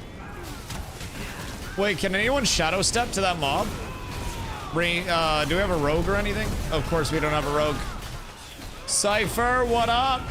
Collision mesh still active. How can we clip through the collision mesh? Because, like, they've unblocked it, but there's also this random giant gate here. Has no one noticed the random giant, like, raw iron gate that's here? It seems as though they put the wrong asset here, and it maybe got fucked up. And maybe instead of having, like, the steel grates, it has gate. Maybe they replaced grate with gate. in the assets or something and R got deleted. Because it's a little cooked at this point in time. Oh, wait. Oh, Fupo. Wait, can you call him out? Because, like, maybe? Oh, wait. Did I get it? We're trying to clip into this any way that we possibly can right now. What if... It seems like we'll have a better chance to clip into it from here. Like from this left side. And then... What gate? Wait, are you not seeing the gate? Am I tripping? Is the gate only here on my screen? You guys surely see the gate, right? Or am I... Okay, you see it. Okay, I thought I was going fucking crazy. I thought I was going wild. Yo, Tuesday, thank you for the 30-day, man. I am extremely well. I hope you're also well. We're testing over on the PTR, and we're trying to get ourselves into some trouble and some inaccessible areas right now. Justice for Steel Bloom Sewers. But we're doing some drop rate testing. We're doing some combat testing. We're doing some testing. And it's been fun. I'm gonna be real. I'm excited for the 11th. We're gonna have a lot of people in here, and I'm trying to find every bug that I can along the way so I can just hopefully help make the 11th a little bit better. Because if it's bad, I'm gonna be very sad. I'll be very sad. I was thinking Stormcurrent Axe in any of these bags. Am I on my 1 hour 20 minute mission speed run? Wait, no Stormcurrent Axe? It should definitely be in one of those fizz sets. It's got to be in like one of the heavy sets. Stone Glen maybe? But I think Stone Glen Rosefall event started. Okay, so that's starting up quickly. Very strange. Like, I know it exists. I have one of my character. Yeah, and Steezy did not get it poofed in. I don't know which pack it came from, but I can tell you it came from one of the packs. I hope that helps.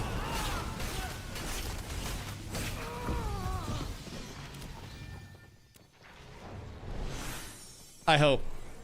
If not, I'm so sorry. I have one of my characters. Yeah. Steez, what are you rocking right now? I'm curious. I want to make a build planner. Chat, we should all make build planners, and then we should show each other our build planners. We can all, like, compare. We can see whose is bigger.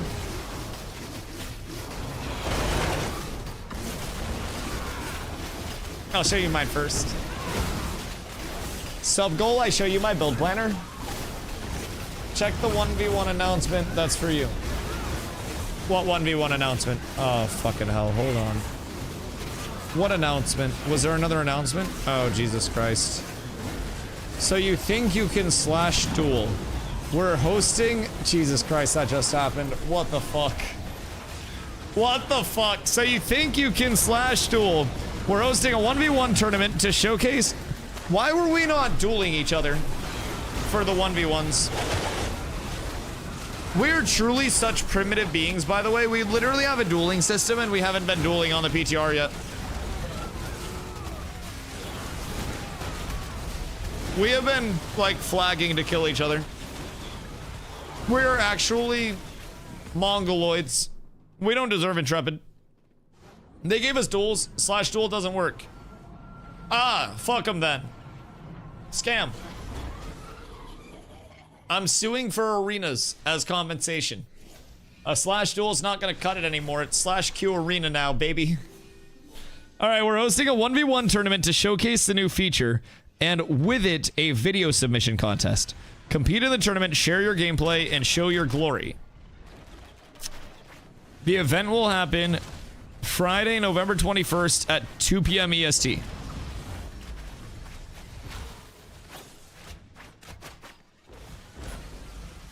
Can we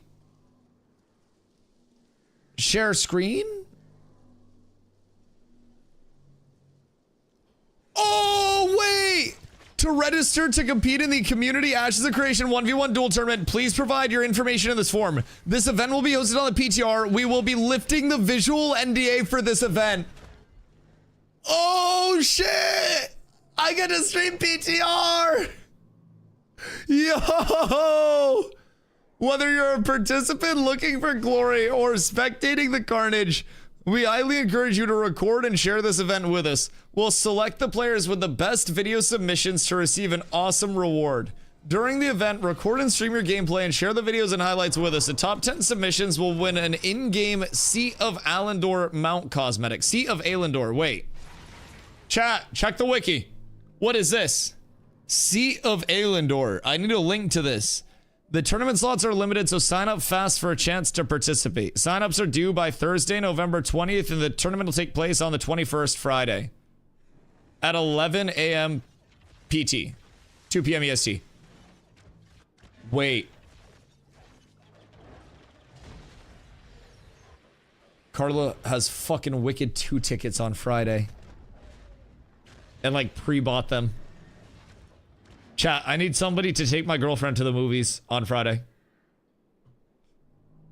I need somebody that really wants to go see Wicked 2. Wait, what? What time is Wicked at on Friday? Is it early by chance? 2 p.m. That is the worst case scenario, Carla. They just announced a 1v1 duel tournament on the PTR that they are lifting the visual NDA for, that they're giving away rewards for like video submissions and stuff. They're looking for video submissions for it.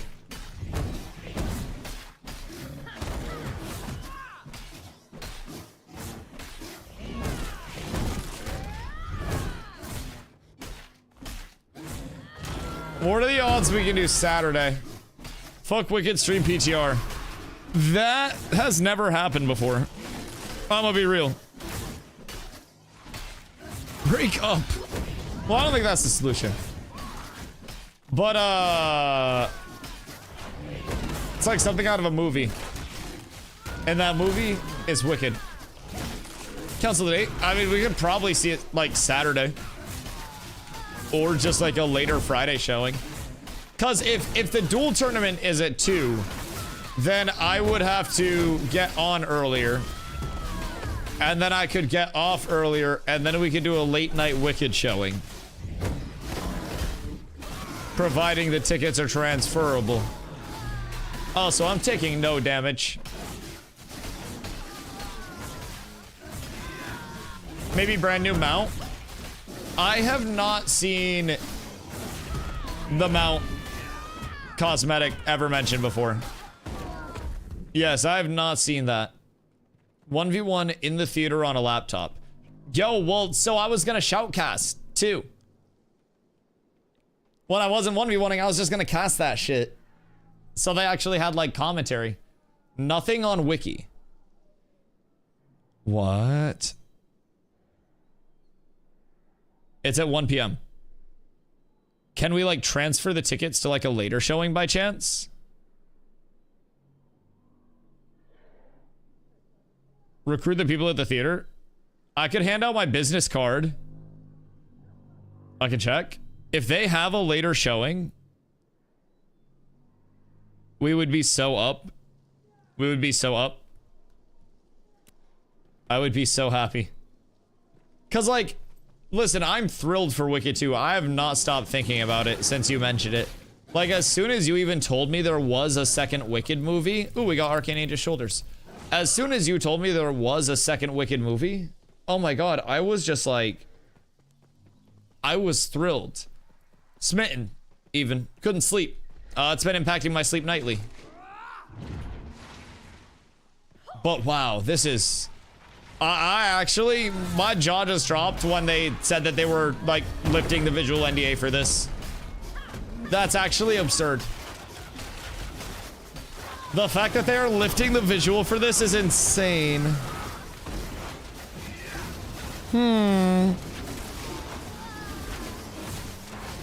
Yes, indeed. Yes, indeed. Yes, indeed. This is very interesting. I'm gonna sign up just so I don't get locked out of it. Because that's gonna fill up fast.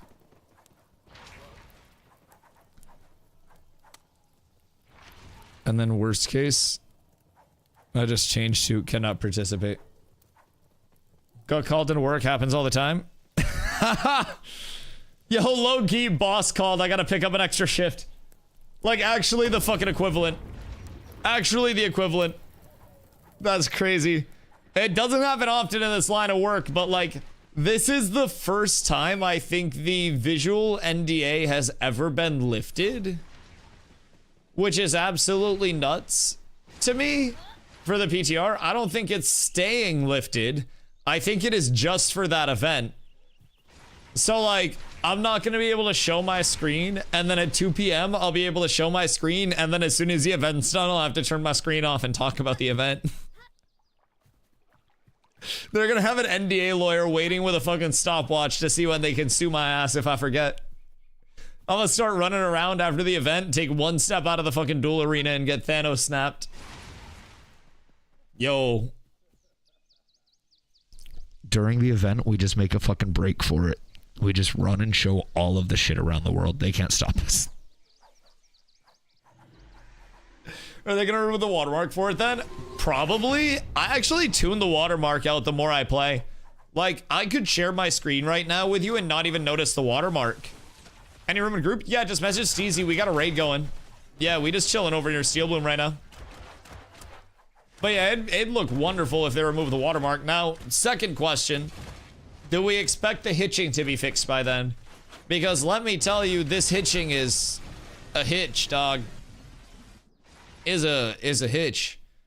It's real bad. AOC hosted duel tournament. Yeah, literally Ashes hosted 1v1 duel tournament. Yes. With a reward. For, I believe, the rewards, I think, if I read correctly, the rewards are like, hold on. The top 10 submissions will win an in-game seat of Aelindor Mount cosmetic. So like, they're hosting the tournament, but they are looking for video submissions from the tournament that they can use, and that's where the reward comes from. You don't even get like the prize from winning the tourney. You get the prize from submitting dope ass clips. We're clip farming, boys. Is there no geared / even geared? It's over on the private test realm, so they'll have boost NPCs in that allow people to like make their own gear sets. I would assume it'd be in the legendary gear that we have now, so you can make gear, enchant gear. You can do all of it. Cleric's winning. I make an anti-cleric set. Stat. I need to make an anti-cleric set. It's cool, everyone can have the same gear so it isn't an issue. Now the question is, can we use consumes? Because if we can use consumes, bro, these fights are never gonna end. These fights will actually not end. Maybe, but probably not. Best luck on the 1v1 your tanks, so you'll be just fine. What's the timeout on the 1v1s? Like, at what point does a tank versus tank just end? Real, genuine question. Because, like, there are matchups right now that could actually be infinite matchups. Between the amount of mitigation, the amount of sustain, like, everything that we have, there are matchups that could go infinite. So they gotta have like a timer on it. Like after 3 minutes, Steven just comes in and starts auto attacking you with progressively higher GM perms every attack until you start dying. He just puts out pulses in the arena. Bro, I'm not taking any damage, by the way. I would just like it on record. I'm taking 0 damage. Actual 0. Nothingness. Not a single bit of it. It's kinda sick. Having lots of fun. I just don't lose HP. I'm just sitting here in the middle of a massive clump of things, soloing it and not losing any HP. I got a whole shitload of Steel Bloom Elites on me. Now, I'm in Lego plus 20, but consumables, no enchants. Wait, they said consumes are allowed, but no enchants are allowed?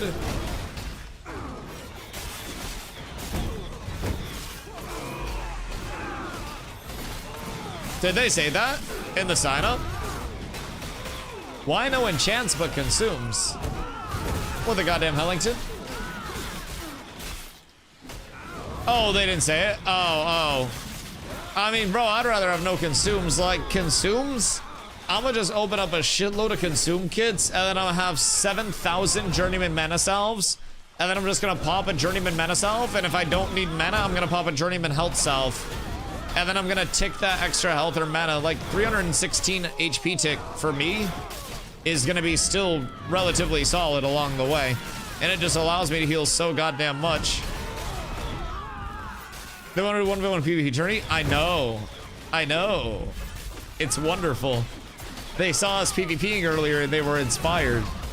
And they're lifting the visual NDA on the private test realm for it, which is insane. That's wild. Be assisting, helping Mr. Vagnar and go for event it seems. Ooh, wait, we'll have cookies for the duels? Delicious. Fupo, you remember the secret ingredient for the opposition's cookies, right? Make my route a little bit easier, yes? Which skin graphic look at showcase a few years ago? Don't judge on my graphics. My graphics look like dog shit in all fairness. I play low graphics. It looks a lot better turned up on cinematic. It's a common thing where chat will just come in and be like, Dusty, this doesn't look that great. And then I turn up graphics. I can't turn up graphics right now because it's a VOD from a few days ago because the PTR is visually NDA'd.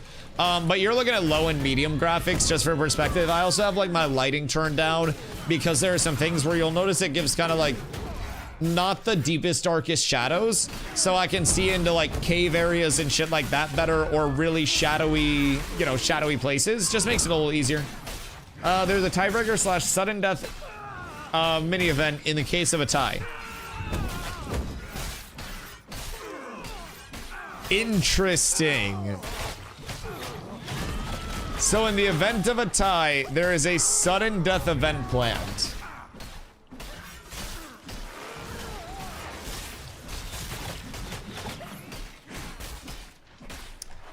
What percentage of people show up to this on rogue, tank, and cleric? Cause I'm gonna say probably 80. I don't think we'll be seeing a lot of test timer do not show / bug. Test timer do not show. We'll go UI. We'll do UI. All right, we're up. They forgot to take out a test timer. There's skins at stake.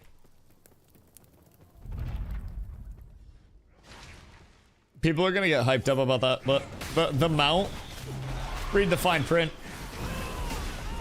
The mount is given to the top 10 video submissions they like the most.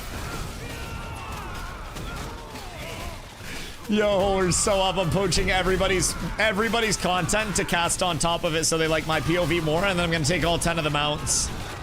It's like one of those stats in the NBA where it's like triple doubles in a span of time, and then it's like Russell Westbrook, Russell Westbrook, Russell Westbrook, Russell Westbrook, Russell Westbrook. It's gonna be like shout out to, you know, all of our video contributors for the top 10 clips. DustyWhy, DustyWhy, DustyWhy, DustyWhy. It's gonna be like DustyWhy's rendition of the round 1 duel number 4 between these two people. DustyWhy's rendition of the round 6 duel between these people. Oh yeah, they're cooked, especially if the visual NDA is lifted. Oh my god. Oh my god, the embargo has stopped. I'll be streaming the heck out of that. That's great, unless Wicked 2 comes in and cooks it. Fucking Wicked 2. Goddamn fucking Wicked 2. I just feel like movies need to either be at like 6 a.m. or midnight. But I also don't think Maine does midnight showings because everybody here is like 97 years old, which is kind of an issue. Kind of a slight problem, but when are we practice dueling on the PTR? Practice dueling?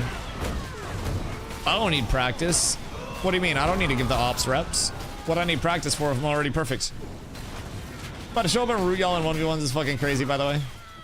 Since my pistol was only 10 questions long and rather stupid, why did I stress? Was the test stupid or were you stupid? What if you got all the questions wrong, Meta? You can't count yourself out yet. You may still be stupid. You might have fucked it all up. I feel like when people put their eggs in, you know, the winning basket too easy, they're introduced to loss. Test stupid, it tells me what I did. Oh, did you pass? Oh, okay, cool. Well, easy peasy. Shit on that test then. Yes, indeed. Yes, indeed. No, that's cool, dude. Congrats. Well, I'm glad it wasn't worth stressing over. Many tests are very frequently not worth stressing over. Although I hated tests. Sorry about Roots Biz. Yeah, but what are you gonna do when I reflect your root at you, and then it roots you and trips you and does more damage to you, and then also redirects your entire vine cast to under your feet IRL?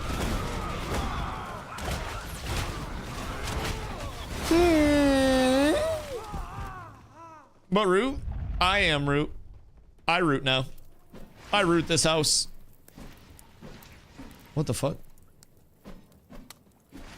They got Forsaken Blade Firestarters like stuck in the pillars and shit. Intriguing. I wish this event did something else, cause like Lady of the Rose just exists and does like weird ghost bit shit and then just goes away. She doesn't even like talk or anything. We protect her for 5 minutes and then she just leaves, which is kind of fucked up, kind of rude. In your duels, who is the best duelist you face? In terms of people I've fought against, probably Colt in 1v1s, because he can do multiple classes as well. Colton plays like Bard and Rogue. So I'd say probably Colt in 1v1 so far. But there are some really good duelers out there. There are a lot of good people.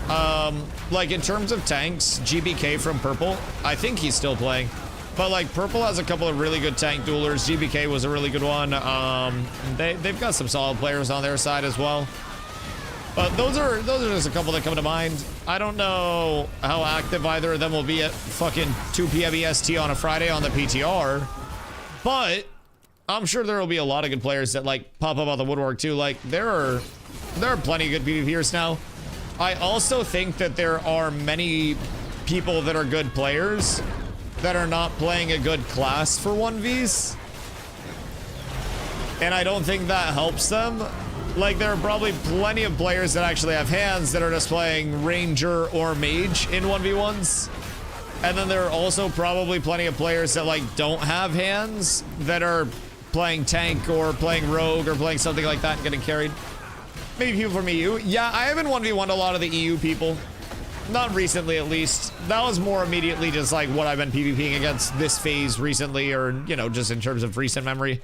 EU does also have some good players, but I haven't been interacting with them as much lately. Like, if your root's good for 1v1, all you need is one big root. Players who probably destroy but just don't PvP.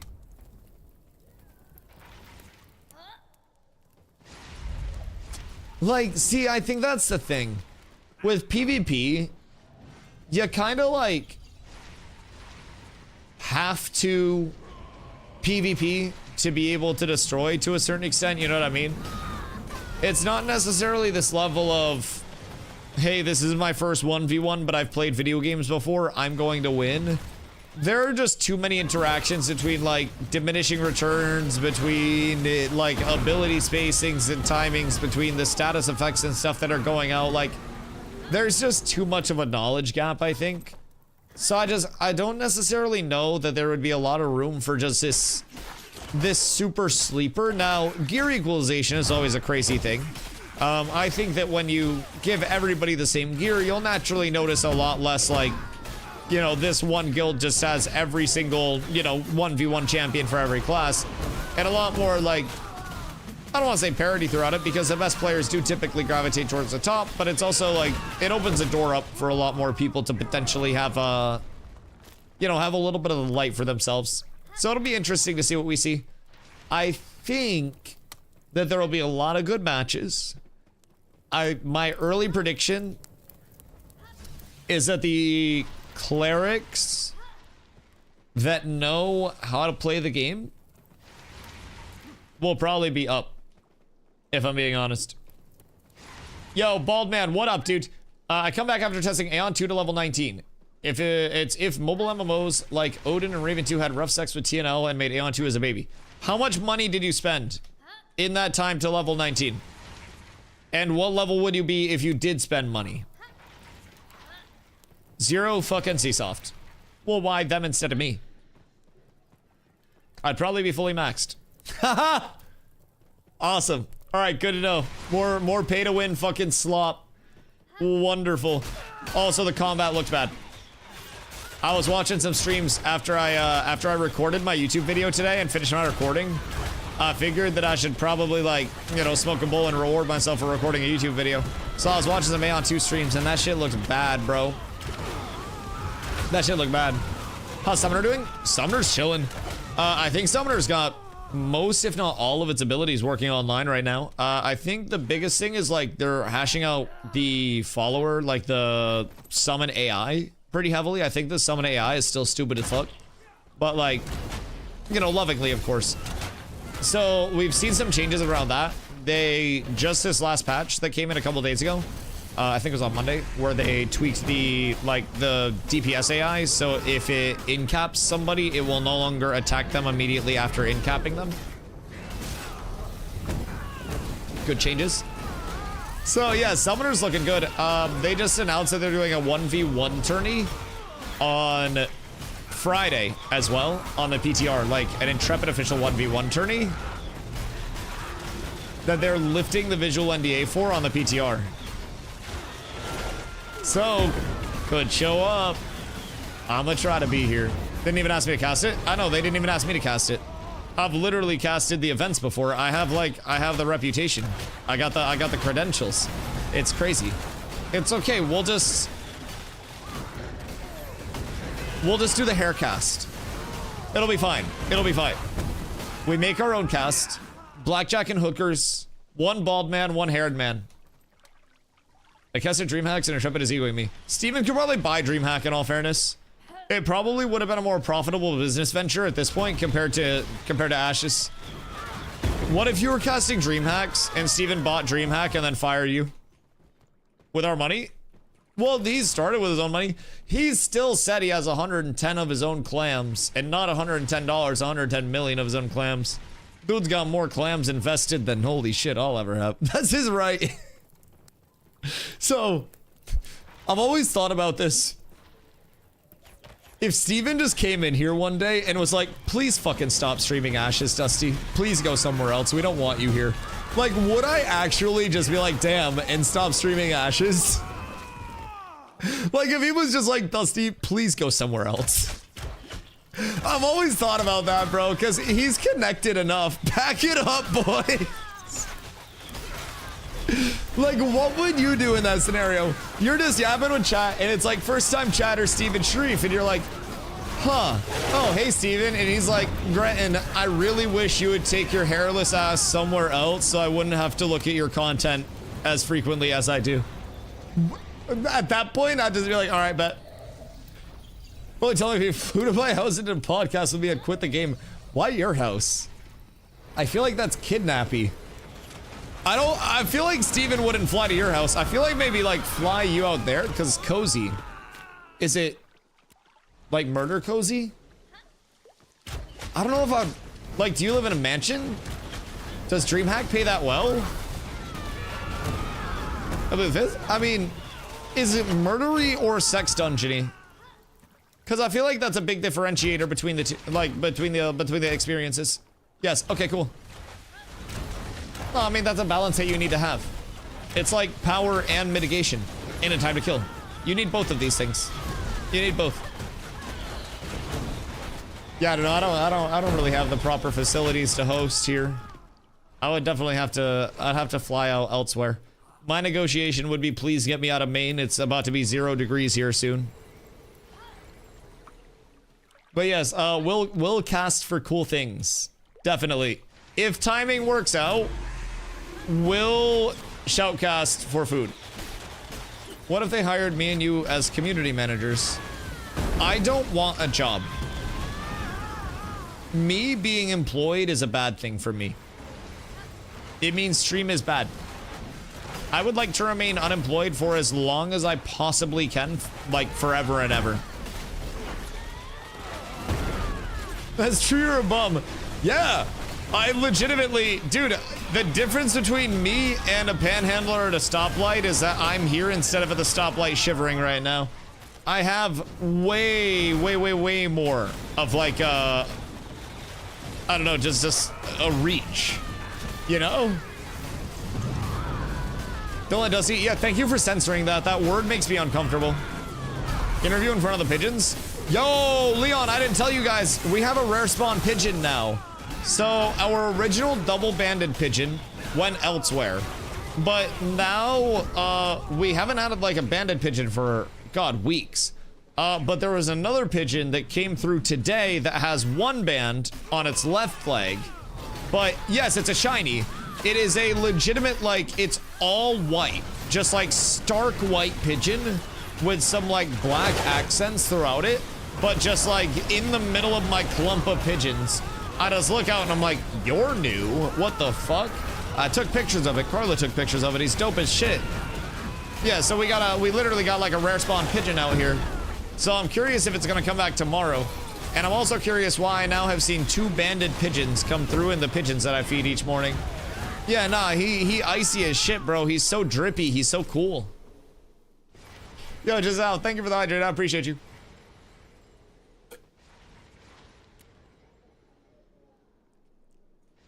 Did you ever play Arc Raiders? Yeah, I played a few days to end stream. It was nothing that I was like, oh wow, this could definitely be my main game type thing, but like, it's fun. It's fun. I'm just not like a huge extraction person, you know? Extraction for me has always been like, it gets old, but like, it's fun. It's not like I'm sitting here trying to, in any way, shape, or form, say Arc Raiders is anything less than a fucking banger of a game. But it's not my banger of a game, and I think that's okay. I recognize a lot of people are having fun. I mean, shit, Carla and her friends probably gonna play Arc Raiders later. Like, she's been hooked. A lot of people in the chat been hooked. Like, it's a fun game. If it was like a battle royale with that movement and that gunplay, and I wanted to play battle royales, then that would probably be my battle royale of choice. But it is not. But it was meant to be a looter shooter back in like 2019. Right, and then they changed the direction of it a little bit.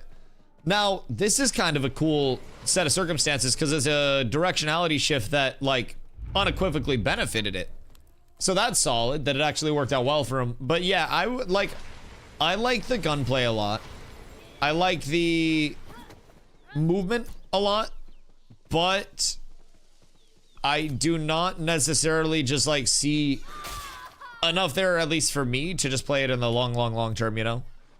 Follow me, friends. 1v2ing Steel Bloom, Firestarter, and Marauder without movement's neat. Yeah, mob damage definitely needs to come up. But also, we're killing mobs that are 9 levels, like 9 levels to 5 levels underneath us in legendary fully enchanted gear. So, like, I do also understand to a certain extent that we are basically cyberbullying these mobs. Like, we're far ahead of them. But yeah, it's not too hard to AoE pull right now. But I will say, mobs yesterday in the early game testing were hitting hard as shit. So this may just be a level of we have Lego plus 20 enchanted stuff, and it's like, it's GG because of that. I don't want to be too quick to say, but you never really know. Cauterizer, you good here? God damn, brother got 6k HP. Holy shit. Lore got 6k HP. Bro, what y'all doing? How y'all got 6k HP? I got 5k. What are you wearing? A loincloth?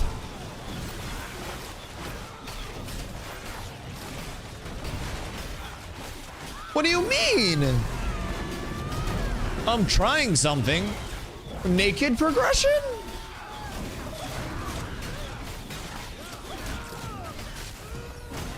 Brother, I have 30,000 HP more than you. 30. I have 6 times your health.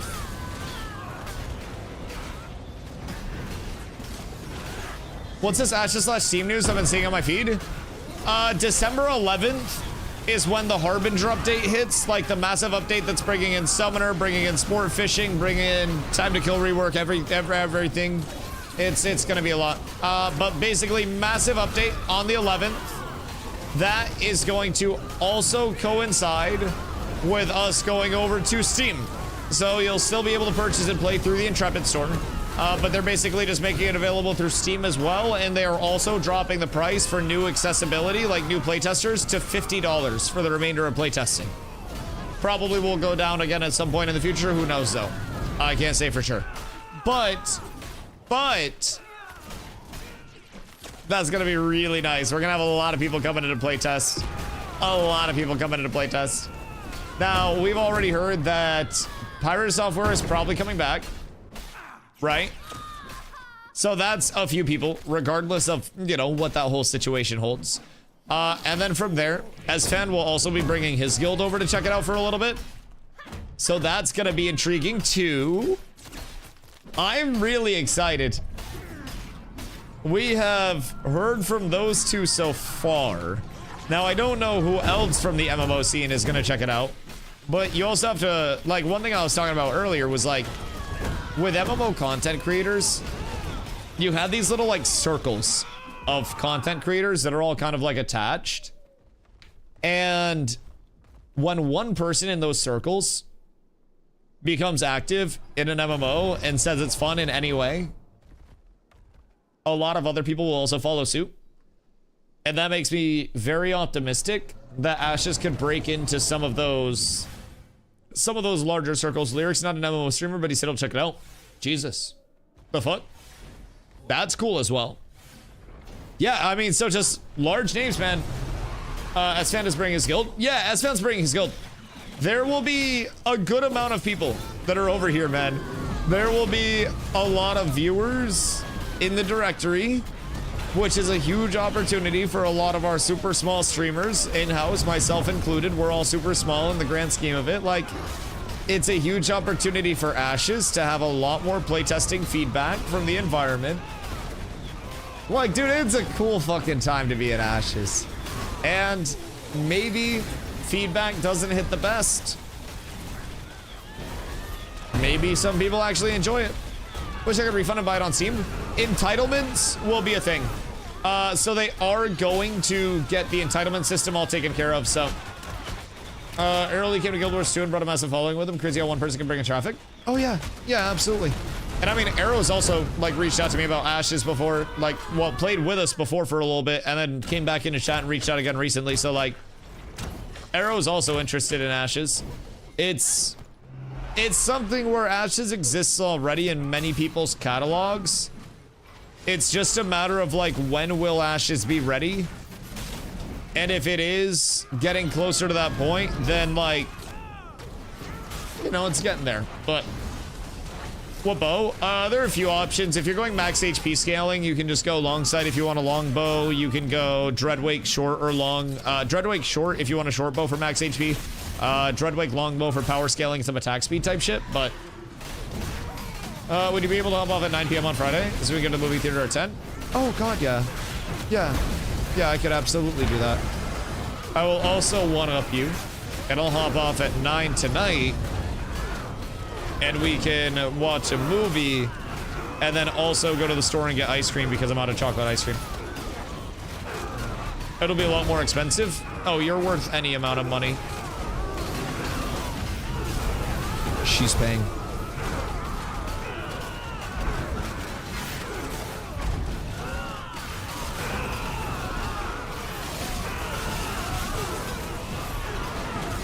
She wants to go see it. She paying. Oh god. Oh god. Romantic? Listen. Listen, it's equitable. We all work hard. We all work very hard.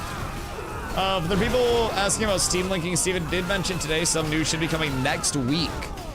Oh, really now? News coming next week about Steam linking and the entitlement system over there? Well, thank you, Mighty Sand Allied One. You still Steel Bloom? I want to test something with the mic proc. Yeah, I'm at Steel Bloom. We are up at the top of the stairs in Church Spawn. Our first drop that we got up here is Flameheart Emberfang Wand. So it's like the Fizz Flameheart Wand, level 20 drop. We are not seeing a shitload of drops though. I won't lie, like, that's our first drop, but granted, we've been up here for probably like 20 minutes, but did I hear mention about an event for cosmetic rewards before the 11th? You did indeed. There is a 1v1 duel tournament that Intrepid is hosting on the private test realm that is going to take place this Friday at 2 p.m. EST. I will be here for it. Thank you, Carla. I love you so much, my Pookie Wookie. She rescheduled a movie date for this. We're going to see Wicked 2. Some bitch. So, you want to know what's fun? They're lifting the visual NDA from the PTR servers for the event. All one of us that have been streaming this are so excited. I can speak for every Ashes content creator that has been putting out PTR content.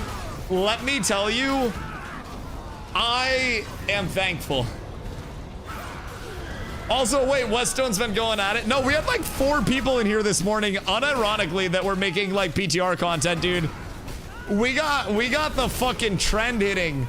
Everybody knows the tech now. We're up. When's the dual tourney? It is Friday, 2 p.m. EST. Might not PvP, but it might be shoutcasting. Yo, you got to do both. Weststone, I'm telling you.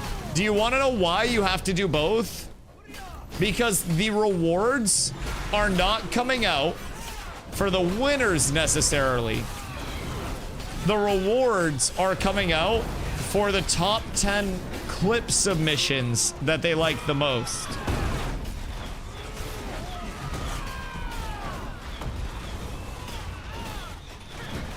That's where the mount comes from. Videos, clip submissions, whatever. Oh wait, so it's like, are they looking for full put together video clips? Or like video montages? Or are they looking for like Clippingtons to assemble into their own? Like, what is their definition of video? Do they want something that's fully put together? Oh, I'm a cheat code then. Oh my god, I'm just gonna shoutcast the entire thing and then have Carla edit it together, and then I'm gonna give them a fucking shoutcasting montage of the best moments. I win, rank 1. The fuck do you mean? Someone can take a cinematic view of my butthole while I'm shoutcasting from the top. Yes, yes. Yeah, I just win. Should I wear a suit? Cause I might be PvPing as well. I signed up for that bitch. Like, tank too good not to. Time, the one-on-one shoutcast. Jesus fucking Christ. Listen, I'm gonna be shoutcasting my own rounds while I'm playing that shit. 1000%. I'm gonna have to narrate my own POV from a third person. But yes, it's gonna be a fucking blast. This is insane that they are like pulling away the visual NDA for it. I did not expect that in any way, shape, or form. That has made me very excited. So much to test. Oh yeah. Do people understand now, by the way, why I was a little bit not worried about everybody just immediately hating their first time experience playing the game when it goes to Steam? Like, I actually don't think everybody's just gonna be all doom and gloom. I think a lot of people will probably say it's not that bad right now. It's not that great right now, but it's actually really not that terrible. Like, the combat system that we have is fun. Hitting things is fun. If drops are dropping, that'll help people feel geared. If people are gathering and refining and crafting and partaking and all those things, that's great. Like, I don't know, man. I played a lot of this game, and I feel as though it's not gonna be as bad as people think it might be. It's not gonna be perfect, but it might not be that bad. Can I borrow your tank? Emu, are you Hero Starfish, please? What incarnation is his name? All right, where do you need me? What are you trying to test? Cause like, do you need me to take damage so you can heal? Cause like, I'm back here. I turned to your right. Or I went to your right, but Hopefully with the influx of Steam users, it'll only be 75% summoner on the fresh start.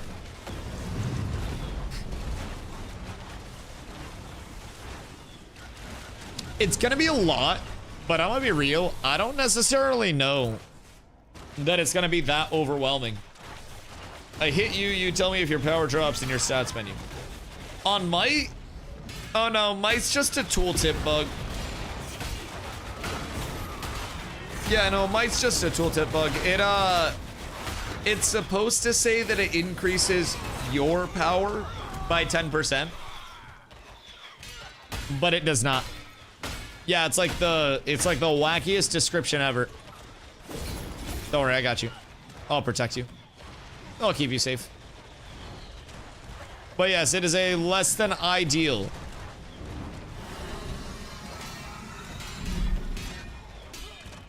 Description bug right now. How do you feel like your damage is on a tank, by the way? Does it feel nice hitting somebody for 70 when they have 30k HP?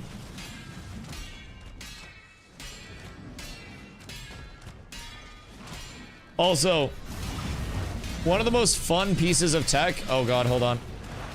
Kenny G fucked up. One of the most fun pieces of tech right now with tank is just sitting there and blocking and taking an absurd amount of, like, damage through your block. And then once you start to get low, you pop a Swift Stride potion, and then you hold your block more. Because a Swift Stride potion gives you 2 stamina regen per second for 15 seconds.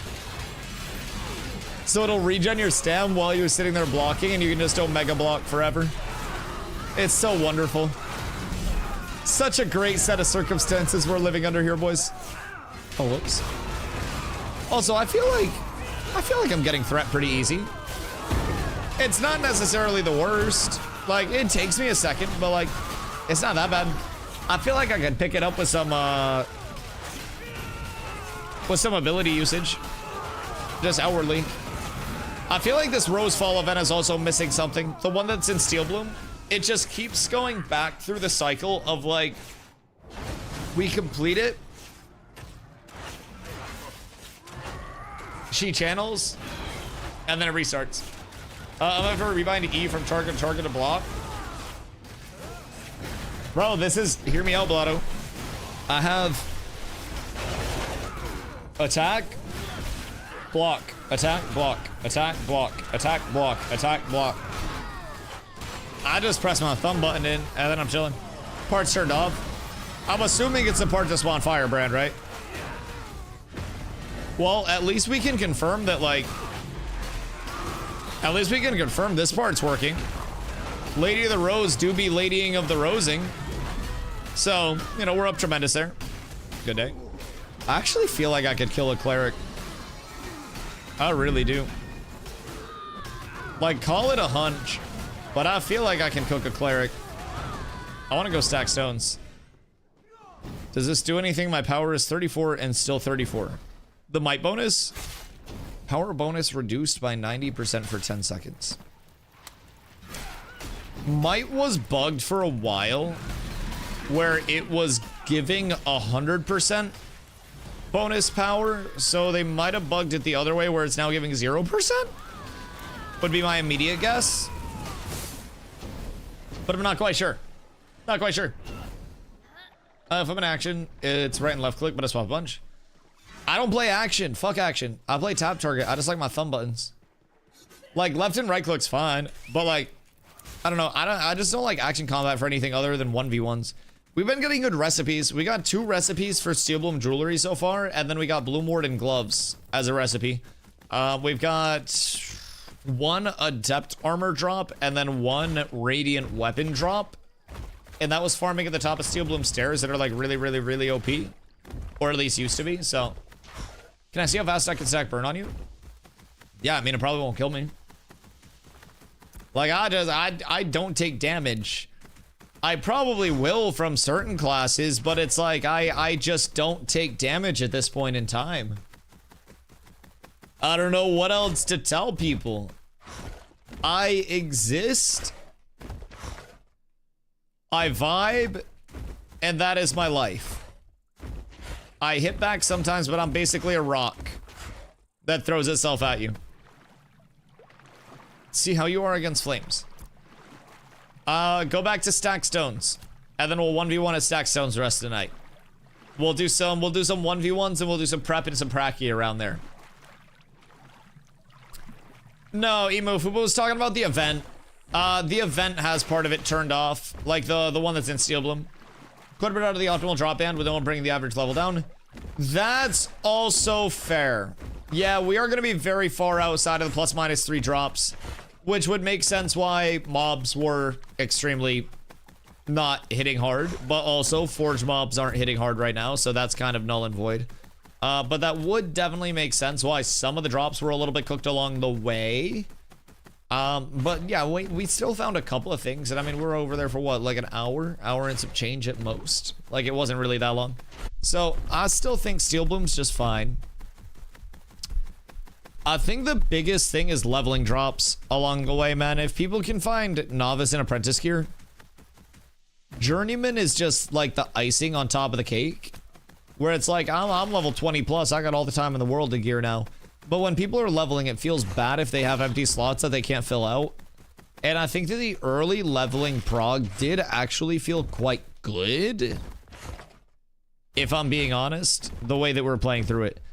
And as questing gets more in the spot that it's like, you know, they're fully confident this is what the FTUE is going to be for the 11th.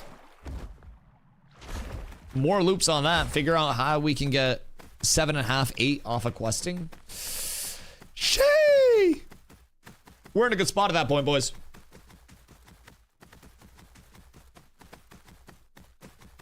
Very good spot. Because that's the biggest thing, like, even with our current questing route, I'm getting level 6.5 super easy, and we got that shit down to like 30 minutes.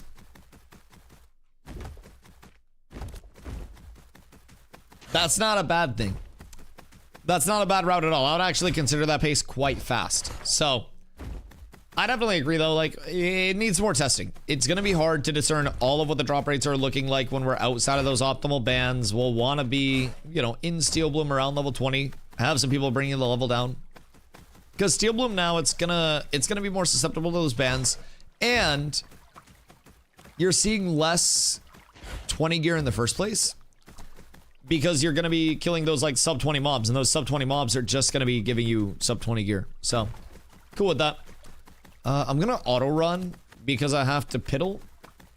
And I'm heading over towards Stack Stones and Jova if anybody wants to go over there and run up some 1Vs. Because I need to see some of what this TTK is looking like. Bulwark has percent HP too. Yeah, you can rock a Bulwark 8-piece if you want to. I just don't like the 8 pieces. I just don't like the 8 pieces. I know that might make me crazy, but I'll be right back. One sec.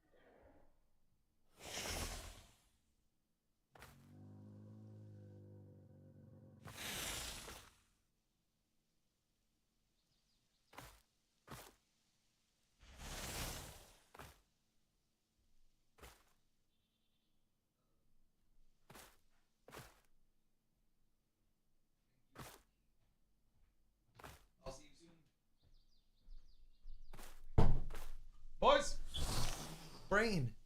Motherfucker, I swear to God. Bro is my chair. It's like I have a fucking brain bot that is legitimately just my goddamn chair. That is fucking timing. Impeccable, even. Impeccable. My God. Not a fan of the 8-piece buff. My take on the 8-piece stuff is that, like, the 8-piece set bonuses are good, right? There is no world where, like, having the 8-piece bonuses is bad. But there is also an element where you're sacrificing a lot to get the 8 pieces. In terms of, like, the validity of the other pieces of gear, right? You're using actual dog shit pieces of gear to chase a set bonus. You're gonna play fighter in the dual tourney? I was thinking about running cleric, actually. Low-key, from what I've been hearing, it might be cleric meta for the dual tourney. Yes, yes, yes. Playing summoner, is that cool? Bro, don't say summoner in 1v1s publicly or Godchi is gonna start crying again. Godchi is so upset that summoner is, like, 1v1 incompatible. It is essentially only CC bot. It's so tragic. It's so tragic. Gotchi wanted so much better for that class. So much better. And it just didn't have it. It wasn't able to provide it. Cleric tank rogue in that order for 1v1s now? I mean, I'll 1v1 clerics. I definitely need some practice around it. I need to get my reps in. The Holy Trinity turned into a square.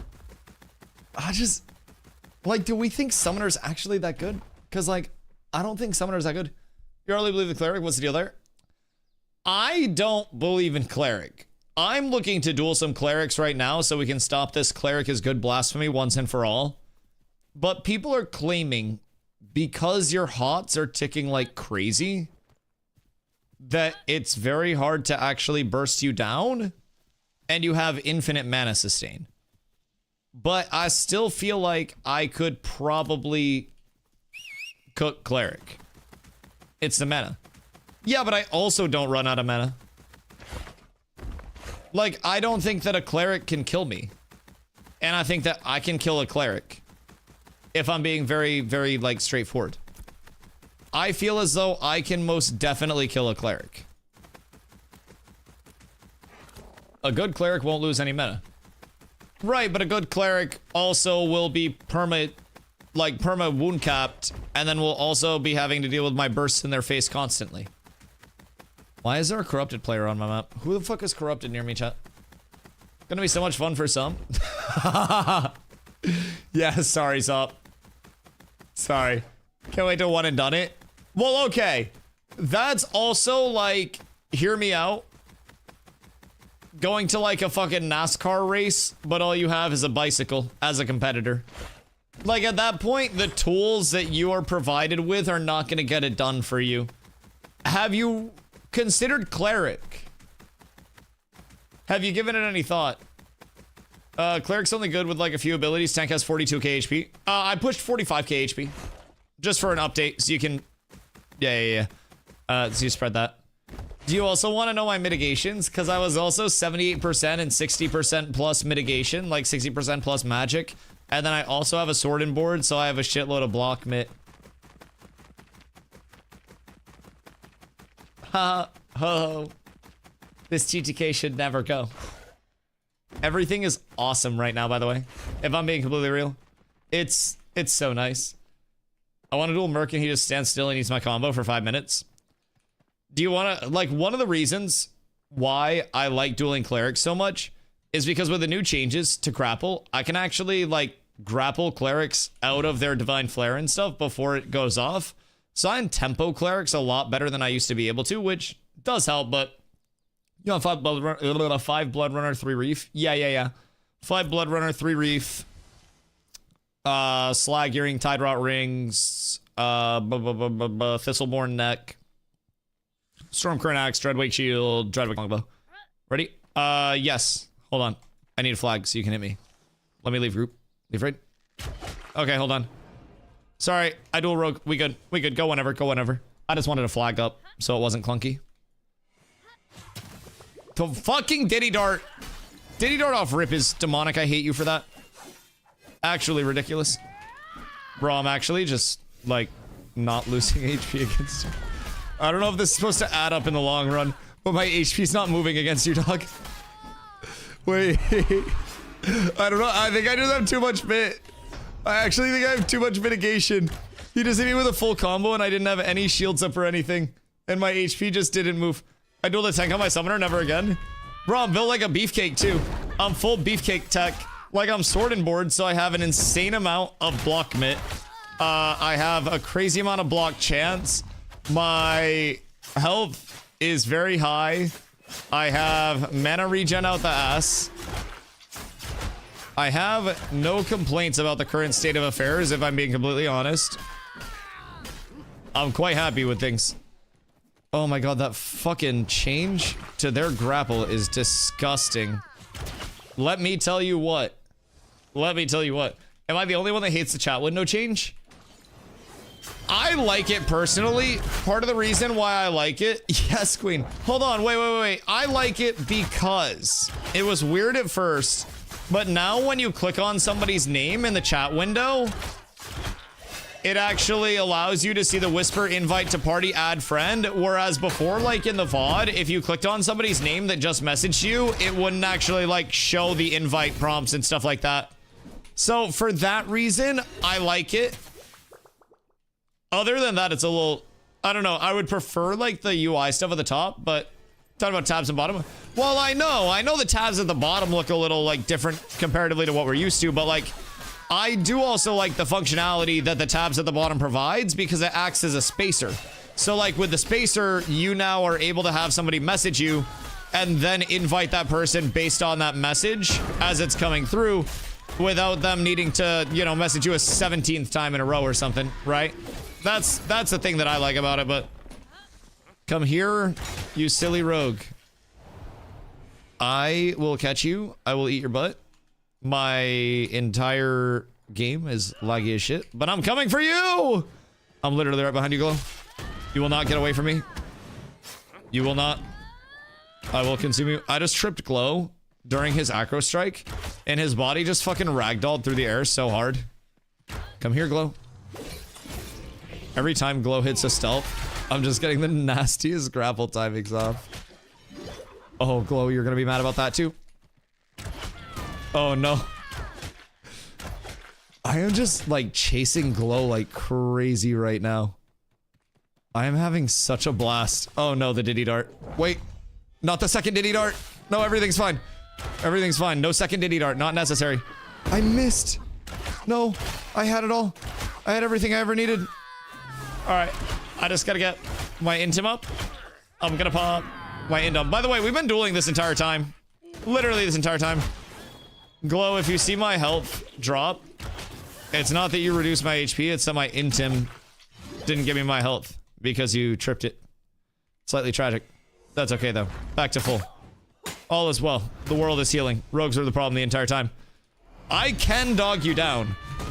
Like, I do have the pursuit to actually chase this. Like, you can heal a lot, but I don't think you can heal as much as I'm putting out. Maybe? Mayhaps? We shall see, though. Bro, goddamn. I'm, like, underestimating the amount of time I'm spending silenced against you. I fucking guess, huh? You fucking rat. You ran into that wall, didn't you? You ran into that wall, didn't you? Brother just got cooked by a dope-ass Wallington. Fucking George Wallingford out here. Video submissions must be 1920 by 1080 horizontal format. Haha!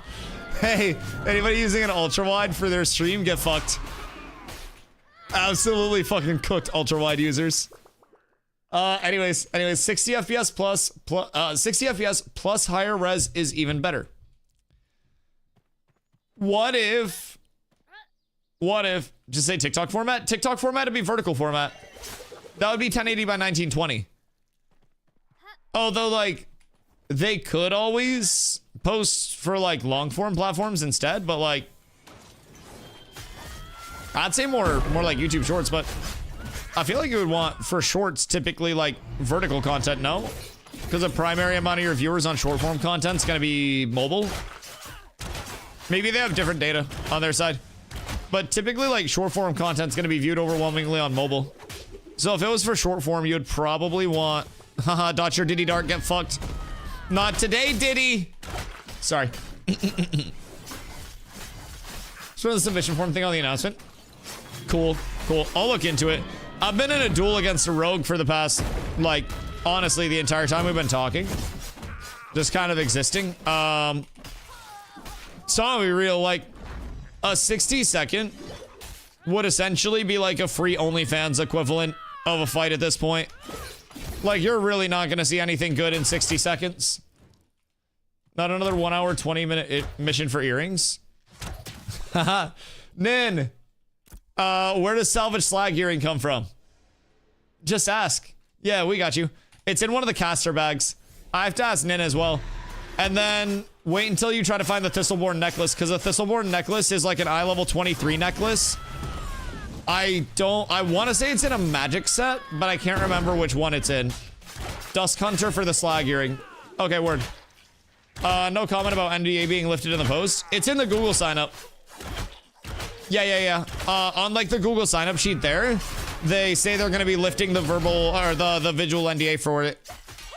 Which makes me absolutely moist. No critical. I am thrilled about the concept of that. Because, like, keep in mind, that increases my uptime substantially. I'm going live early that day, baby. That's gonna be a long stream for Dusty with a Night of Wicked at the end. A full day.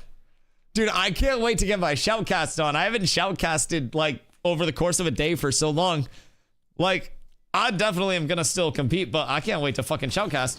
NDA for the event will be lifted.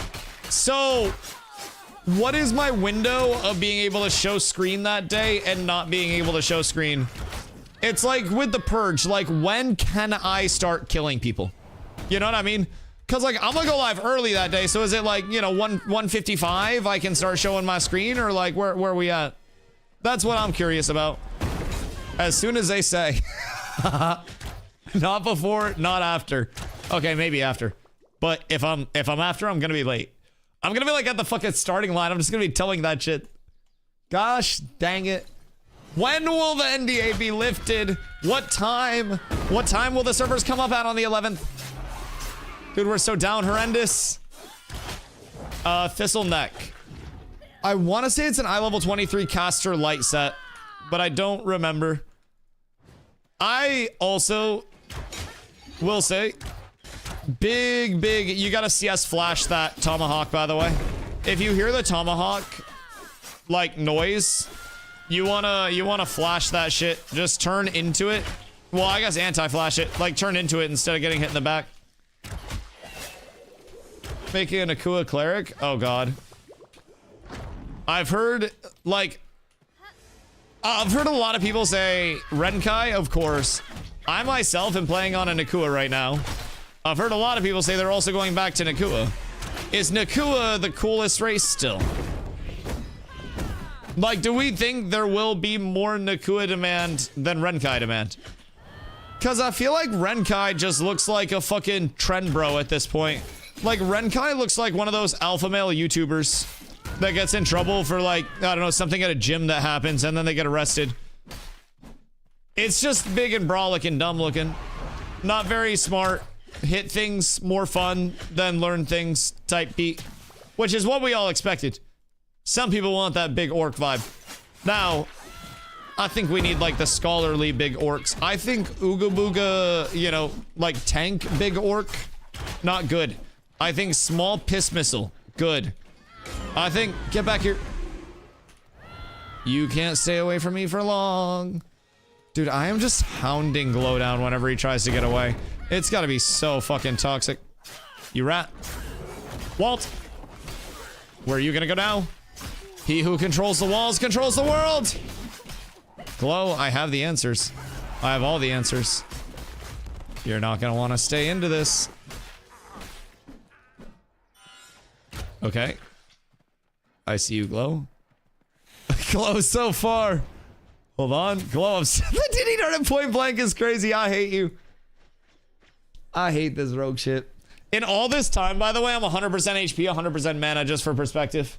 Glow is at least worked down to like 50%. If I could catch Glow, I could kill Glow, but like I haven't lost jack shit this entire time. I'm not even using defensives.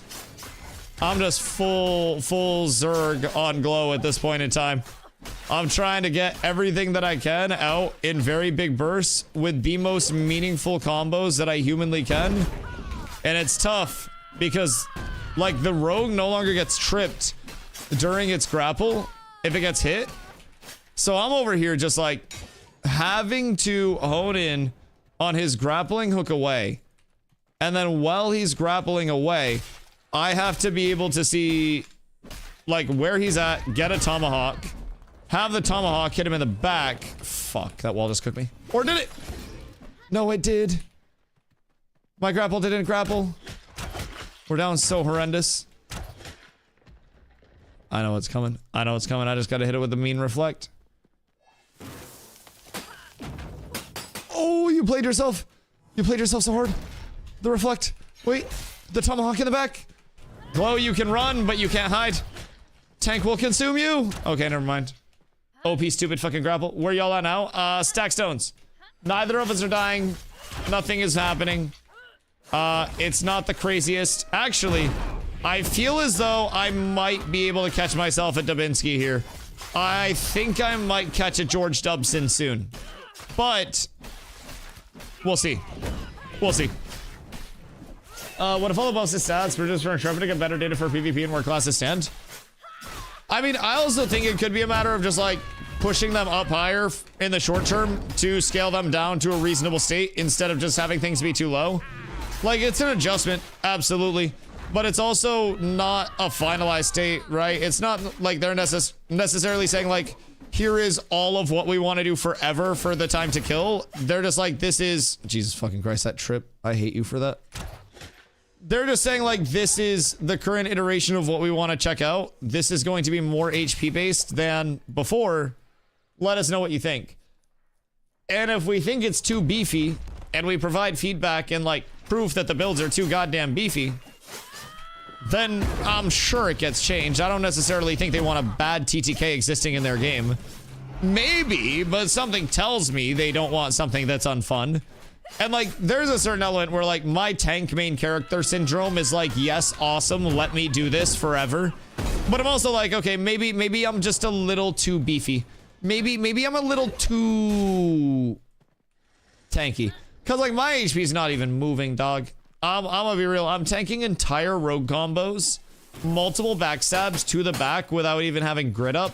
No shields to like, you know, no intercept shield or anything like that to soften the blow. And I'm 100% HP through everything. I simply exist. I can misplace so heavily. Can't be light magic, just checked all. Maybe heavy magic? Fuck, I'm so sorry, dude. I found the solution. I just hit the meanest grapple. Ho's mad. I hate you so fucking much.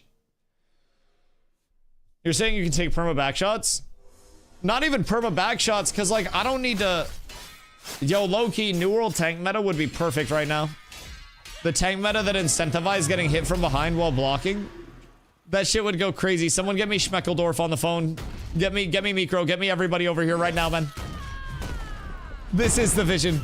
Okay, so what if tank got a passive where it gave percent mitigation, right? In an AoE to everybody that was a friendly while I blocked chat.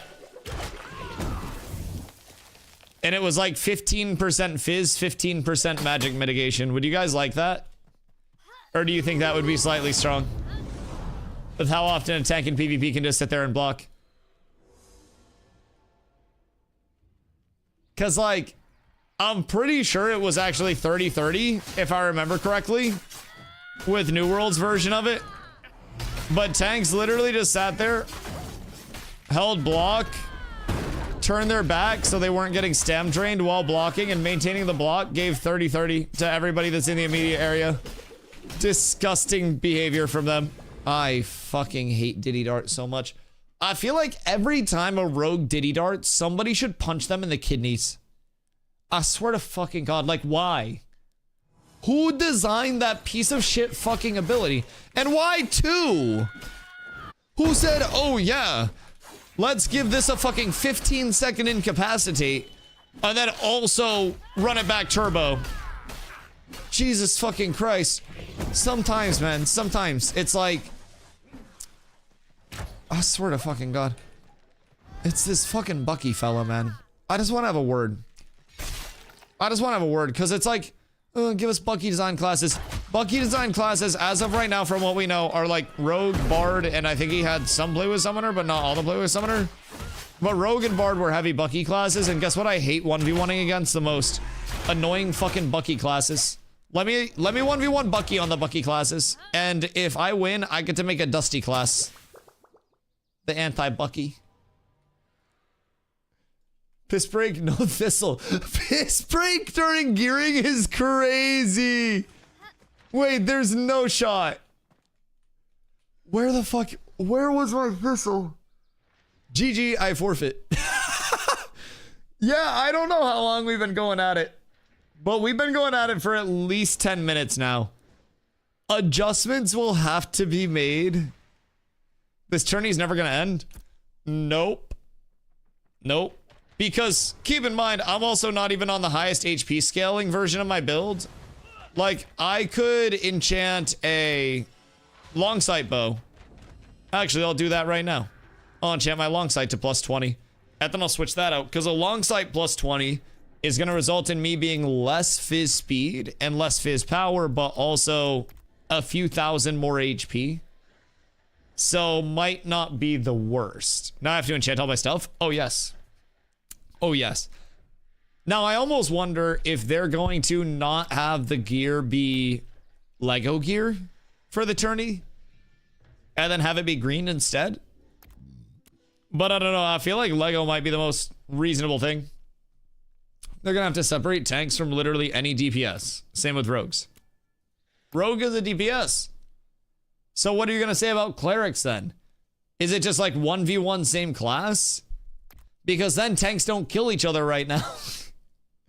I don't think Blotto and myself would kill each other right now. I'm gonna be honest.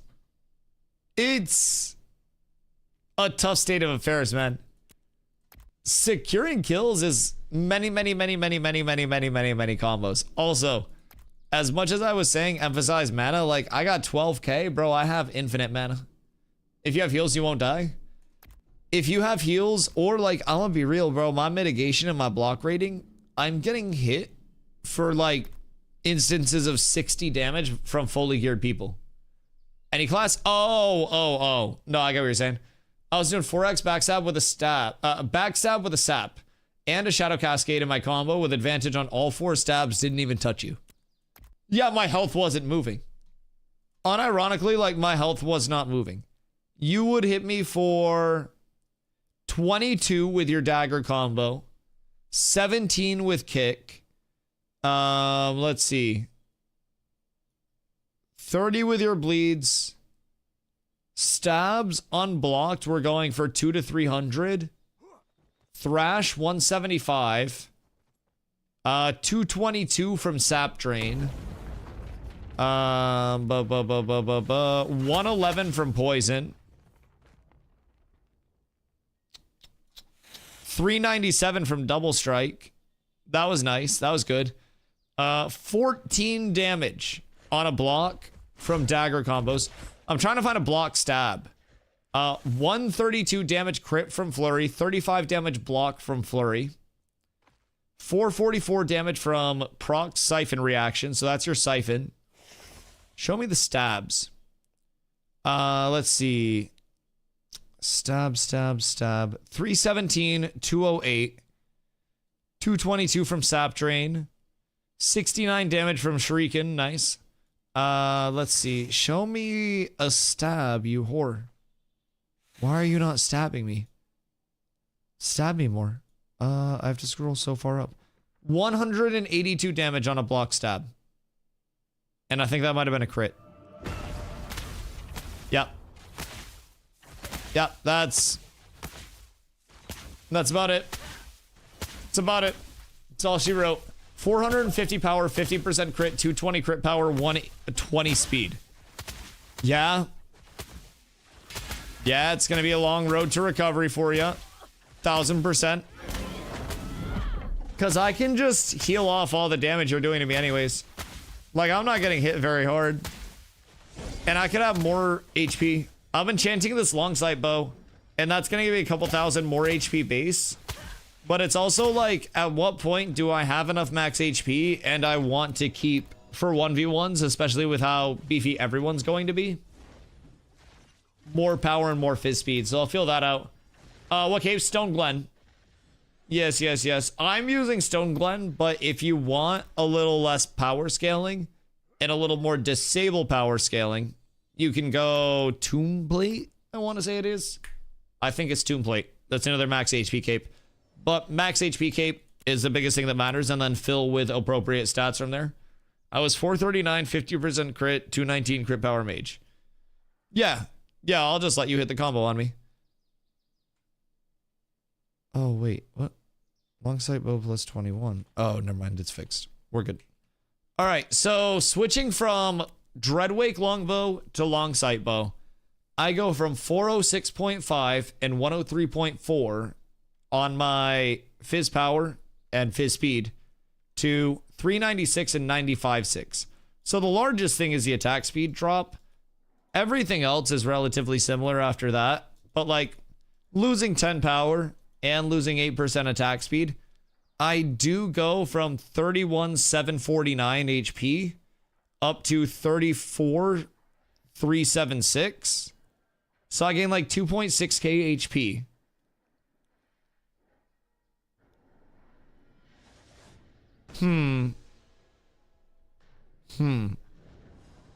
So I'm getting less than 10% health. And I'm losing 8% fizz speed. And I'm also losing 10 power, which is like 2.5% power. The health scaling might be the play still. I don't know, like attack speed's nice, but like if I just have more health scaling, then that makes everything I do stronger. Like an extra 2.6k HP is an extra 260 health on every intercept, which is an extra 26 HP a second. No, sorry, 13 HP a second. If I'm intercepting on cooldown, it's 20-second cooldown. But like that's not bad at all, considering I can just block so much and sustain so much damage. Very, very, very intriguing. All right, so I have Mr. Mageman trying to stack up burns on me. And in all of the time that he's been hitting me, he got me down to 25k HP. I'm going to press Indom and shake it off. And I am now 41k HP. I have 41,252 HP.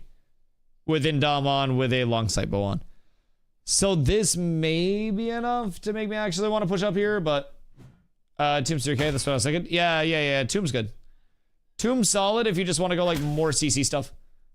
Are you joining the dual tourney or streaming it Friday? Yes to both, and I'm also going to be casting the rounds that are not mine. You bet your sweet fucking bippy. I got you as much content that day as I possibly can. I will be live early on Friday. I will be shoutcasting on Friday. I will be dueling on Friday. I will be begging for your Twitch Prime on Friday. And there's nothing you can do to stop me. Kindly go fuck yourself. Listen, you're the one that just wanted to play Brain Dead Mage and take advantage of brrrr. I don't want to hear that shit. I don't want to hear that side of the coin, man. You made your own bed. You lying that shit. I'm gaining stamina while you hit me, by the way. Just so you're all aware. Kill him. Yo, what is this hate? Goddamn. So much hatred on one Dusty. I'm just a boy. I'm just a tank, please. Yo, wait. The Swift Stride potion is actually such tech. Just blocking Swift Stride potion and nothing bad happens ever. It's so fucking beautiful. Hold on. I'm hitting you for 29. Yeah, that's the idea. Welcome to the Thunderdome, baby. It's like a constant dripping hollows a stone type vibe.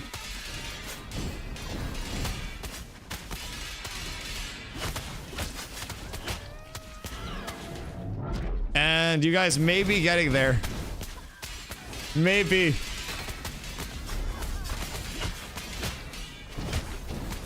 I'm gonna have to go into like offensive trip mode here. Buy myself some time. I gotta fight back. I gotta buy myself space and time, man. I'm going down. It's a 4v1 and the odds are not against, the odds are not with me. Oh no. This could be the end. Fuck. I need more healing. No. No. The Swift Stride potion was so good for Stam early on.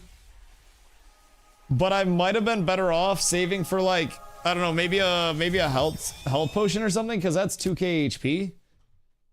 That's so tragic. That's so tragic. Did you look at the PTR post about the rescheduled raids? I did not. What's going on with the rescheduled raids? When are those now? That was insane. Thank you, thank you. I'll be here all night. I could go up some more HP if I want to run a short bow. Actually, there's not much difference. 600 difference, which I don't think short bow's worth. But yeah, I'm really liking how the build's feeling right now, if I'm being honest. I feel beefy. What if I go... That wasn't even the full raid boss consumes. Hold on. Let me get raid boss consumes on. I had my strength consumes on. I need my raid boss consumes, and then we go again. Because I didn't have the defensives. If I can get the AoE taunt, then we're set. No hit. You fucking rat. Can you check how much conflict I get you? Let's see. Oh god, there's so much to look for. I wish there was like a keyword search. Cauterizer wand combo, cauterizer wand combo, necrotic. Passive wand. Shocked. Bleeding shocked, burning. Righteous. Book proj. Weapon proj. I'm trying to find it. There's just... Understandably, there's a lot of fucking damage coming in. Necrotic damage, bleed. Where would it be at in the combat log? Like towards the end or what's up? Says for guild leaders to @Roshan if you have people to do it. Oh yeah, we'll be good for Thursday. Nan! Sign up Thursday. PTR testing. I'll see if I can keep an eye out for it this time. I wonder if I had a cleric free casting on me, if you guys would ever be able to kill me. All right. I'm ready. Look who calls zombie. I'm saying put up a sign up. You're not busy right now. The answer is no. Why? Why would you guys not want a boss test on Thursday? Fucking lames. I'm gonna do it with a goddamn polar. Oh, for the cleric question. I thought you guys were saying no to boss testing. I was like, you motherfuckers. I'll get them to do it.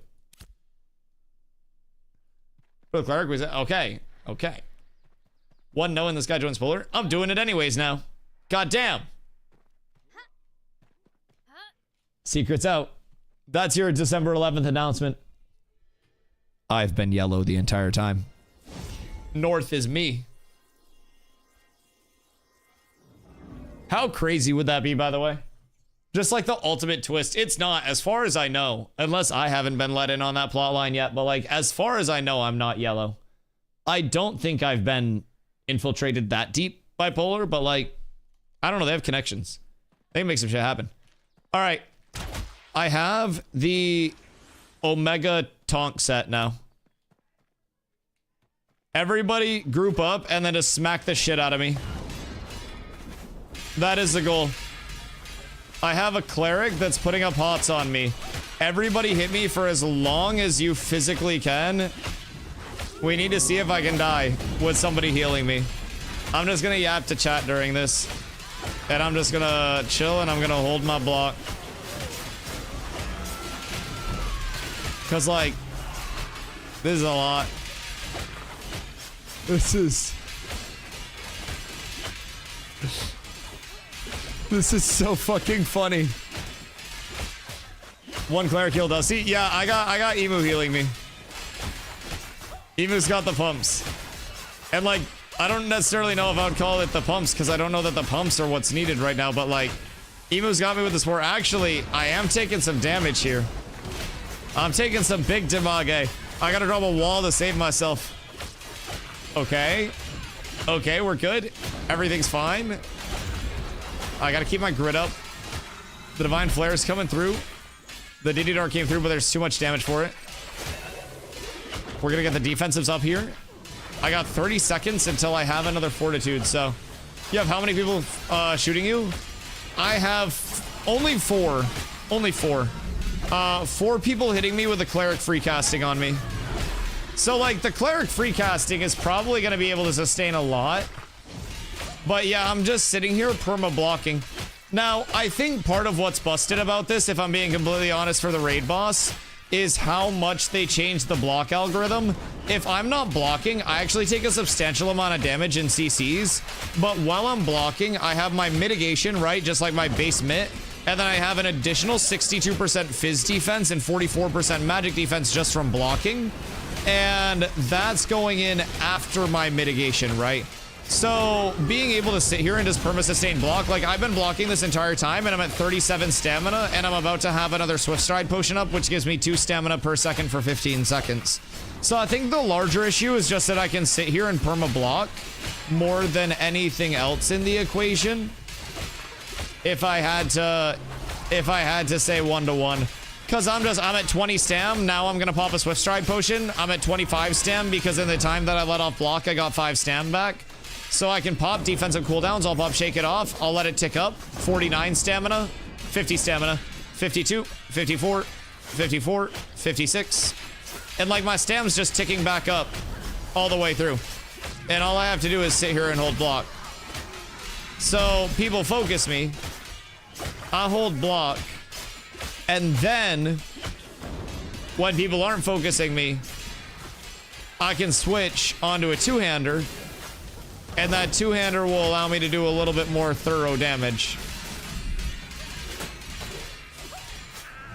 Glow, what are you dying to? Where is your HP going? Bro, it's intriguing right now. Hiya. This is good. This is very good. I won't lie, it might not be the best, but... AoEs? Like my AoEs? Or just like, oh, between mine and Emu's? I don't think it's in any 23 bag. I got it in a 23 bag. Oh, people hitting you? Wait, you guys should group up so you're not cleaving each other. Cause like maybe then you can get damage off without kicking the shit out of each other and then you guys could stay in. That would be nice. Yeah, Zob, you've cleaved me before. Alright, so I'm down to 15 stamina, 10 stamina, 8 stamina. I'm gonna stop blocking for a sec and then I'm gonna hit a trip. 18 stamina, 23, 28, start blocking again. And then I'm sitting at 23 right now. The stamina game is the ultimate game. That's what we're looking at here. It's just, it's so much stamina. So now I'll pop another Swift Stride potion. I'll pop my Indom. I'm above 40k max HP. I've got all of my mitigation up right now, so I'm gonna turn my back and let my stam tick up. And then what I'm gonna do is I'm gonna charge around in a circle really fast. And then, now that I'm done with that, wait, I shouldn't have dodged. God damn it, I dodged twice. Alright, we look for heads. Not yet, not yet, not yet. Everything's fine. Back into the blocks. Everything's beautiful. Just soloed Forge right, and only got his mob item drop. That's so tragic. Yeah, people soloing bosses probably needs to be looked at.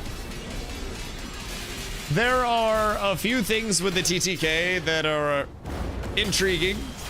Block mitigation has been in for a couple TTK changes, by the way, just for perspective. Like, block mitigation scaling has been in since last phase, and that was what a lot of people were running on, like, the high end of gearing, even casters, because you could just scale up so much of it so quickly. I just can wait until Indom is up, and then I can pop Indom. People thinking 4 full stack players shouldn't be a thing. Or at least not for this long. The amount of resources comparatively to mana cost is intriguing, because, like, I think Stam relative to damage taken is probably a little meh. But also a lot of it was a free casting cleric. So now, like, they've gone to all 5 of them hitting me instead of one of them casting on me, and I'm already dead. So for perspective, like, 4 people with cleric free casting on a tank, not enough. 5 people hitting tank without heals, enough. So it's a combination of, like, how much damage I can mitigate while how much healing, you know, the amount of healing that's able to come in is able to come in. But yeah, when I went from 4 people and a cleric on my side to 5 people and no cleric on my side, I died quite fast, which sounds a little silly to say, but does make sense. I think it's also a testament to, like, cleric healing potentially being kind of nutso right now in terms of throughput. Like, cleric hots providing a whole shitload of benefit, probably more than they should. I don't know if we're feeling the same thing about it, but, like, let me see if I can find instances where it was, like, healing coming in as well. I don't have plus 20 on anything either. Oh wait, yeah, you're up so tremendous. All right, let's see. Blocks, no. This is when you were kicking the shit out of me. I must scroll up further, please. Damage Dell into Moralinger. 712 healing from Defiant Light, which is the only heal that I have from you, I think. 240 from Soothing Glow. And then your heals tick off. I have a Defiant Light, then a Soothing Glow. Oh, whatever that is ticking for 1500. That's 1541. What is that? Oh, Defiant Light? So that was a crit. Weird. If you cast a Defiant Light, it crits or uncrits the entire cast instead of each individual Defiant Light. Like each individual proc. Because that just crit me every single time. Is that intended? Whole cast is crit. Huh. That seems unintended. We had 100% full stack wound. Right, and that was also crits. So, like, without crits, cast another one. Now that I have my food and stuff up. Has been as far as I know. That's strange. Are there any other abilities that interact like that are multiple ticks and are like a full stack crit or no crit? 1017 with no crit. And then full stack wound would be a 50% off of that. So that'd be like 500. So, I mean, even with that, just the Defiant Light heal over time is going to be 500 health per second, which is with all of my blocking. Yo, Black Cap, thank you for the follow. 340 is from regen. Yeah, the 340 is from regen. It's 1017 from Defiant Light, 339 from regen each proc. So, I just don't know that you guys are doing enough damage to me in that time if I'm sitting there full blocking. The thing is, with block broken, when I can't just sit there and ooga booga, it's good.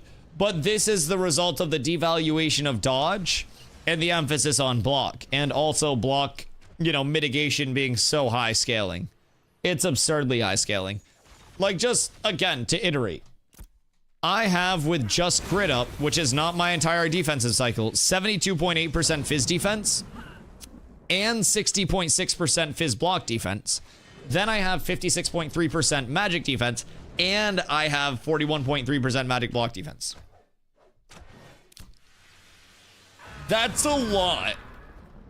I don't know what world we're living in where those two forms of mitigation are allowed to stack in that extent.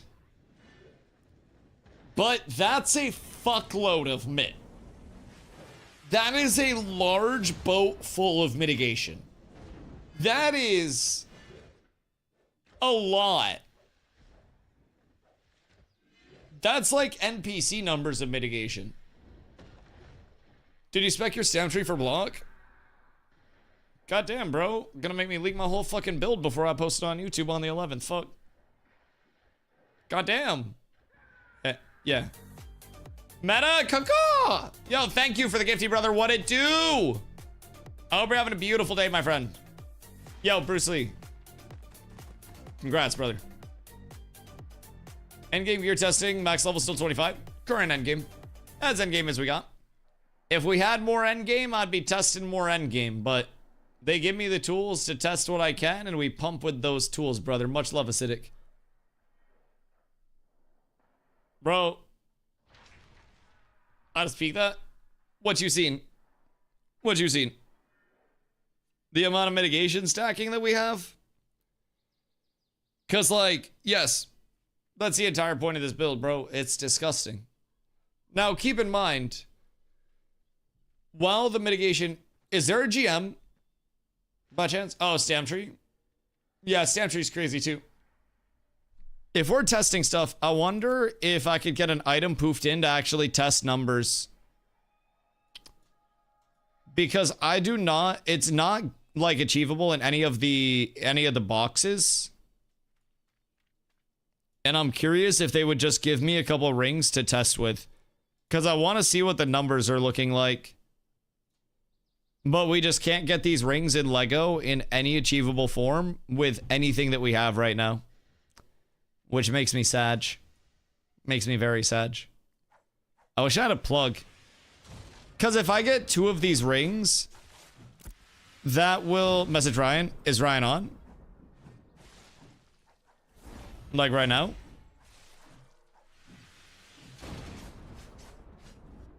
Hold on. Social. Not found. Tragic. Tragic. It's normally my testing guy. Yeah, I try not to bug people.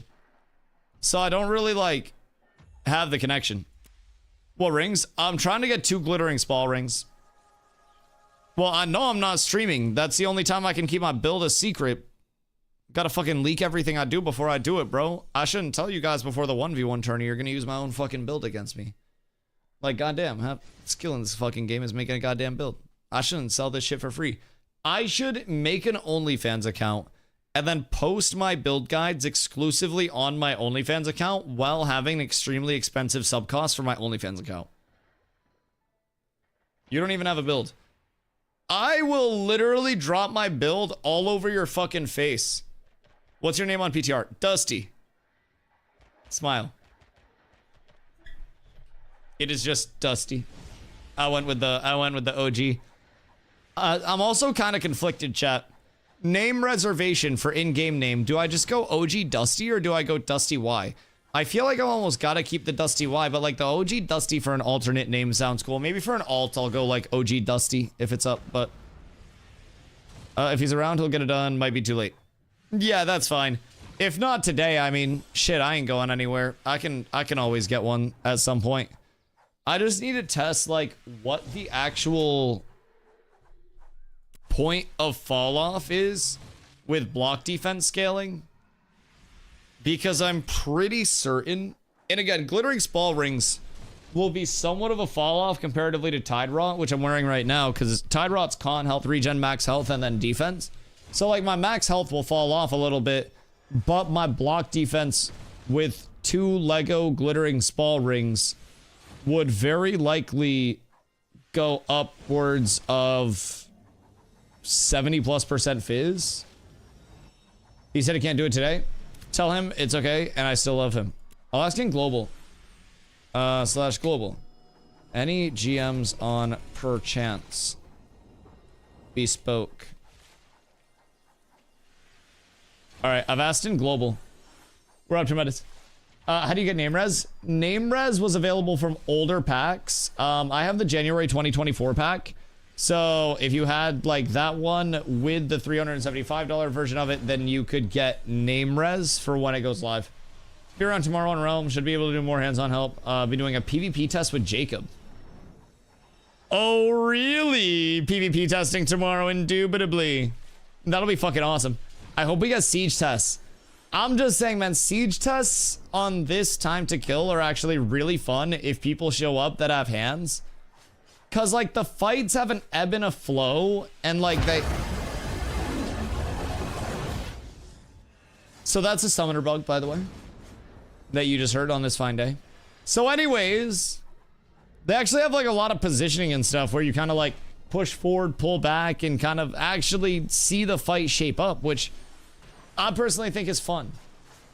I think, obviously, it's far from perfect, but the fights are actually in larger scale, shaping up with like this side initiates, this side responds, and either the initiate hits and then there is a like, you know, full push forward, then you can stay in. Dusty goes all in and doesn't die and then wins. Actually, no. You want to know what's crazy? I go in and then I use trip combos to interrupt casts from backline people because I can stay in. And then when my stuff is down, like my cooldowns, I actually go back into my ball and then I grapple people into my ball. So that way they die when my cooldowns are going. But I'm actually able to get into backline and harass healers. And I can basically like wait for their casts and I can trip. I can get staggers out. My pluses, like my DPS, my pluses, they can play on healers as well and use me as a frontline. And then when I have no coolies, I'm going back into my clump. I'm grappling somebody in and then I'm repositioning back into their backline. And when I go to reposition, my clump also follows me in off of this. And basically like what was happening with the EBC callers is they were just like calling people forward, and anytime that we were getting ready to go forward, I'd grapple somebody in, and then when they would call people forward, I go in first, people follow me, I go immediately to backline, repeat cycle. Trip backlines, find squishies, target squishies, get debuffs up, and then pull them in, and then watch them die. It's not a matter of like going all in and staying in, it's a matter of being able to actually go in. Nice. It's a matter of being able to like go in and, you know, be in long enough to actually use a melee weapon, get a melee combo off, use a trip and get a trip off, and then also, you know, get out. Because if I stay in too long, I just get fucking punished. Oh wait, Zop, did you want a 1v1 or were you just testing stuff? I just thought you were hitting me to test stuff. Does the duel work or no? 1v1? Okay. Here, let me know when you're good. Hit whenever ready. I'll let you get the first shot. Did you full enchant every single item? Oh, fuck yeah, and alternates. The only thing I don't have enchanted at this point in time is a two-hand weapon. But I don't really see a need to get a two-handed weapon enchanted when I exist in the capacity that I do.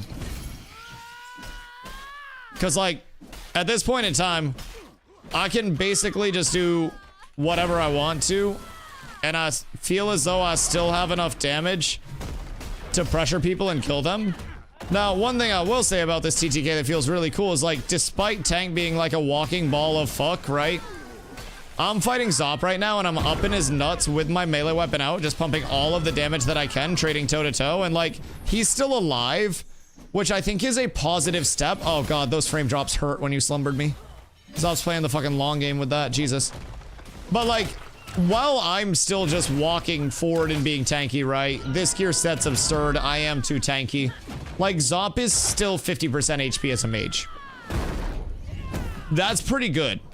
That's way better than mage previously did when it was still just 100% to 0 and they died in 5 seconds.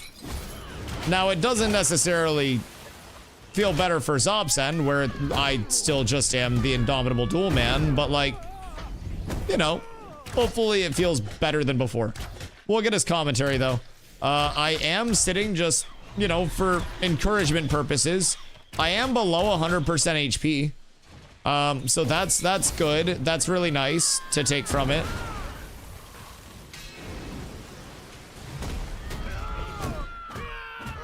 Okay, there we go. He lived longer than I expected. Zop, you played that about as well as you could. I just don't physically think anybody in the world can play that well enough right now. I think you did great. I think the classes did not. Shortbow feels okay versus melee. The only thing with short bow that sucks is no wound. That's the biggest thing that I miss out on. Bro, what up, my boy? Text crazy. I'm having fun. Now, obviously, if I'm having this much fun, it probably means I'm a little too beefy. But also keep in mind, I am playing a build that is taking advantage of something that I think is lacking diminishing returns between, like, mitigation scaling being super high and then block mitigation doubling up on that. And now the recent change to stamina when you take damage to where it's draining your stamina while you block way slower. I'm able to just, if I need to, active block whatever in groups. Never lose my stam. In 1v1s I can block forever. But like I'm so tanky at this point that it's like even if I'm not doing a ton of damage, I am going to be effectively winning trades. Because my passive block chance, when you have a shield equipped, your block rate is just passively buffed, right? From having the shield equipped. You don't have to have it out. You get 15% fizz and magic. And then the block rating for my shield at 1365 is getting me up to 36.3 fizz block chance passively. On my longbow, I run... Actually, I don't think I need to run refreshing follow through. I'm gonna be completely fucking honest. I think I can just go double ward. There we go. I'm gonna go double ward now. So I have 20% magic block chance and I have 41.3 fizz block chance just passively with the 60-41 mitt. And that's on top of my normal mitt. And then with this build, I'm sitting at currently 36.5k HP, 367 power. If I flipped my consumes to like Ooga Booga consumes, I can drop it down to right around 34,376 HP and then 396 power. So I got a couple of options there. But long story short, I'm scaling like fucking crazy, bro. It's disgusting. There needs to be some DR in here somewhere. Like mitigation is too damn high. Block mitigation is too damn high. Block mitigation is way too high. Now, this is also with a few block rating pieces, though, which I guess makes it a little bit better. But, like, even if you just have, like, random-ass block shit, like, you're gonna be doing okay. Are you having fun, Emu? Hold on, I'll get my mitigation stuff up. You're not hitting me hard enough for me to get courage. Alright, so I just put up... I have 41,000 HP, and I just put up 25% of my max HP as a shield. So I just got a little over 10k as a shield. And then I blocked. So I'm advocating for us getting nerfed. Listen, I think there's a certain element where block value, like block rating in particular, block defense, is actually kind of silly. Like casters are also just rocking block defense like mad. And then just rocking shields in large scale. You can just switch into one of these beautiful Thistleborn necks that you can't find. And then double glittering Spall Ring, and then any shield. And your block rating is going to be the exact same that mine is. Like, my block rating is just from having a shield, and then from having the Thistleborn neck. If I could get 2 glittering Spalls, then my effective HP would be even higher. Even higher. We should just kill the HP meta. I think the HP meta, if in the event, right, the HP scalers are also doing so little damage that it doesn't count, like, I feel as though there's essentially this... Hold on.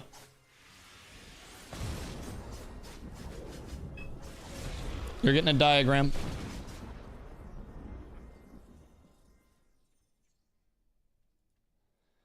There's essentially like this triangle, right? And within that triangle, there are 3 points of scaling with gear.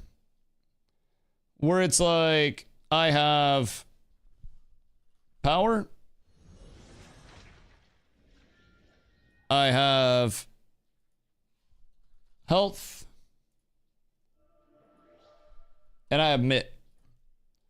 And like within this, you kind of have this little, like heat map type shit where certain classes, if you draw up the same triangle, will have an element of like, if I want to have more power, I've got to invest more into the power side. So I'll pull back from health and MIT, and I'll kind of look like, I'll kind of look like the origination point is here. And then we go down to like maybe here in MIT, here in health. And then you find that in the power, you're kind of like scaled up there, right? That's not supposed to be a penis, by the way. But basically, like, you have to shrink up the health and the MIT side a little bit to actually get the power. And then if you want to go like Omega health and you want to go Omega MIT, then you should have to basically be like small power scaling, and then like a lot of health scaling, and then also a lot of MIT scaling.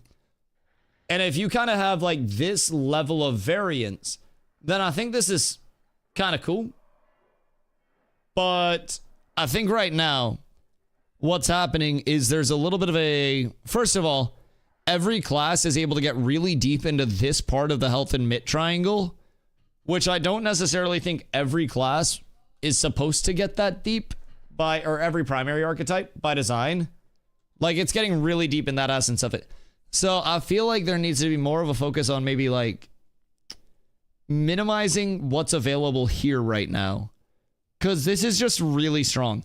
Once you get into this part of MIT, especially when you factor in total MIT and block MIT, this is where a lot of my scaling is coming from.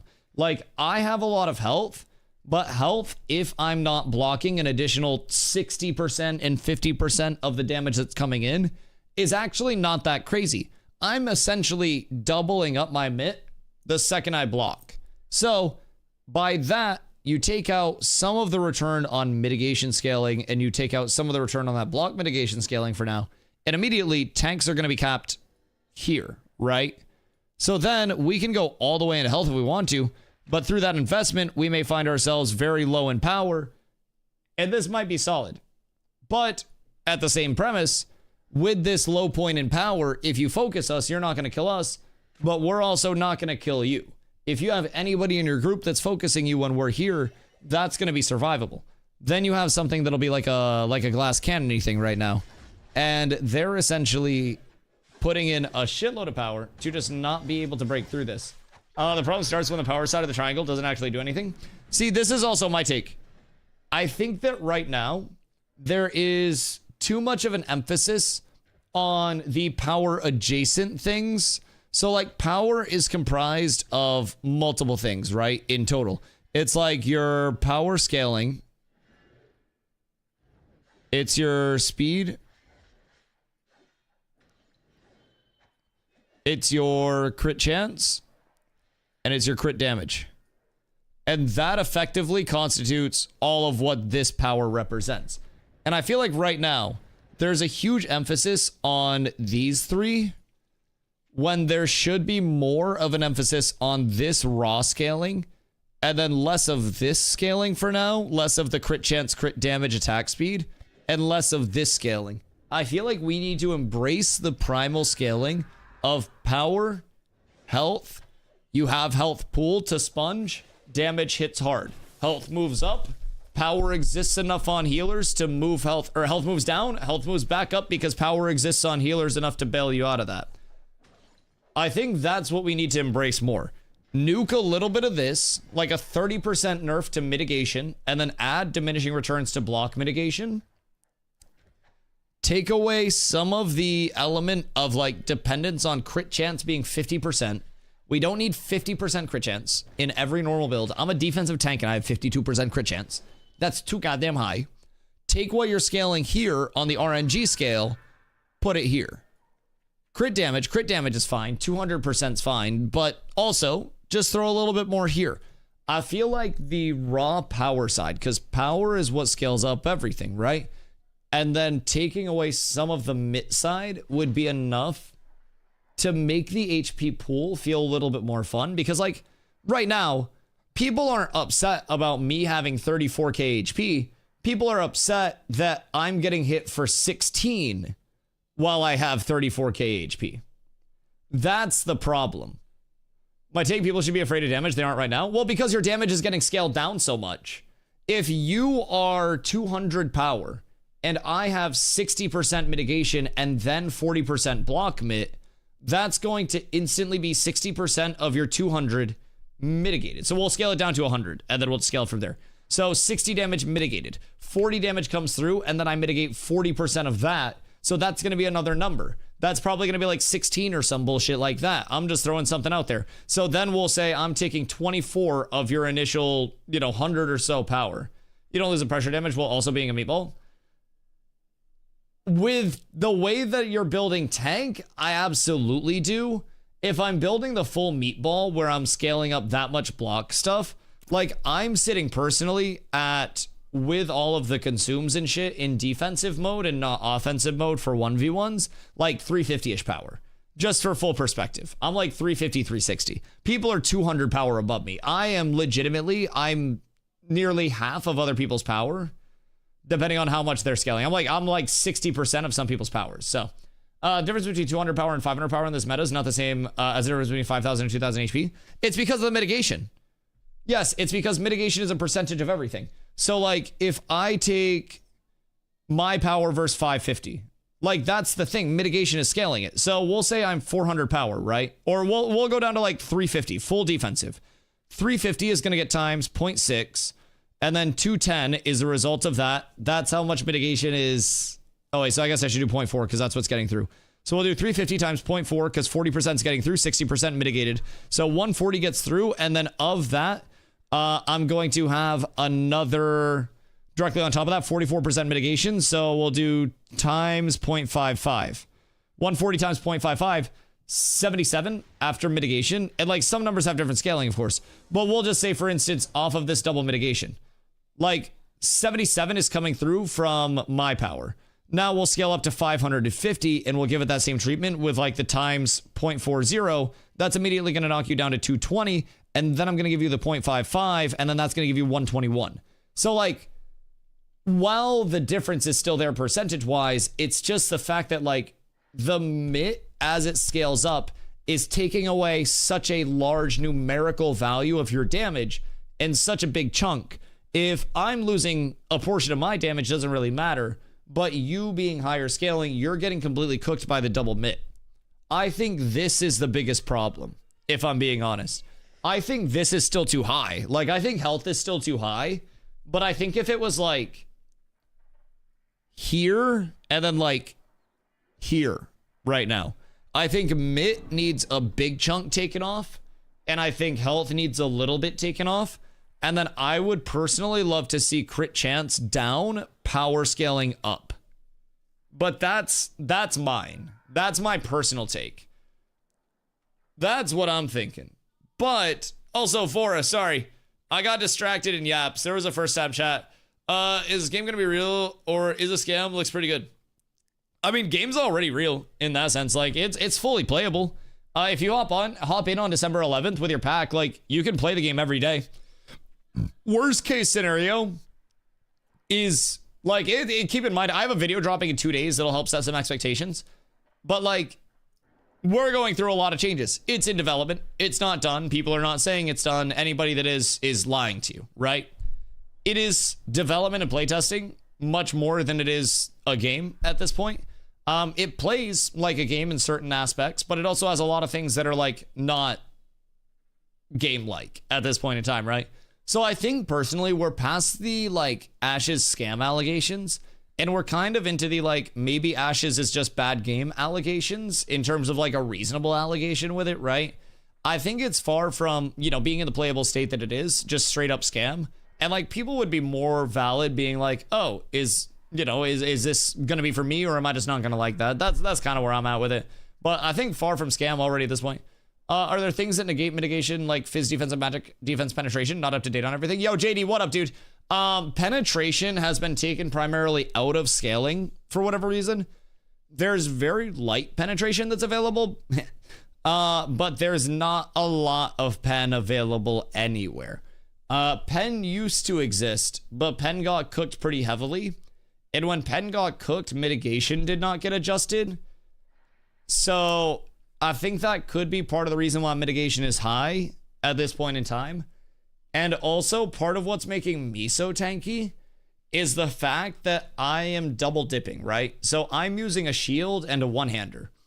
My passive block chances are 41.3% passive fizz and 20% passive magic. And then from there, when I'm actively blocking, the guard skill it's called, every attack that I block increases my healing received by 4% up to 5 stacks. So that gives me 20% healing received. And then from there, oh, Jesus Christ. I'm also getting 30% reduced CC duration. And then I'm mitigating off of every attack, my initial mitigation, right? And then I'm getting another 60% fizz with proper food, 58.4% without food, 44.3% magic. So the problem right now is that you have basically like two big forms of mitigation. You've got like block mit and you've got character mit. So here it's like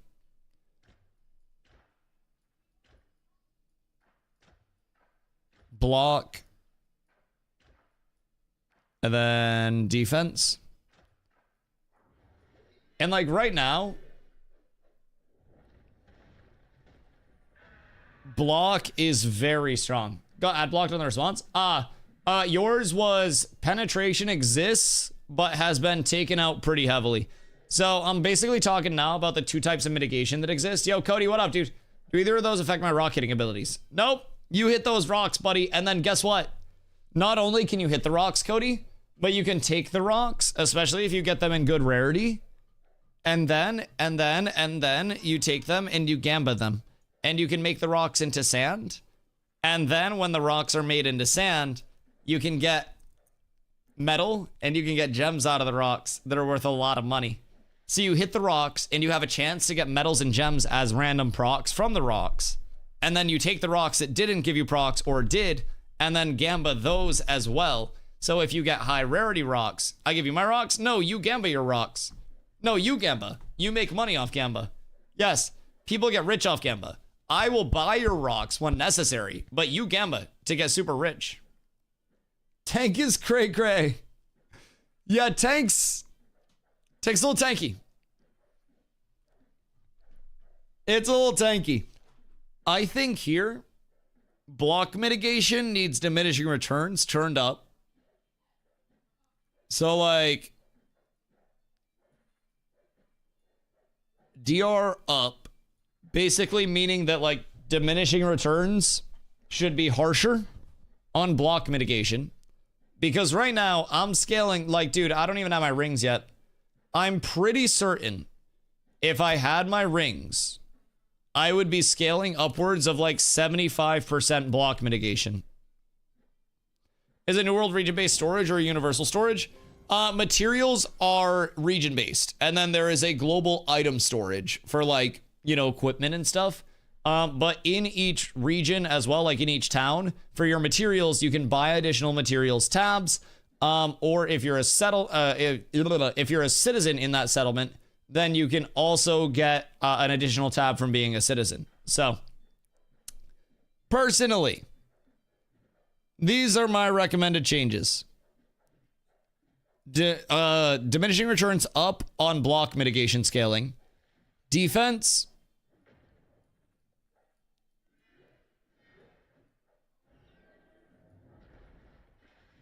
%30 down across the board. Health. Whoops.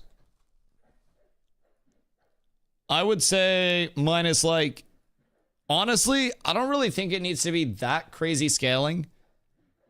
But I would say like a minus 10% on health. Because if you're nuking mitigation, health might actually be fine to stay in a relatively similar manner. I think up here, crit chance should be 40% of the power value. We'll say POW val.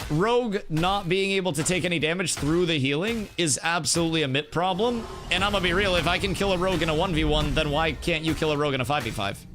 I've been 1v1ing rogues, I've been fighting at stack stones the entire night. Like, it's slow, but even I as a tank at 360 power in my defensive set can kill a rogue eventually. But again, the mitigation scaling goes crazy. I still think it's a core mitigation problem. I really, really, really do. I don't think health bars moving up and down is a problem at all in PvP. I think that health bars trickle, no matter what, is mitigating too much of the damage coming in. To self TTK, just buff root by making it one-shot people? Yes. Mage any good 1v1? No. No. No. Not good. Nope. I can tell you that. I can tell you that much. Still bad. I mean, mage is just a bad 1v1 class by design, honestly. Like, just not the best class by design for 1vs. How's that feel, Emu? Why did your HP go up? I popped my Indom and my Shake It Off. Yeah. Kind of a blank class in all PvP right now. Sustained damage is a big thing right now, I think. It's gonna be like fighter, rogue up, mage, ranger down, which low-key, there was a separation between rangers and mages and fighters and rogues, but I don't think this was the way. I like the movement changes, I will say. I do like the difference in like dodge and shit because that's actually allowing me to play, you know, with my melee weapon out and get combos off on people. And I understand kind of like how they were trying to bridge the gap, but mayhaps the gap was a little like pole vaulted over. You know what I mean? But I'm sure they'll figure it out. I'm sure they'll figure it out. Personally, and like, I'm just saying this as the perspective of super tanky raid boss that is putting together builds that can tank multiple people. My mitigation is entirely coming from block scaling. Entirely. Like, yes, I have an ungodly amount of, like, you know, defense mitigation as well, and I think this needs to scale down too. These changes might be good for melee to work in sieges. Oh, they're phenomenal to work in sieges. Yeah. No, they're phenomenal for melee. Like, I love melee. And personally, as a tank enjoyer, like, we've done siege testing on the PTR, albeit slightly unorganized, but all classes don't use block? No, that's why I have 30% down for all defense as well. Yes. Because if you have 60% mitigation and 50% mitigation, and then you lose 30% of that, then you're going to be taking more damage to your delicate health pool, which still manages Cleric's old problem of I 100% heal everybody with any heal whatsoever without even full charging anything through anti-heals.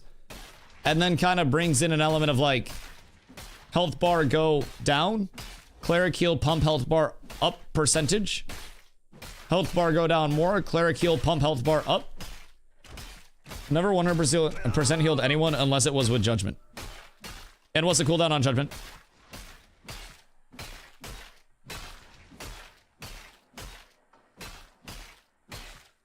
$20. So you can 100% heal someone on a 20-second cooldown? Even if it's just a one ability and everything else is an 80% heal. Like, I'm gonna be real, flares on live heal me for like, God, well over half my HP. If they're 1/3 HP.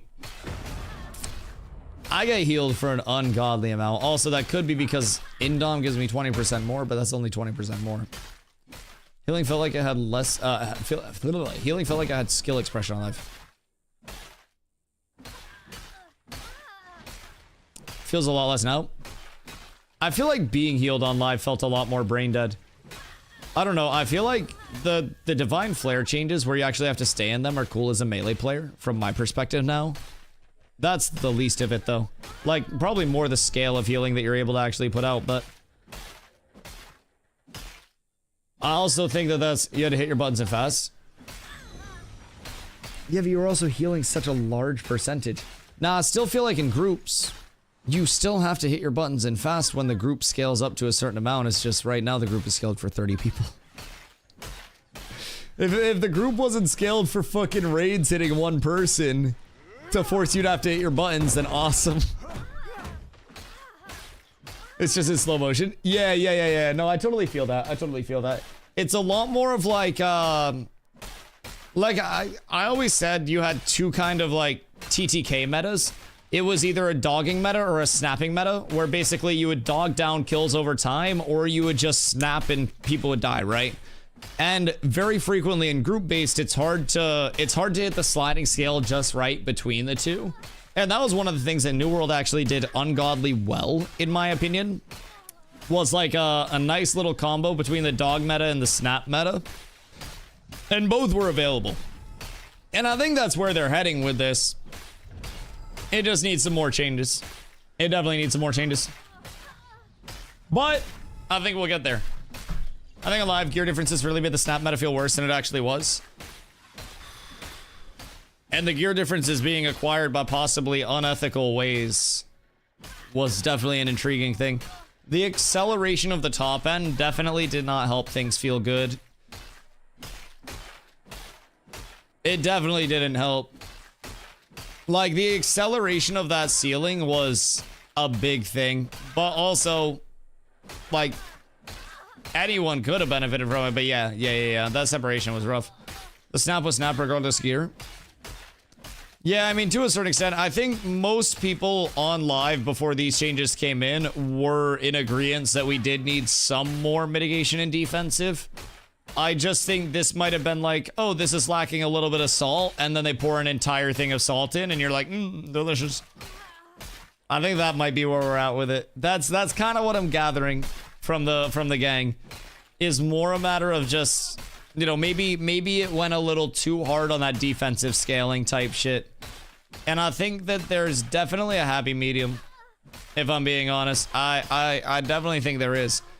And again, I'm looking at, if you look across the board here, even with a 10% health drop, power increase, cleric heals more effectively, right? You got more response.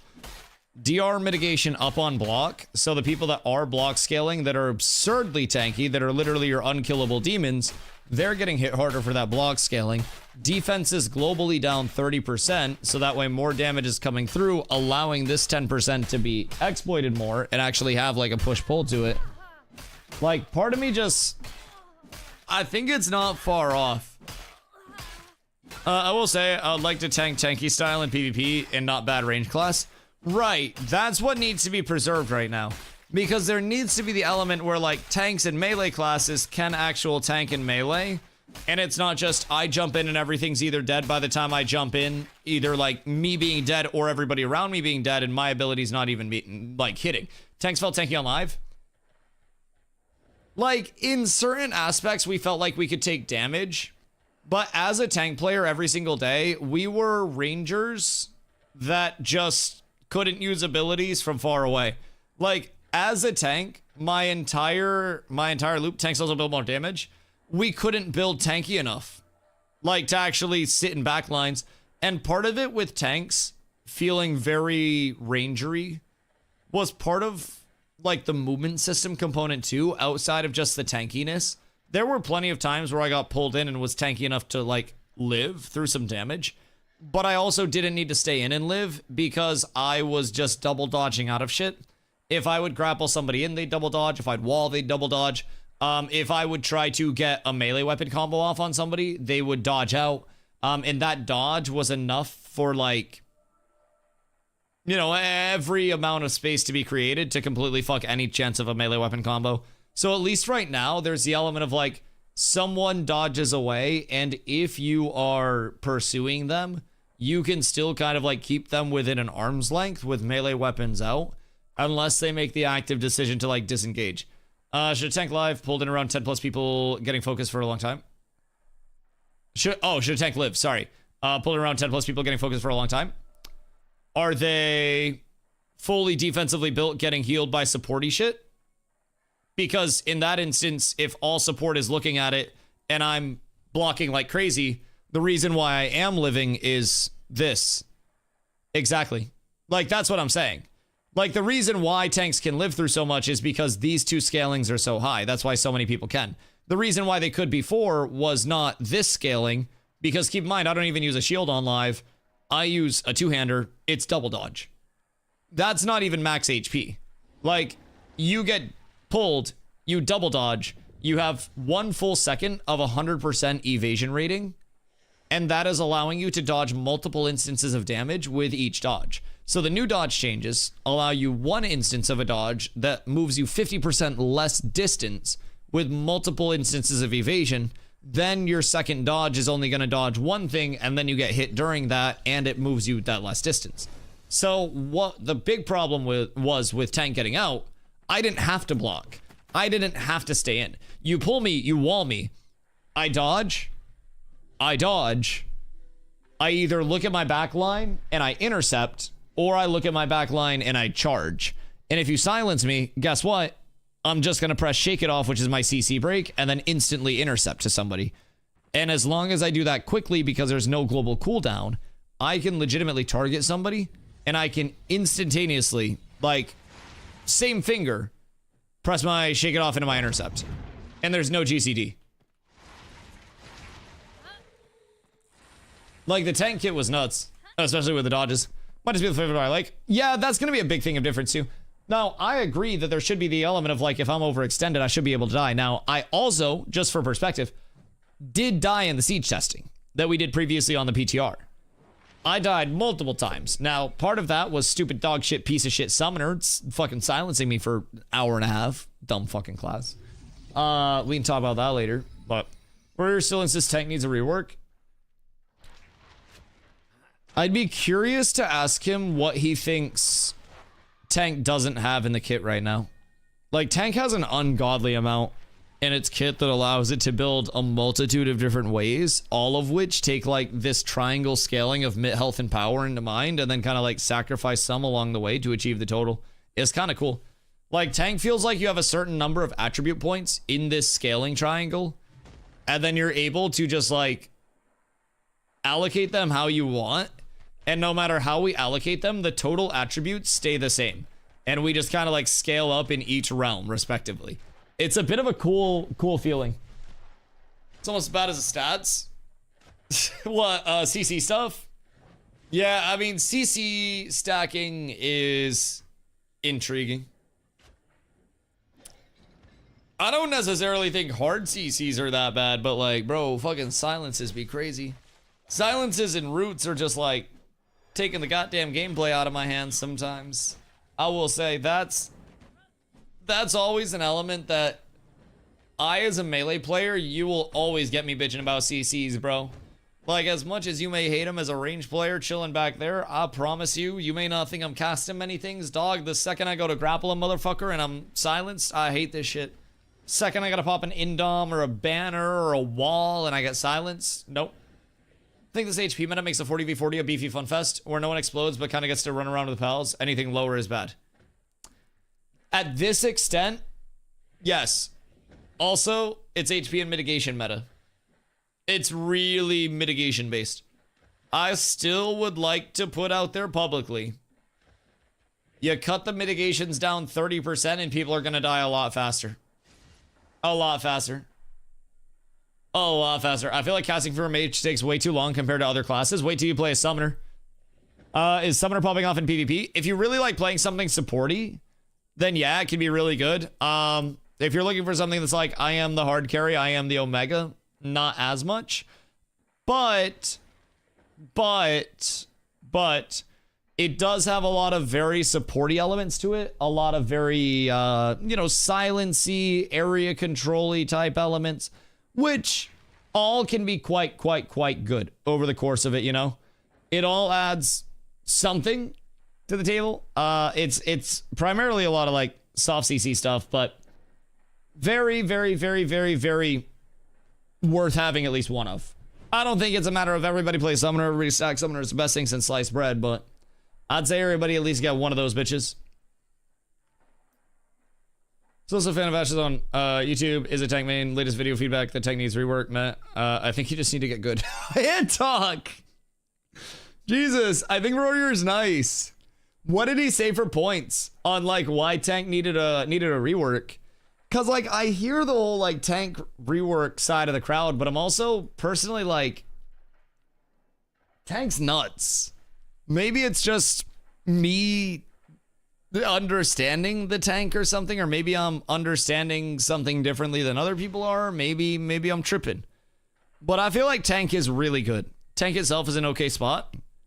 Yeah, I don't really know what we're like missing necessarily. I think we have great mitigation. We have life play. We have area control. We have some good damage. Like our damage is probably like the most lacking in terms of like raw AoE. But like we have trips, single target fuck you, frontal cone fuck you. But is Big Field way too hard by current stuff? People would still say it's bad. Like, Nin, you gotta understand, for every one person saying that tank's really good and fun, there are 3 people saying that tank sucks still. I don't know what it is. I don't really know what it is, but shit, sometimes it'd be like that, dog. Tank also has good movement abilities. Yeah, tank also has good movement abilities. I would say our CC break is also quite solid. Outside of grit, I think it's silly because it's up 100%, so why make push a button for it? Because, like, resource management. Yeah, resource drain, maintenance, like, there are a lot of classes that have to maintain buffs on a routine scale.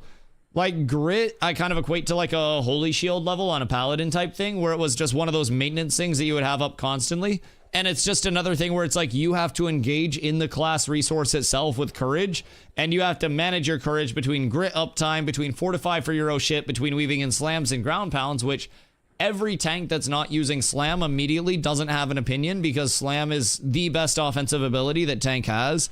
It is a very quick, sub 1 second cast, 200% frontal cone damage ability that costs 40 courage. It's disgusting.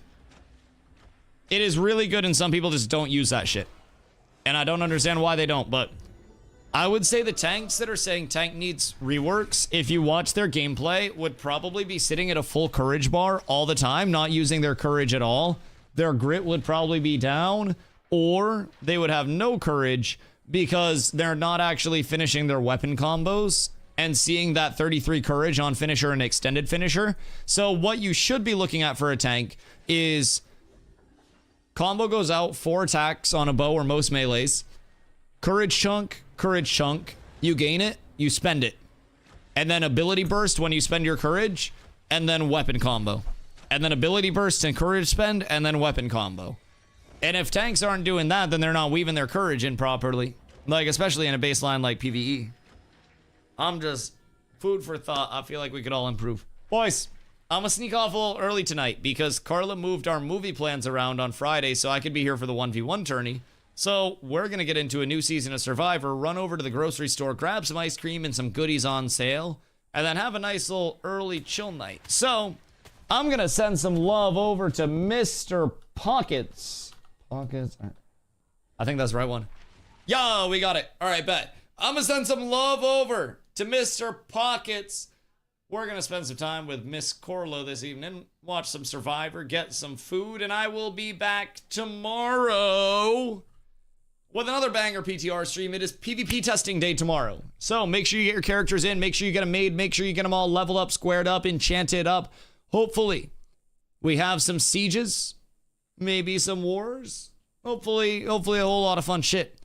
But we'll figure it out. Boys, I appreciate y'all being here. Thank you for hanging out. Also, good news, finished recording my YouTube video today, so we're just assembling the B-roll and stuff, getting that all edited.